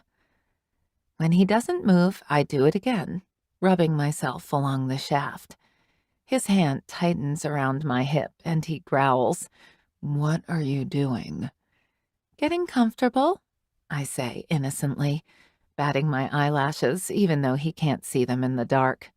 "Is that so?" he rumbles, rocking once against me, pressing his long, thick erection between my cheeks. I meet his thrusts. Yes, I lie, liking the game we are playing. "Maybe you need a good fuck so you can go back to sleep." I nod, again forgetting he can't see me. Yes. His body heat vanishes as he flips on the lamp on the nightstand. "There will never be a day where I fuck you and I can't see you." He stands from the bed, and I flip over to get a look at the show. His fingers toy with the waistband of his boxers, and his erection is poking out through the top. He tugs them down his legs and crooks a finger at me. "I've been stressed out today, Flower." "Why?" I ask, licking my lips as I get a sudden urge to taste him, something I haven't done yet. "I'll tell you later. Right now, how about you wrap that sweet mouth around my cock and make me feel better?" He wraps a hand around his cock, pumping it slowly. He is so beautiful. He is big, veiny, and I can't wait to feel him in my mouth. I crawl on my hands and knees across the bed, swaying my ass in the air to really get him to lose control. When I get close, he snaps his hand out so fast and tightens his fingers in my hair, shoving his cock in my mouth. "Fuck," he snarls, thrusting to touch the back of my throat. I gag, clenching my throat muscles around his cock. "Oh, damn it, Delilah. That feels so good. Gag for me. Spit all over me. Show me how much you love feeling me spearing your throat." He grips my hair tighter until pain is stinging my scalp. I hum, lapping at the head, thirsty for the pre-cum leaking from his slit. He wraps a hand around my neck, inching his cock as deep as it can go. I can hardly breathe. My jaws hurt, my lips are stretched, and my pussy is soaked. "Look at me." He applies pressure, threatening to cut off my air supply. I slide my eyes up his body until I meet those blue eyes, sparking like hot bolts of lightning in the sky. Since I'm choking, gagging, coughing, my eyes are watering and tears are dripping down my face. He wipes them away and then traces my own tears around my lips, where spit is falling in strings to the mattress. Have you ever sucked a cock? Because if you have, I'm going to kill the motherfucker you sucked, he threatens. I shouldn't get turned on, but I do. A gush of hot heat drips from me, and I push a hand between my legs to gather it. Don't you dare touch yourself yet. When you come, I'll make you. I whimper, humming around the girth, plugging my mouth. Answer, he slides out. Me. Thrasher punches forward, hitting my gag reflex again. Fuck yeah, baby. Love it when you choke on me. I shake my head and do my best to say no around his cock. Good girl, he praises me. That mouth is mine. This pussy is mine. And his cock plops out of my mouth, spins me around, and pushes me face first into the bed. This tight fucking ass is mine too. I gasp, barely able to swallow the buildup of spit in my mouth. My lips are swollen, and tears are still falling from my face onto the comforter. He bends down and presses a kiss against each cheek. His fingers slide through my folds before gliding back toward my forbidden star. He swirls a finger around, and I shudder from how unexpectedly good it feels. Oh, you like that, don't you? Yes, I admit. A drawer opens, then slams shut, and I jump. He shushes me, grazing my back with his fingers. It's okay, just getting some lube. The cap clicks and a cold drizzle slides over my hole. I pucker from how odd it feels, slipping down in my crevice. Do you have any toys packed away?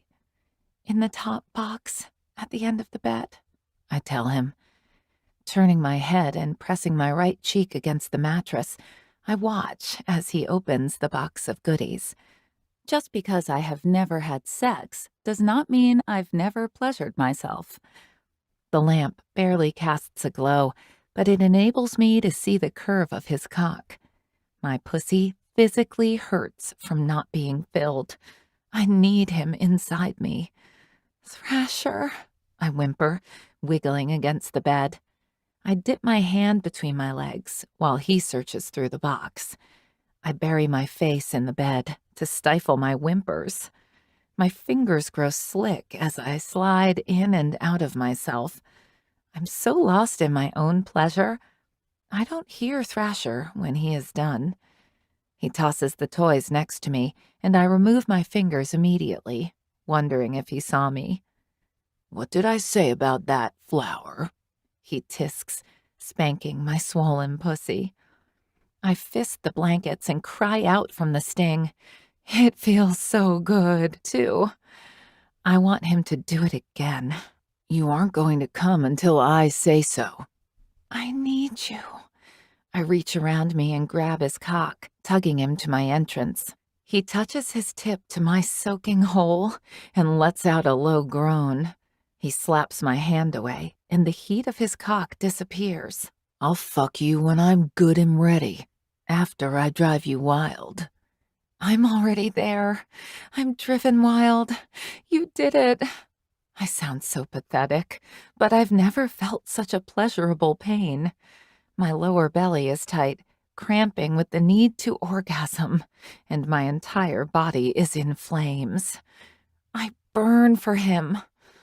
From the amount of time he took, he must have analyzed each toy. The long pink one is my favorite vibrator. Next is a large green dildo, and the other is a bullet which vibrates against my clit. I can't imagine what he is about to do. He bends down and licks his tongue all the way down my back until his tongue is in my crease. He spreads my cheeks with his hands as he probes my star with his tongue, loosening my hole. Have you ever had a toy down here before? I'm glad he can't see me blush, because my face cheeks are red hot at the moment. Yes. Which one? The green one, I answer, hoping he's about to do what I think he is. Good. It means you'll be able to take me. I'm a little bigger, but I think you'll be okay." Without warning, he slips a finger in my ass and his cock in my pussy at the same time. Oh, God! I claw the bed from the intrusion, my eyes rolling to the back of my head.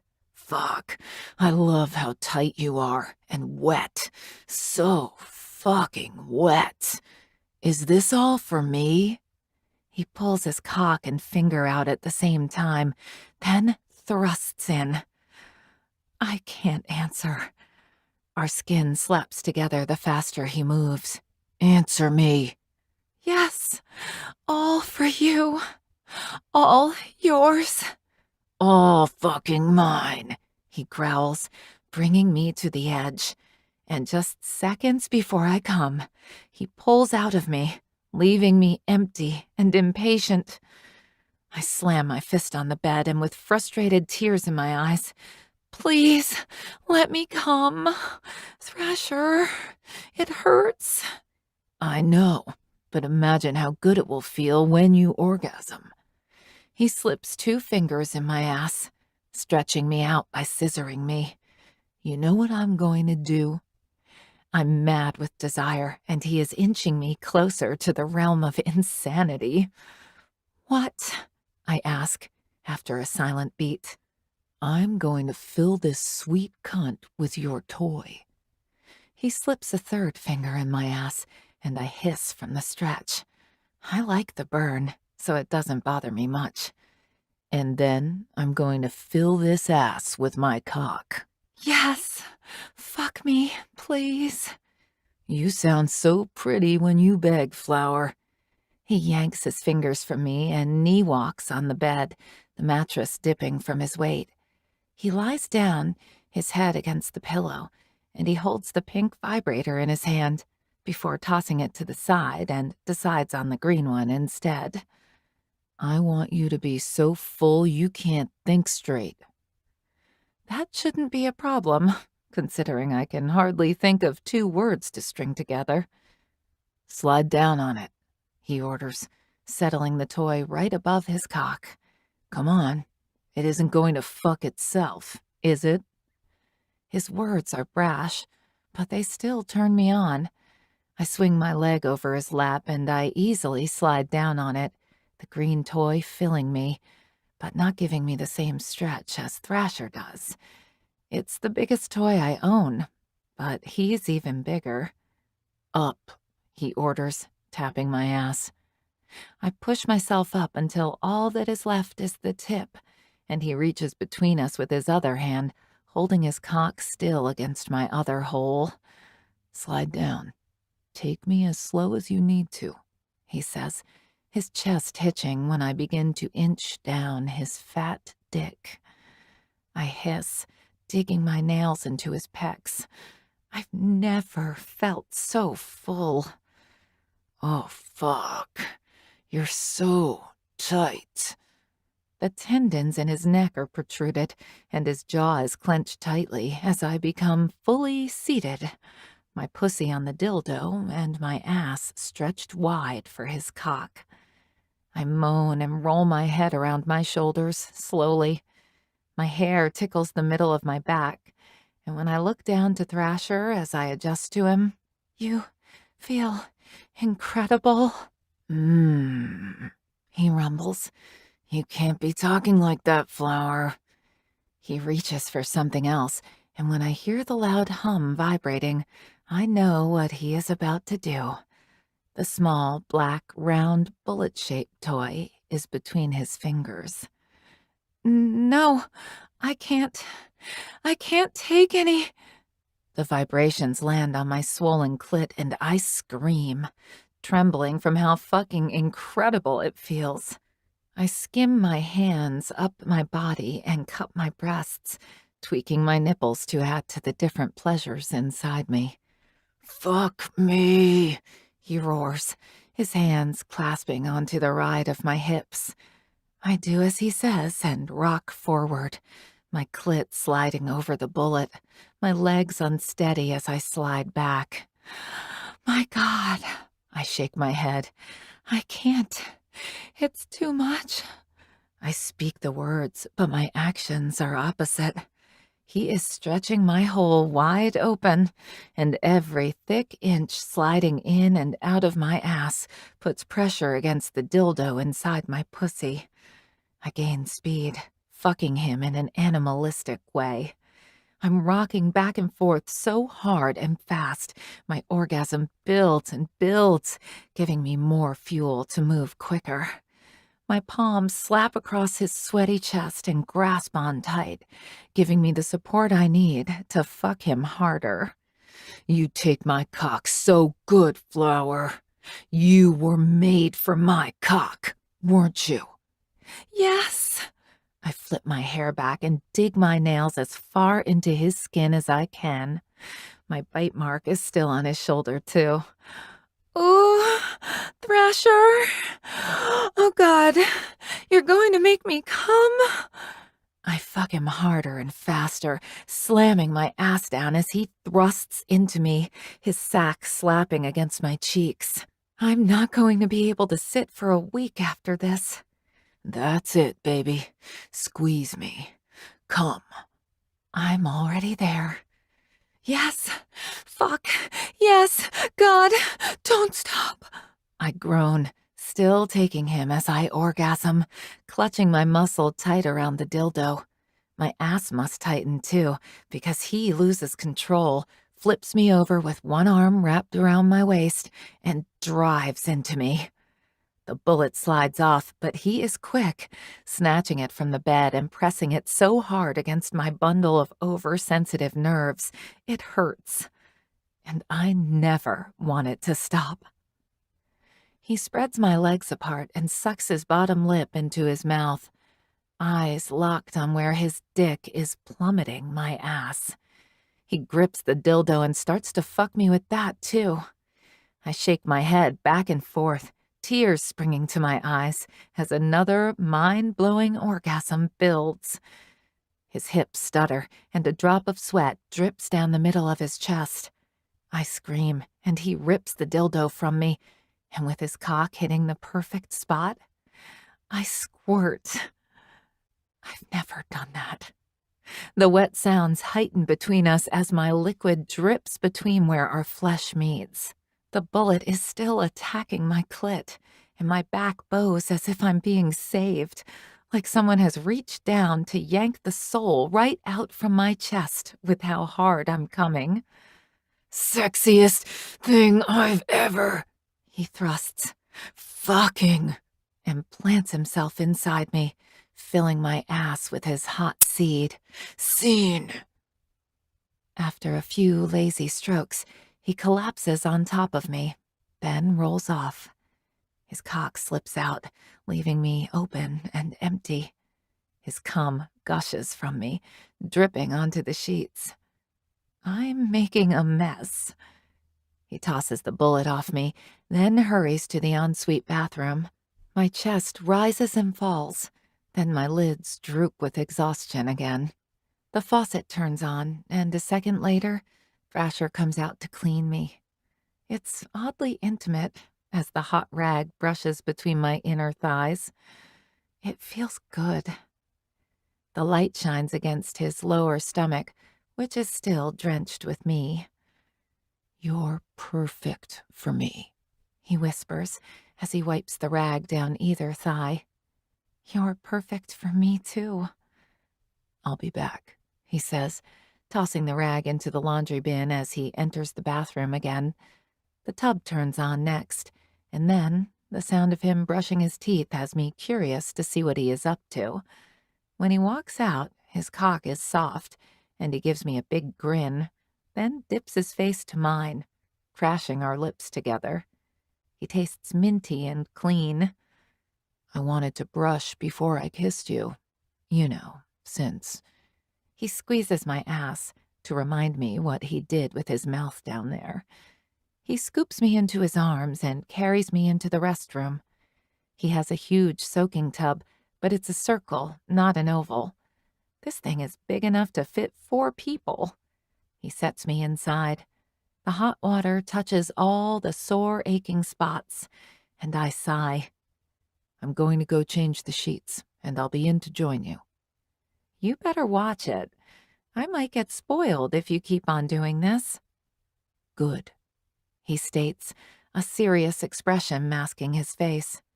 You deserve to be spoiled. Don't take up all the hot water. Save some for me. He winks, teasing me. I bet the hot water lasts for hours here, since so many people live in the same house. I tilt my head back and close my eyes, the water sloshing around my body as it fills up the tub. The crashing from the water rushing from the faucet is calming, and I'm already falling asleep, the twinges of agony in my body forgotten.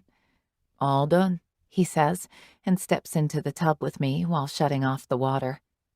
You okay? Did I take you too hard? No, I say with a grin stretching my lips. That was amazing. I won't be able to sit for a few days, but that was out of this world. It was. He slides me across to straddle his lap. He has a look of fear in his eyes, the kind that I have seen before with the ruthless kings who feel like they are about to lose their old lady. I'm not going anywhere, I reassure him. I promise. He silences me with a kiss. It isn't hot or passionate, but sweet and fragile, no tongue. We feel each other's mouths becoming one, sliding together as they have always been meant to. I don't know how long we stay like this, clinging to one another for dear life as we share our souls. The water turns cold, but my heart is on fire again. I'm burning for him, and I have a feeling that being engrossed in his flame is going to become more than a need for me to survive. It's going to be an addiction. Like gasoline with a freshly lit match. I crave the spark that only Thrasher can ignite. Chapter 15. Thrasher. I rub my eyes and stretch as I make my way to the kitchen. The hardwood floors are cold under my feet, which gives me the small boost I need to reach for the coffee pot. It's empty. Since I'm so used to being the one making the coffee, it's muscle memory. I open the cabinet above the coffee maker, grab the Folgers, then the filter, and then place said filter in the pot. The guys say I make the river run coffee, the kind cowboys used to drink because it's so strong. Well, if they don't like it, they can make it, can't they? It's an industrial-sized coffee pot, the kind in restaurants and diners. So when I add scoops, I always add 2 more than it calls for. When that is done, I brush the grounds I spilt on the counter to the floor, and the Roomba, Alfred, rolls by and cleans it up. Thanks, buddy, I say to the vacuum. I open the top of the pot and shove it under the sink, letting it fill with water. My eyes drop, and my head bobs as I fall asleep leaning against the sink. The jerk from my chin hitting my chest has me snapping my eyes open to see Dexter standing there, legs shoulder-width apart, arms crossed as he stares at me. Just stares. Dexter, I'm so not in the mood for... I wave my hand up and down at him. That. You. Stop imagining killing me and go kill something. I'm actually feeling really nonviolent today, he offers, managing to form somewhat of a smile on his face. Honestly, it only makes him look that much creepier. Don't do that. It scares me. I try to sound like I'm kidding so he doesn't take it to heart. But the man just tries to grin wider. His eyes go wide, and now he just looks fucking crazy. I pour the water in the back of the coffee maker, shove the pot on the hot plate, and flip that red switch. Okay, you're freaking me out. I just wanted to say, whatever you and Delilah did last night was really fucking hot. I got off twice listening to the two of you go at it. Damn, I'm getting hard just thinking about it. I don't really know what to say to that. I'm not like a lot of bikers when it comes to sex sounds and getting pissed about my brothers hearing my old lady come. In fact, It turns me on, because everyone in this house knows who she belongs to, who she fucks, who she sleeps with at night, and all they can do is hear the kind of sex they're missing out on since they don't have their own old ladies. She's more than sex. She's everything. Hell, a few guys probably got off on hearing us. I don't really give a fuck. Sex is hot. As long as they aren't trying to watch, grab a show, or try to fuck her, we aren't going to have any problems. I slap his shoulder as the coffee brews. You're welcome, Dexter. Glad I could, help. I scratch the side of my head. I don't know what else to say. He grabs 2 mugs down from the cabinet and places them on the stainless steel countertop. One mug has tits on it, while the other has a middle finger on the bottom of the cup. In big red letters across the body of the mug, it reads, "If you ain't a bastard, you ain't shit." I'm assuming that's going to be his. Want to know a secret? Shoot, Dex, I say, crossing my ankles over one another. I want an old lady, he admits, and any annoyance I felt is gone. My eyes soften around the edges as I take a look at him. Really look at him. I study his face, knowing he can feel me, and when his intense, dangerous eyes lock on mine, I see it. Just there in the lines on either side of his eyes. He's real fucking lonely. You'll find her, Dexter. There's someone out there for anyone. Come on, Thrasher, he snorts, just as the coffee pot beeps. He grabs the handle of the pot and pours each mug to the rim. For good measure, I reach for another mug, and he fills that one up too. It's for Delilah. I want her to wake up to the smell of coffee that I'm bringing her in bed. There ain't no one out there for me. I know what I am. I know who I am. No woman is going to trust me. They will just be scared of me. Most women, maybe. But, I say, thinking back to the stories I heard about tongue, there is going to be that one who just gets you, Dexter. She's going to understand you. She's going to want to be by your side while you're doing your, thing. You really think that? I slide the sugar container forward and nearly dump half of it into her cup. She's going to get cavities from drinking this shit. One of the kings, he cuts out people's tongues, feeds them to his gator. He stalked his old lady, and come to find out she has psychosis or some shit, and now they're inseparable. So yeah, man, I believe you're gonna find someone. You're too loyal and faithful not to. I don't say he is a good man. Honestly, I don't know if he is. But I think he'd be a good man for the right woman. It's gonna take someone special to lasso his heart. Chin up, Buttercup, I tease him, wrapping my fingers around the handles of my mugs. I begin walking to the bedroom door, and Dexter opens it for me. Thanks, man. So, you guys going to have sex again? Because, goodbye, Dexter. I start to close the door. He continues to talk through the shrinking crack. Just let me know so I'm ready, he says quickly, just as the door clicks shut. I love the guy. Fucking weird, though. I set the mugs on top of the dresser, and like clockwork, she begins to rouse when she smells coffee. It's cute. I hear her sniff, and then peek her head out from under the covers like a little mouse searching for cheese. Do I smell coffee? She asks sleepily. Yeah, Flower. I made you a cup. In 2 steps, I'm to her side, and she's slowly but surely getting up. Her eyes are still closed, kinda, but she's sitting up, so that's a start. Her hair is fucking wrecked. One side is all tangled together and standing up by itself, while the other side is flat and pretty. It doesn't even look like it needs to be brushed. She has indents from the sheets in her chin, and somehow she has a shirt on. We fell asleep naked. I wave the coffee under her nose, trying to get the predator in its natural habitat calm. She inhales, then sighs, a dreamy smile taking over her sleep-ridden face.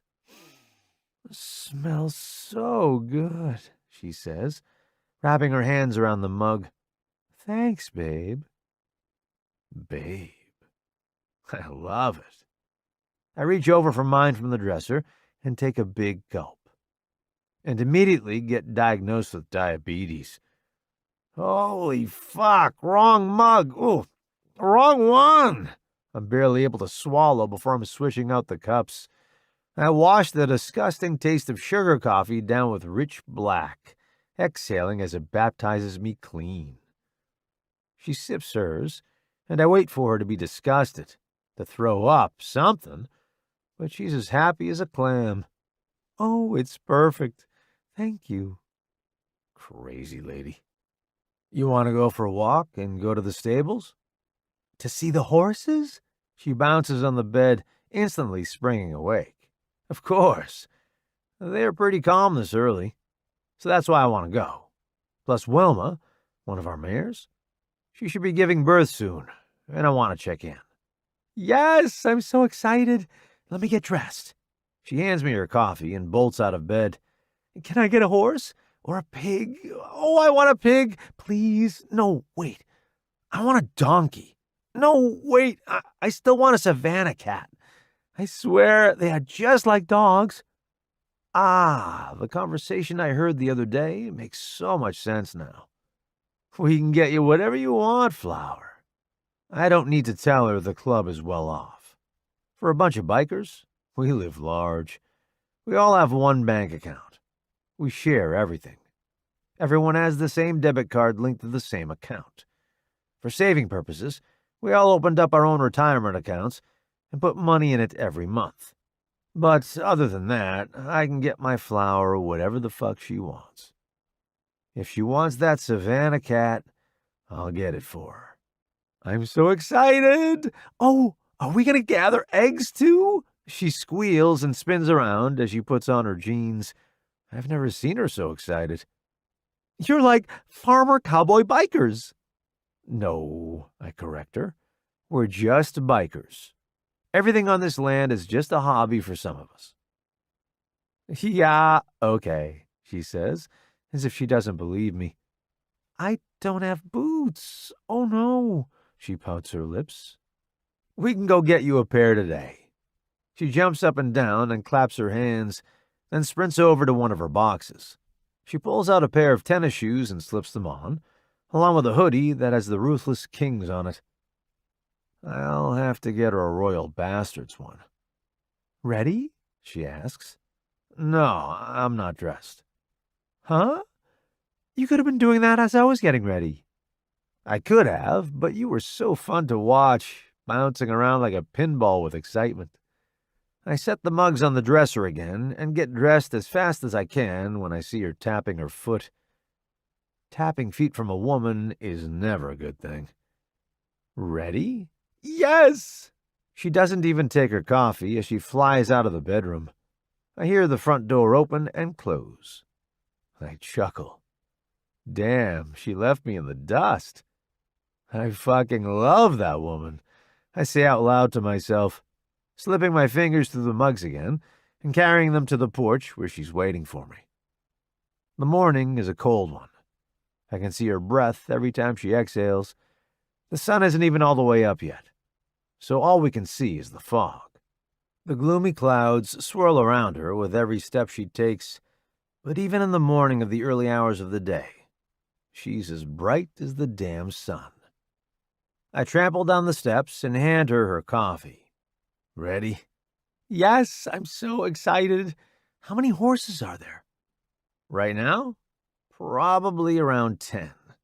We have our horses for riding lessons, then horses for shows and rodeos, and then we have horses that do their own thing because they're for breeding, and retired racehorses."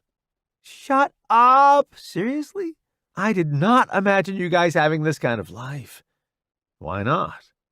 "I expected it to be more sleazy, like the King's place. It was wrong of me to assume. Nah, makes sense. Our bar is kind of like that. But fate keeps her clean. We walk down the hill on the cobblestone, the morning dew clinging to the green grass. When we get to the barn, it's quiet, and a feral barn cat hisses at us before darting away. It's musky and humid in here. The scent of wet hay clings to the air. One of the horses neighs in greeting. That's my horse, Flogger. He always knows when I'm around. I open the fridge and take out a few carrot slices and apples, then hand them to Delilah, but they fall out of her hand when something rams her from behind. She screeches, which has the entire barn waking up. Hooves clomp on the dirt, and neighs ring out of the hills. Oh, what the hell? She runs to my side and rubs her ass. I sigh, cross my arms, and look down at the goat. He has long black horns, black fur, and zero give-a-dams. That is Bastard. Watch out, because he is a mean son of a bitch. Rams anyone he can see. I think my butt is bleeding. Need me to kiss it and make it better? We are in front of many eyes, no sir, she says, wiping her hands on her jeans after she picks up the carrots and apples. Now keep him away from me and let me see some horses. Yes, ma'am, I say, then point an accusing finger at Bastard. You better fucking watch yourself, goat. He bleats at me, and I flip him off, closing the barn door in his face. Fucking bastard. Chapter 16. Thrasher. This is Flogger. I introduce my horse. He's pure black, and his mane is long and curly. He's gorgeous. His coat shines because I bathe him all the damn time. He's more pampered than a lot of people in this world. Flogger? She asks. Odd name. Why that? He hates the damn things. He's around 8, which isn't old for a horse at all. But back in his younger days, someone used to abuse him with one. I whistle and circle my finger in the air, and he turns around, showing the scars across his backside. No one wanted him when he wasn't perfect. That's the thing with horses. If they aren't racetrack or show ready, no one wants them. Ah, poor baby, she frowns, still nervous about reaching out to pet him. How do you know so much about horses? I grew up on a farm, I admit. A bit shy about it, too. What? You? She gasps. Oh, yeah. I loved it. And when I found the royal bastards and saw this land, I knew it was meant to be. I scratch Flogger's back, and he neighs, curling his lip in the air as he stretches his neck. When I stop, he turns around and nudges his nose under my arm. You want to pet him? Yes. She swallows nervously, inching forward. Don't be nervous. He will be able to sense how tense you are. Relax, and he will relax. Lay your palm flat with one of the treats on it. Yeah, just like that, Flower. She's right against the stall door, her hand flat, and Flogger stretches his neck and opens his mouth. His top lip stretches and tickles her palm. She giggles, and he gently takes the carrot from her, chomping away as if he is never fed. Fatty. Good job. Now you can pet him. Like this. I demonstrate, simply stroking his neck with my palm. She does the same and inhales a sharp breath. Wow.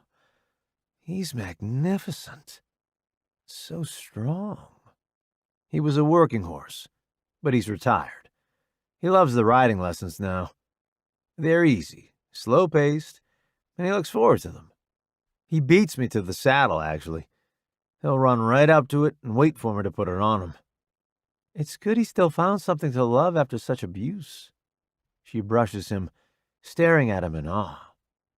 Sounds familiar, doesn't it? I ask. The reminder of what Raven found sitting heavy on my shoulders. Yeah, it does. She drinks her coffee with her free hand, never missing a beat to give him scratches. She finally looks at me, dragging her attention away from Flogger. Thank you for this. This is an experience I never thought I'd have. Guilt twirls its ugly fingers through my soul, and I take her hand, tossing the treats in Flogger's stall, and lead her to the closest haystack. I need to talk to you about something. Her smile fades, and she pauses, the mug right at her lips before scoffing, then taking a sip. Let me guess. You're married? Have kids? What? What? No, that's not it at all. Are you breaking up with me? What?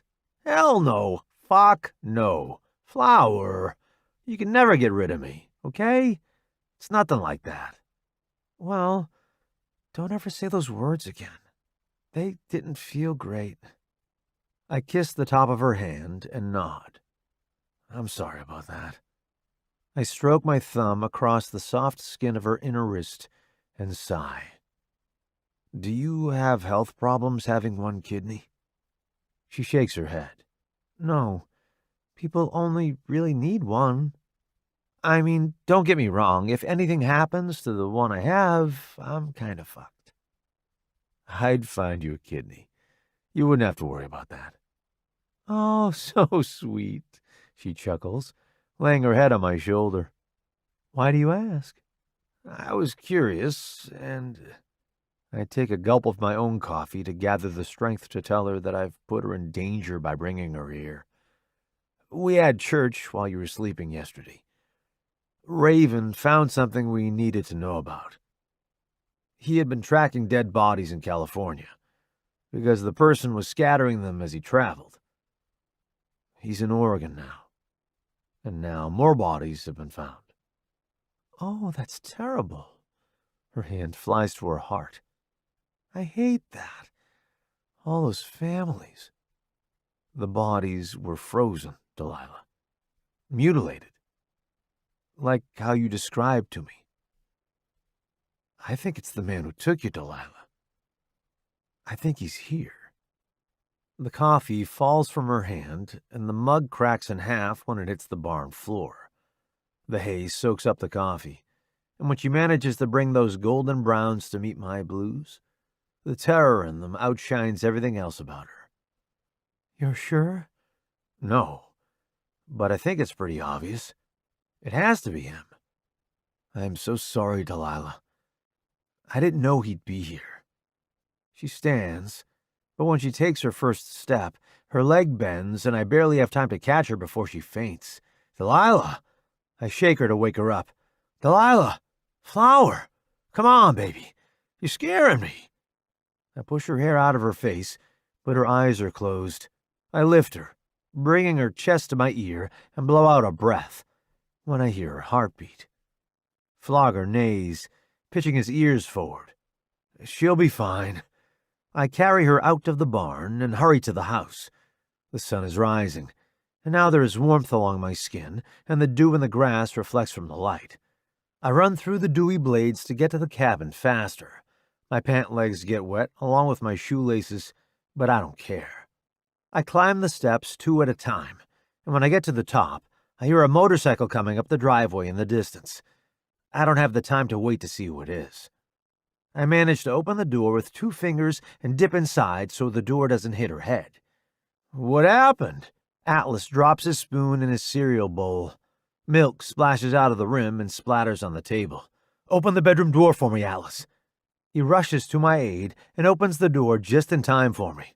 All right, Flower, I say, trying to keep my voice calm and gently put her down. I cover her up and head outside, closing the door behind me. What the hell happened? Atlas asks. I told her about what Raven found. She had a right to know. I couldn't keep it from her. That's rough. I'm sorry, man, he says, just as a knock bangs on the front door. Atlas turns around and checks the time. It's not even 8. Who the hell can that be? I'll take care of it, Dexter offers, stealing Atlas's bowl of cereal as he walks to the door. That's mine, Atlas mumbles. shoulders slumping. Damn him. Who the fuck are you? Dexter asks the visitor at the door, stuffing cereal in his mouth. Is Cameron Clark here? No fucking way. I rush to Dexter, then push him away when I see Roddy standing there. Clark, you gonna let me in or what? He spreads his arms out and grins. You son of a bitch! I swing the door open and slam into him with a hug, patting him on the back. What the fuck are you doing here? Man, look at you. You look good, healthy. You been all right? I don't want to admit that I've been worried sick about him. Yeah, I found the new group. The doctor put me on meds. I'm all right. I wanted to come see how you were doing.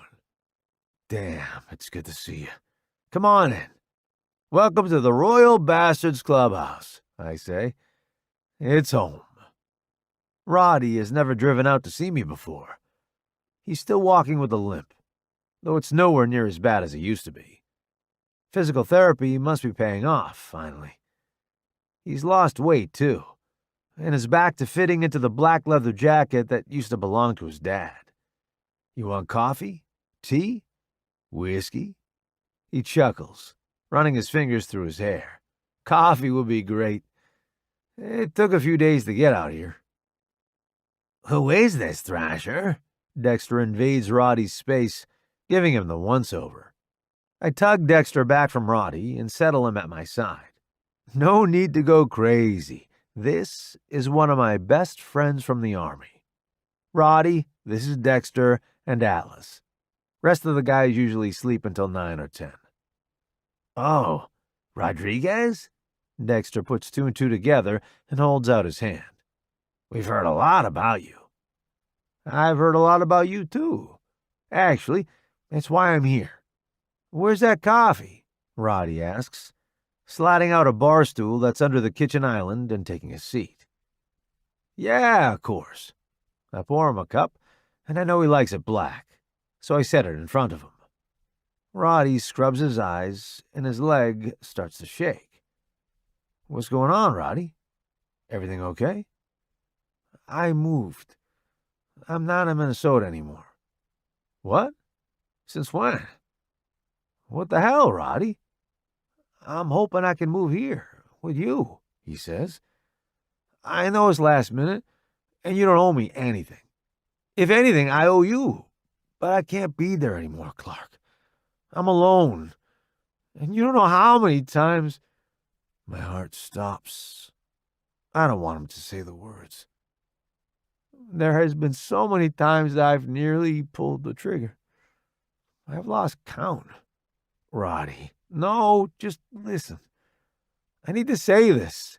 I don't know what goes into being part of this club, but I need it. You're my brother, and I need a sense of family. We will leave you two to talk, Atlas says. I'm fine. I want to know what they say to each other. Atlas grabs Dexter and drags him to the basement door to go to the game room. Sorry about him. Dexter tends to say what he wants. I excuse my friend. It's all right. It's refreshing.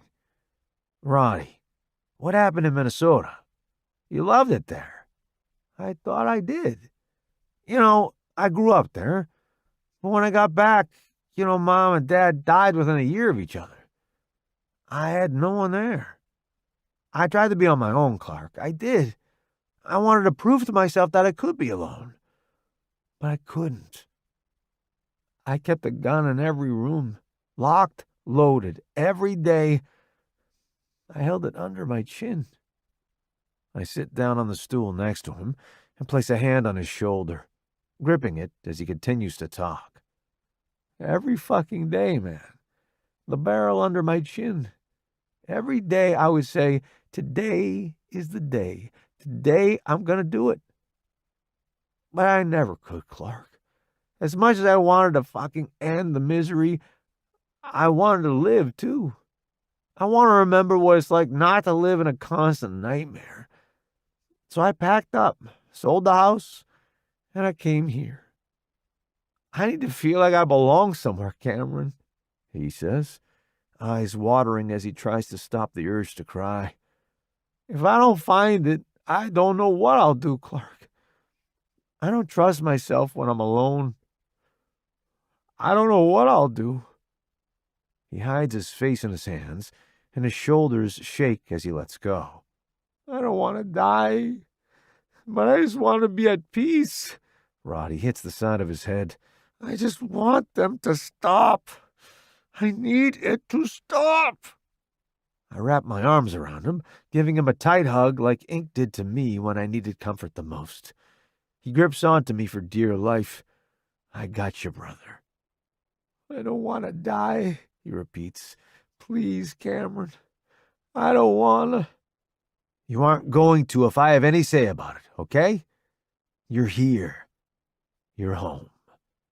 You're safe. You're not alone, and you won't be. I won't leave you behind. My bedroom door opens, and Delilah is there, and she has tears streaking down her face too as she watches us. I'm not going to let anything happen to my family. And I don't care what it takes. Chapter 17. Delilah. Has anyone seen Thrasher? I asked the guys who are sitting on the couch playing PS5, a football game, from what I can tell. He's out for a ride on Flogger while Roddy talks to the prez, Vault says, cursing when he fumbles the ball. Thanks. I zip up my jacket and head out. The leaves on the trees rustle as the wind blows, ruining the warmth from the sun with the nip in the air. Ever since Roddy came here, Thrasher's been distant and quiet. I've given him time and space, but I want to know if he's okay.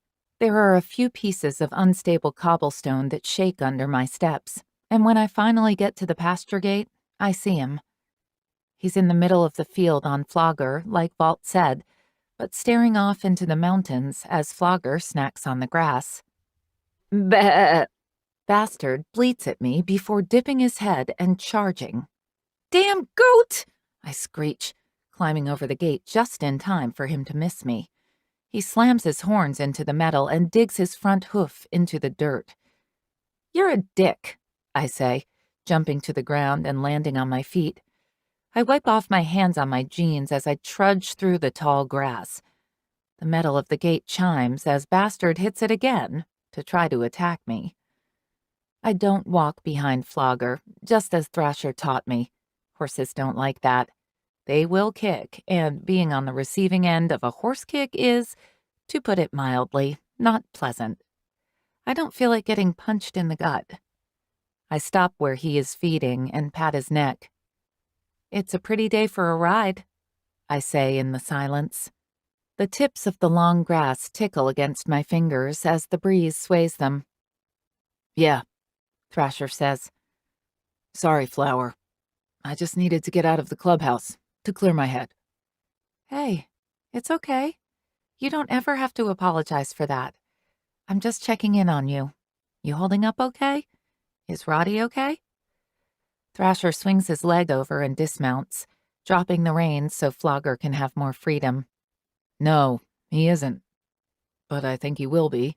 He's going to join the club as a prospect and move into one of the empty rooms. That's great that you have your best friend here. I know you've missed him. I'm not a good friend. Thrasher holds his hands on his hips and kicks the ground with his boot. I didn't know how much he was struggling, and I should have, because I do too. I have the worst dreams.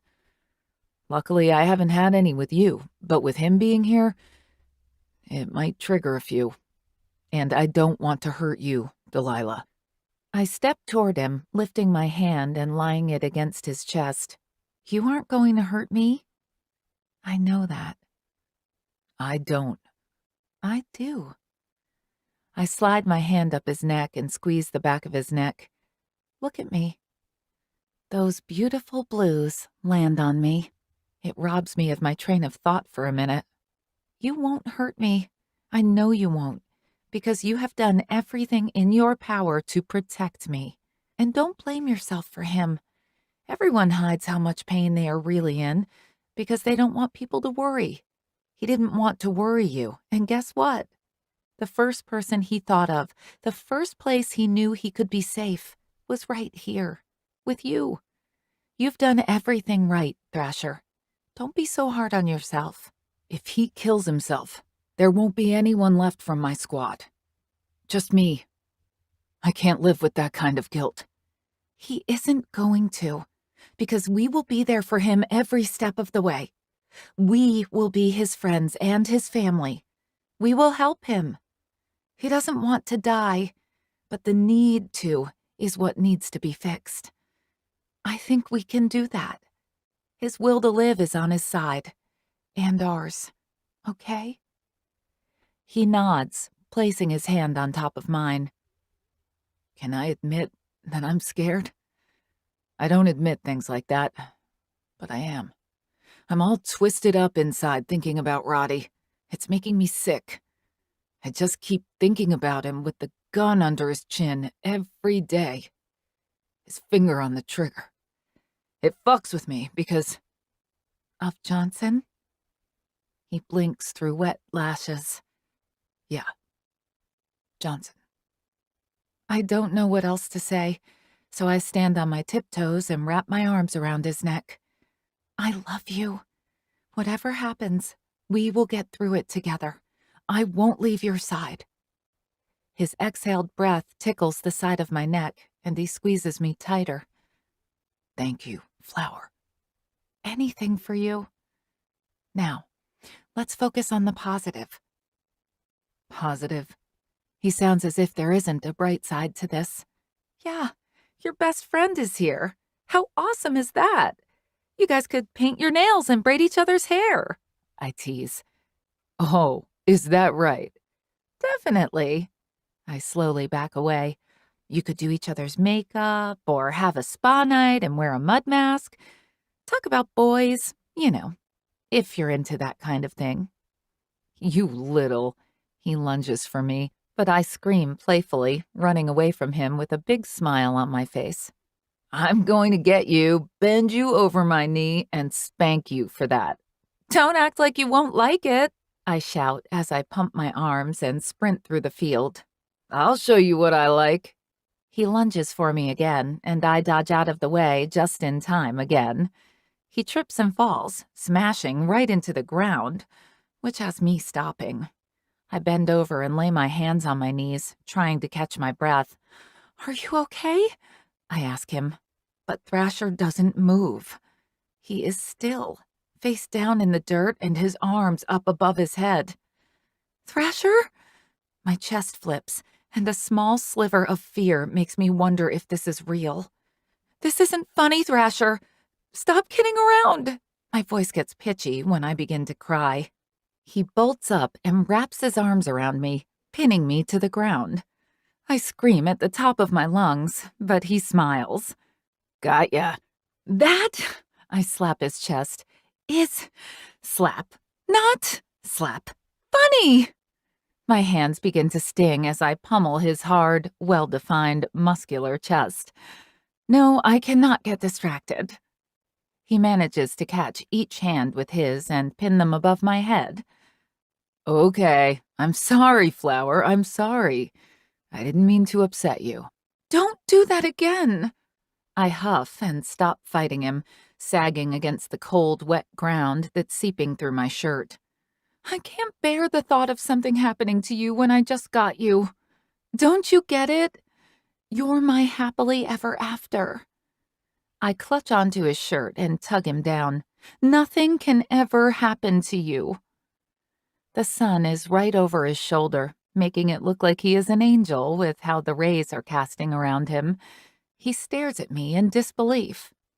Nothing will, Flower, he says, right before he kisses me.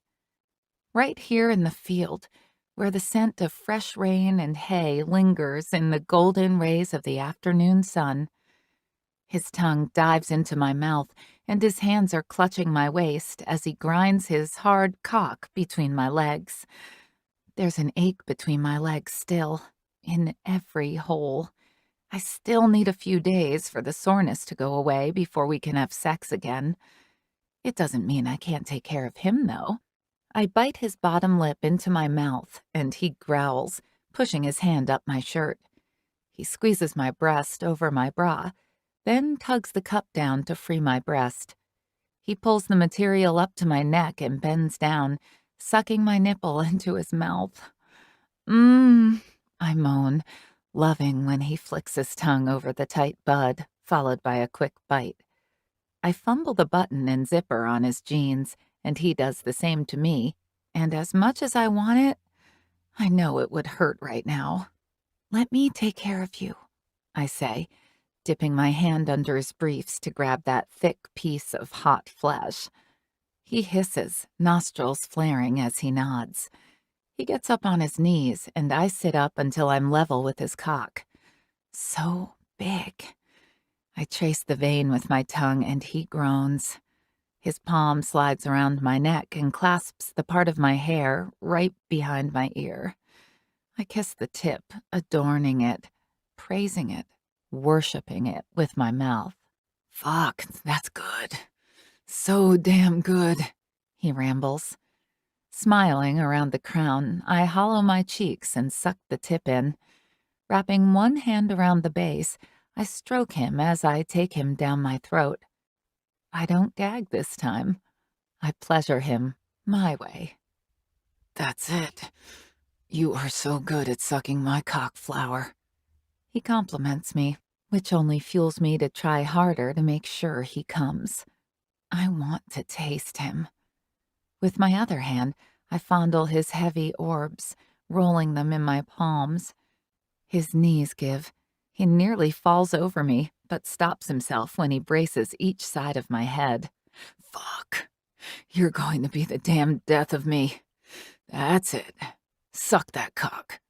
He tucks a piece of my hair behind my ear as he begins to thrust his hips. "You fucking like having my dick in your mouth, don't you? You fucking love being filled. Your ass, pussy, mouth. You love it."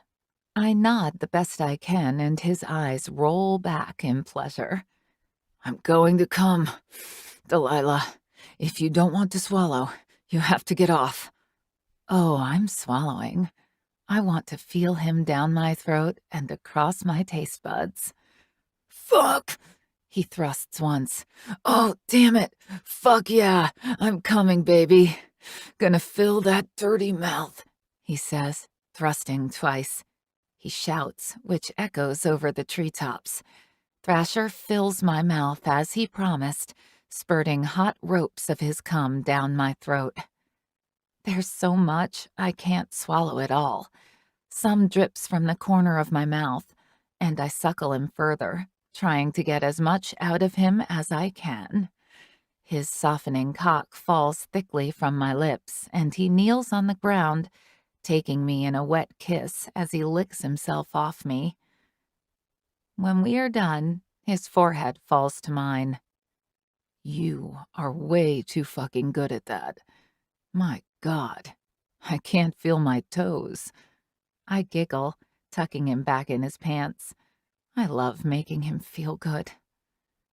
"Thank you," Dexter shouts from the porch, and Thrasher groans, sagging his head against my shoulder. "What is that about?" I ask. "Do you really want to know?" He stands up. He grabs my hands, lifting me off the ground, and I brush the dirt away. "Yes," I reply. "He heard us having sex the other night, and he told me he got off on us. Twice." I gasp, then try not to laugh, but fail. "You mean just now when he said thank you, he—" "Yep, he got off again." I hold my stomach and laugh so hard I have tears coming out of my eyes. I can't breathe. "It doesn't bother you?" Why would it? It's like hearing porn. I don't care, as long as he doesn't join in. That gets me to shut up and stop laughing. Wait, he isn't going to join in, right? "No, Flower. I would never allow another man to touch you." "Another woman?" I quirk a brow at him, and he opens and closes his mouth. What if it was just me and another woman? Because I wouldn't want anyone touching you either. You're getting me hard again, Flower. I'm just a man. He whines. So, you do like the idea? Is the sky blue? Fuck yeah, I love the idea. Maybe for your birthday or something, I say, leaving him gaping behind me as I walk away. But that's 8 months from now. We can compromise, right? I start running away from him, and it isn't long before his quick steps are right behind me, trying to catch me. My soul might belong to the kings, but my heart, it is claimed, possessed, and owned by a royal bastard. Epilogue. Thrasher. A month later. There have not been any other bodies found to this date. I'm referencing the serial killer who disposed of his victims from California to here in Portland, Oregon. Is he done? Do the citizens of Portland need to worry? The sheriff's department thinks it is good to remain vigilant, but in their professional opinion, the killer has moved on. If anything changes, I'll be sure to update you myself. I'm Riley O'Shaw, reporting for Portland News. I turn off the TV and relax a little. It's late, and I haven't been able to sleep well for the last few weeks. I was right.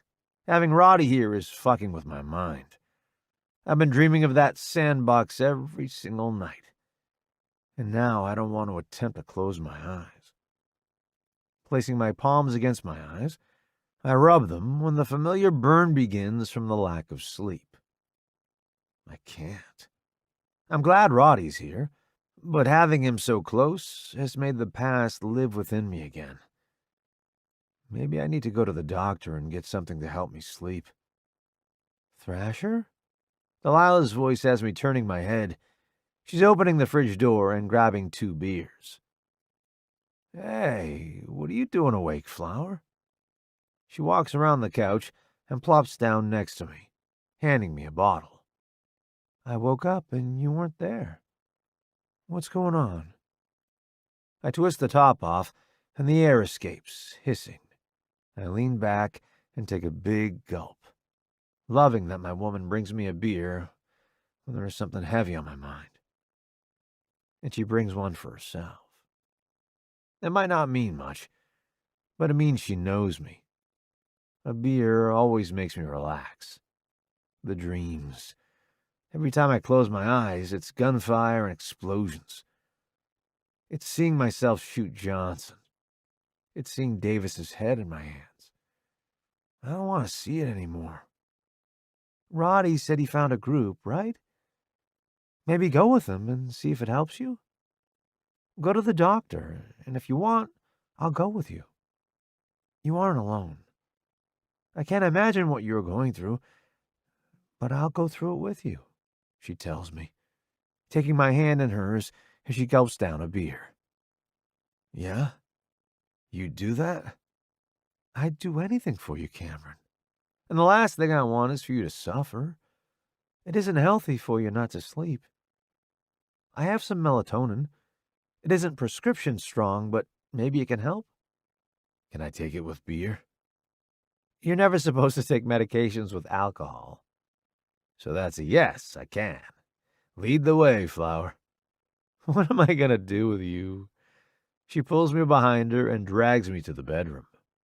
The lamp is on, and all of her stuff is finally unpacked, and it looks like we actually live together. I had to replace my comforter with hers, though. And while it is the girliest blanket I have ever seen because it's purple, I don't care. Because it is fucking fluffy. Not just the feather inside, but the material outside. It's furry and soft. I don't know what it is, but I want to roll around in it for the rest of my life. I'll go get the melatonin. I'll be right back, she says, giving me a kiss on the cheek. So good to me. Damn right. Don't you forget it, she sasses, strutting out the door as if she's the hottest thing in the world. And she's right. She's the sexiest woman I've ever seen. I'll be here. I tuck myself under the covers and keep myself upright. I chug half of my beer before setting it on the nightstand, and then look around the room to see how much of it has changed. There's a hint of her perfume in the air. It's citrus, like tangerines in summertime. Her vanity is in the corner with all of her perfume bottles, scarves, lipsticks, and mascara. Her headbands are lined on top of the mirror, and she has a photo of us from the movie theater taped to it. It's one of those silly black and white strips from the small photo booths. We are making funny faces, but the last one is what matters. Like a crazy man in love, I proposed to her right there. And when I opened the box, the camera took the picture to capture her reaction. She said yes, of course. She made me the happiest man alive that day. I know it's fast. No one needs to tell me that or judge me for it. I don't give a fuck. I've done my time waiting. I've done my time living a life of hell, and I finally feel good when I'm with her. I'm not going to let that go. If it were up to me, I would have married Delilah the first time I saw her. But I didn't want to scare her or anything. My room is home. This clubhouse is home. And she's the reason for my life snapping into place when everything around me was falling apart. She's a dying man's last wish and a living man's daydream. My eyes droop. I can't fight the sleep anymore. I try to stay awake, I do, but exhaustion wins. I'm thrown back in Afghanistan. It's my first day. I'm a newbie, a grunt. I don't know what the fuck I'm doing, and I'm scared if I do anything, I'll do it wrong. It's fucking hot, is the first thing I notice. There ain't shit in any direction someone looks. It's just beige everywhere. Sand, desert, and tents. And guns, let's not forget those. I'm barely off the truck, and have taken my first step when a drone soars overhead. For a second, I think it's one of ours getting ready to land. But it isn't. Something drops from it, and when the object hits the ground, it explodes. Oh, fuck! This is the real deal. They try to train you for it, but nothing compares to when it is actually happening. My boots are frozen to the desert, which is funny considering it's more than 100 degrees outside. Another bomb drops, then another, and bodies are thrown in the air along with murderous screams.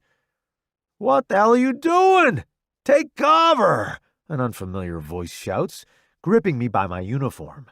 He drags me to a nearby truck that is on its side and throws me to the ground.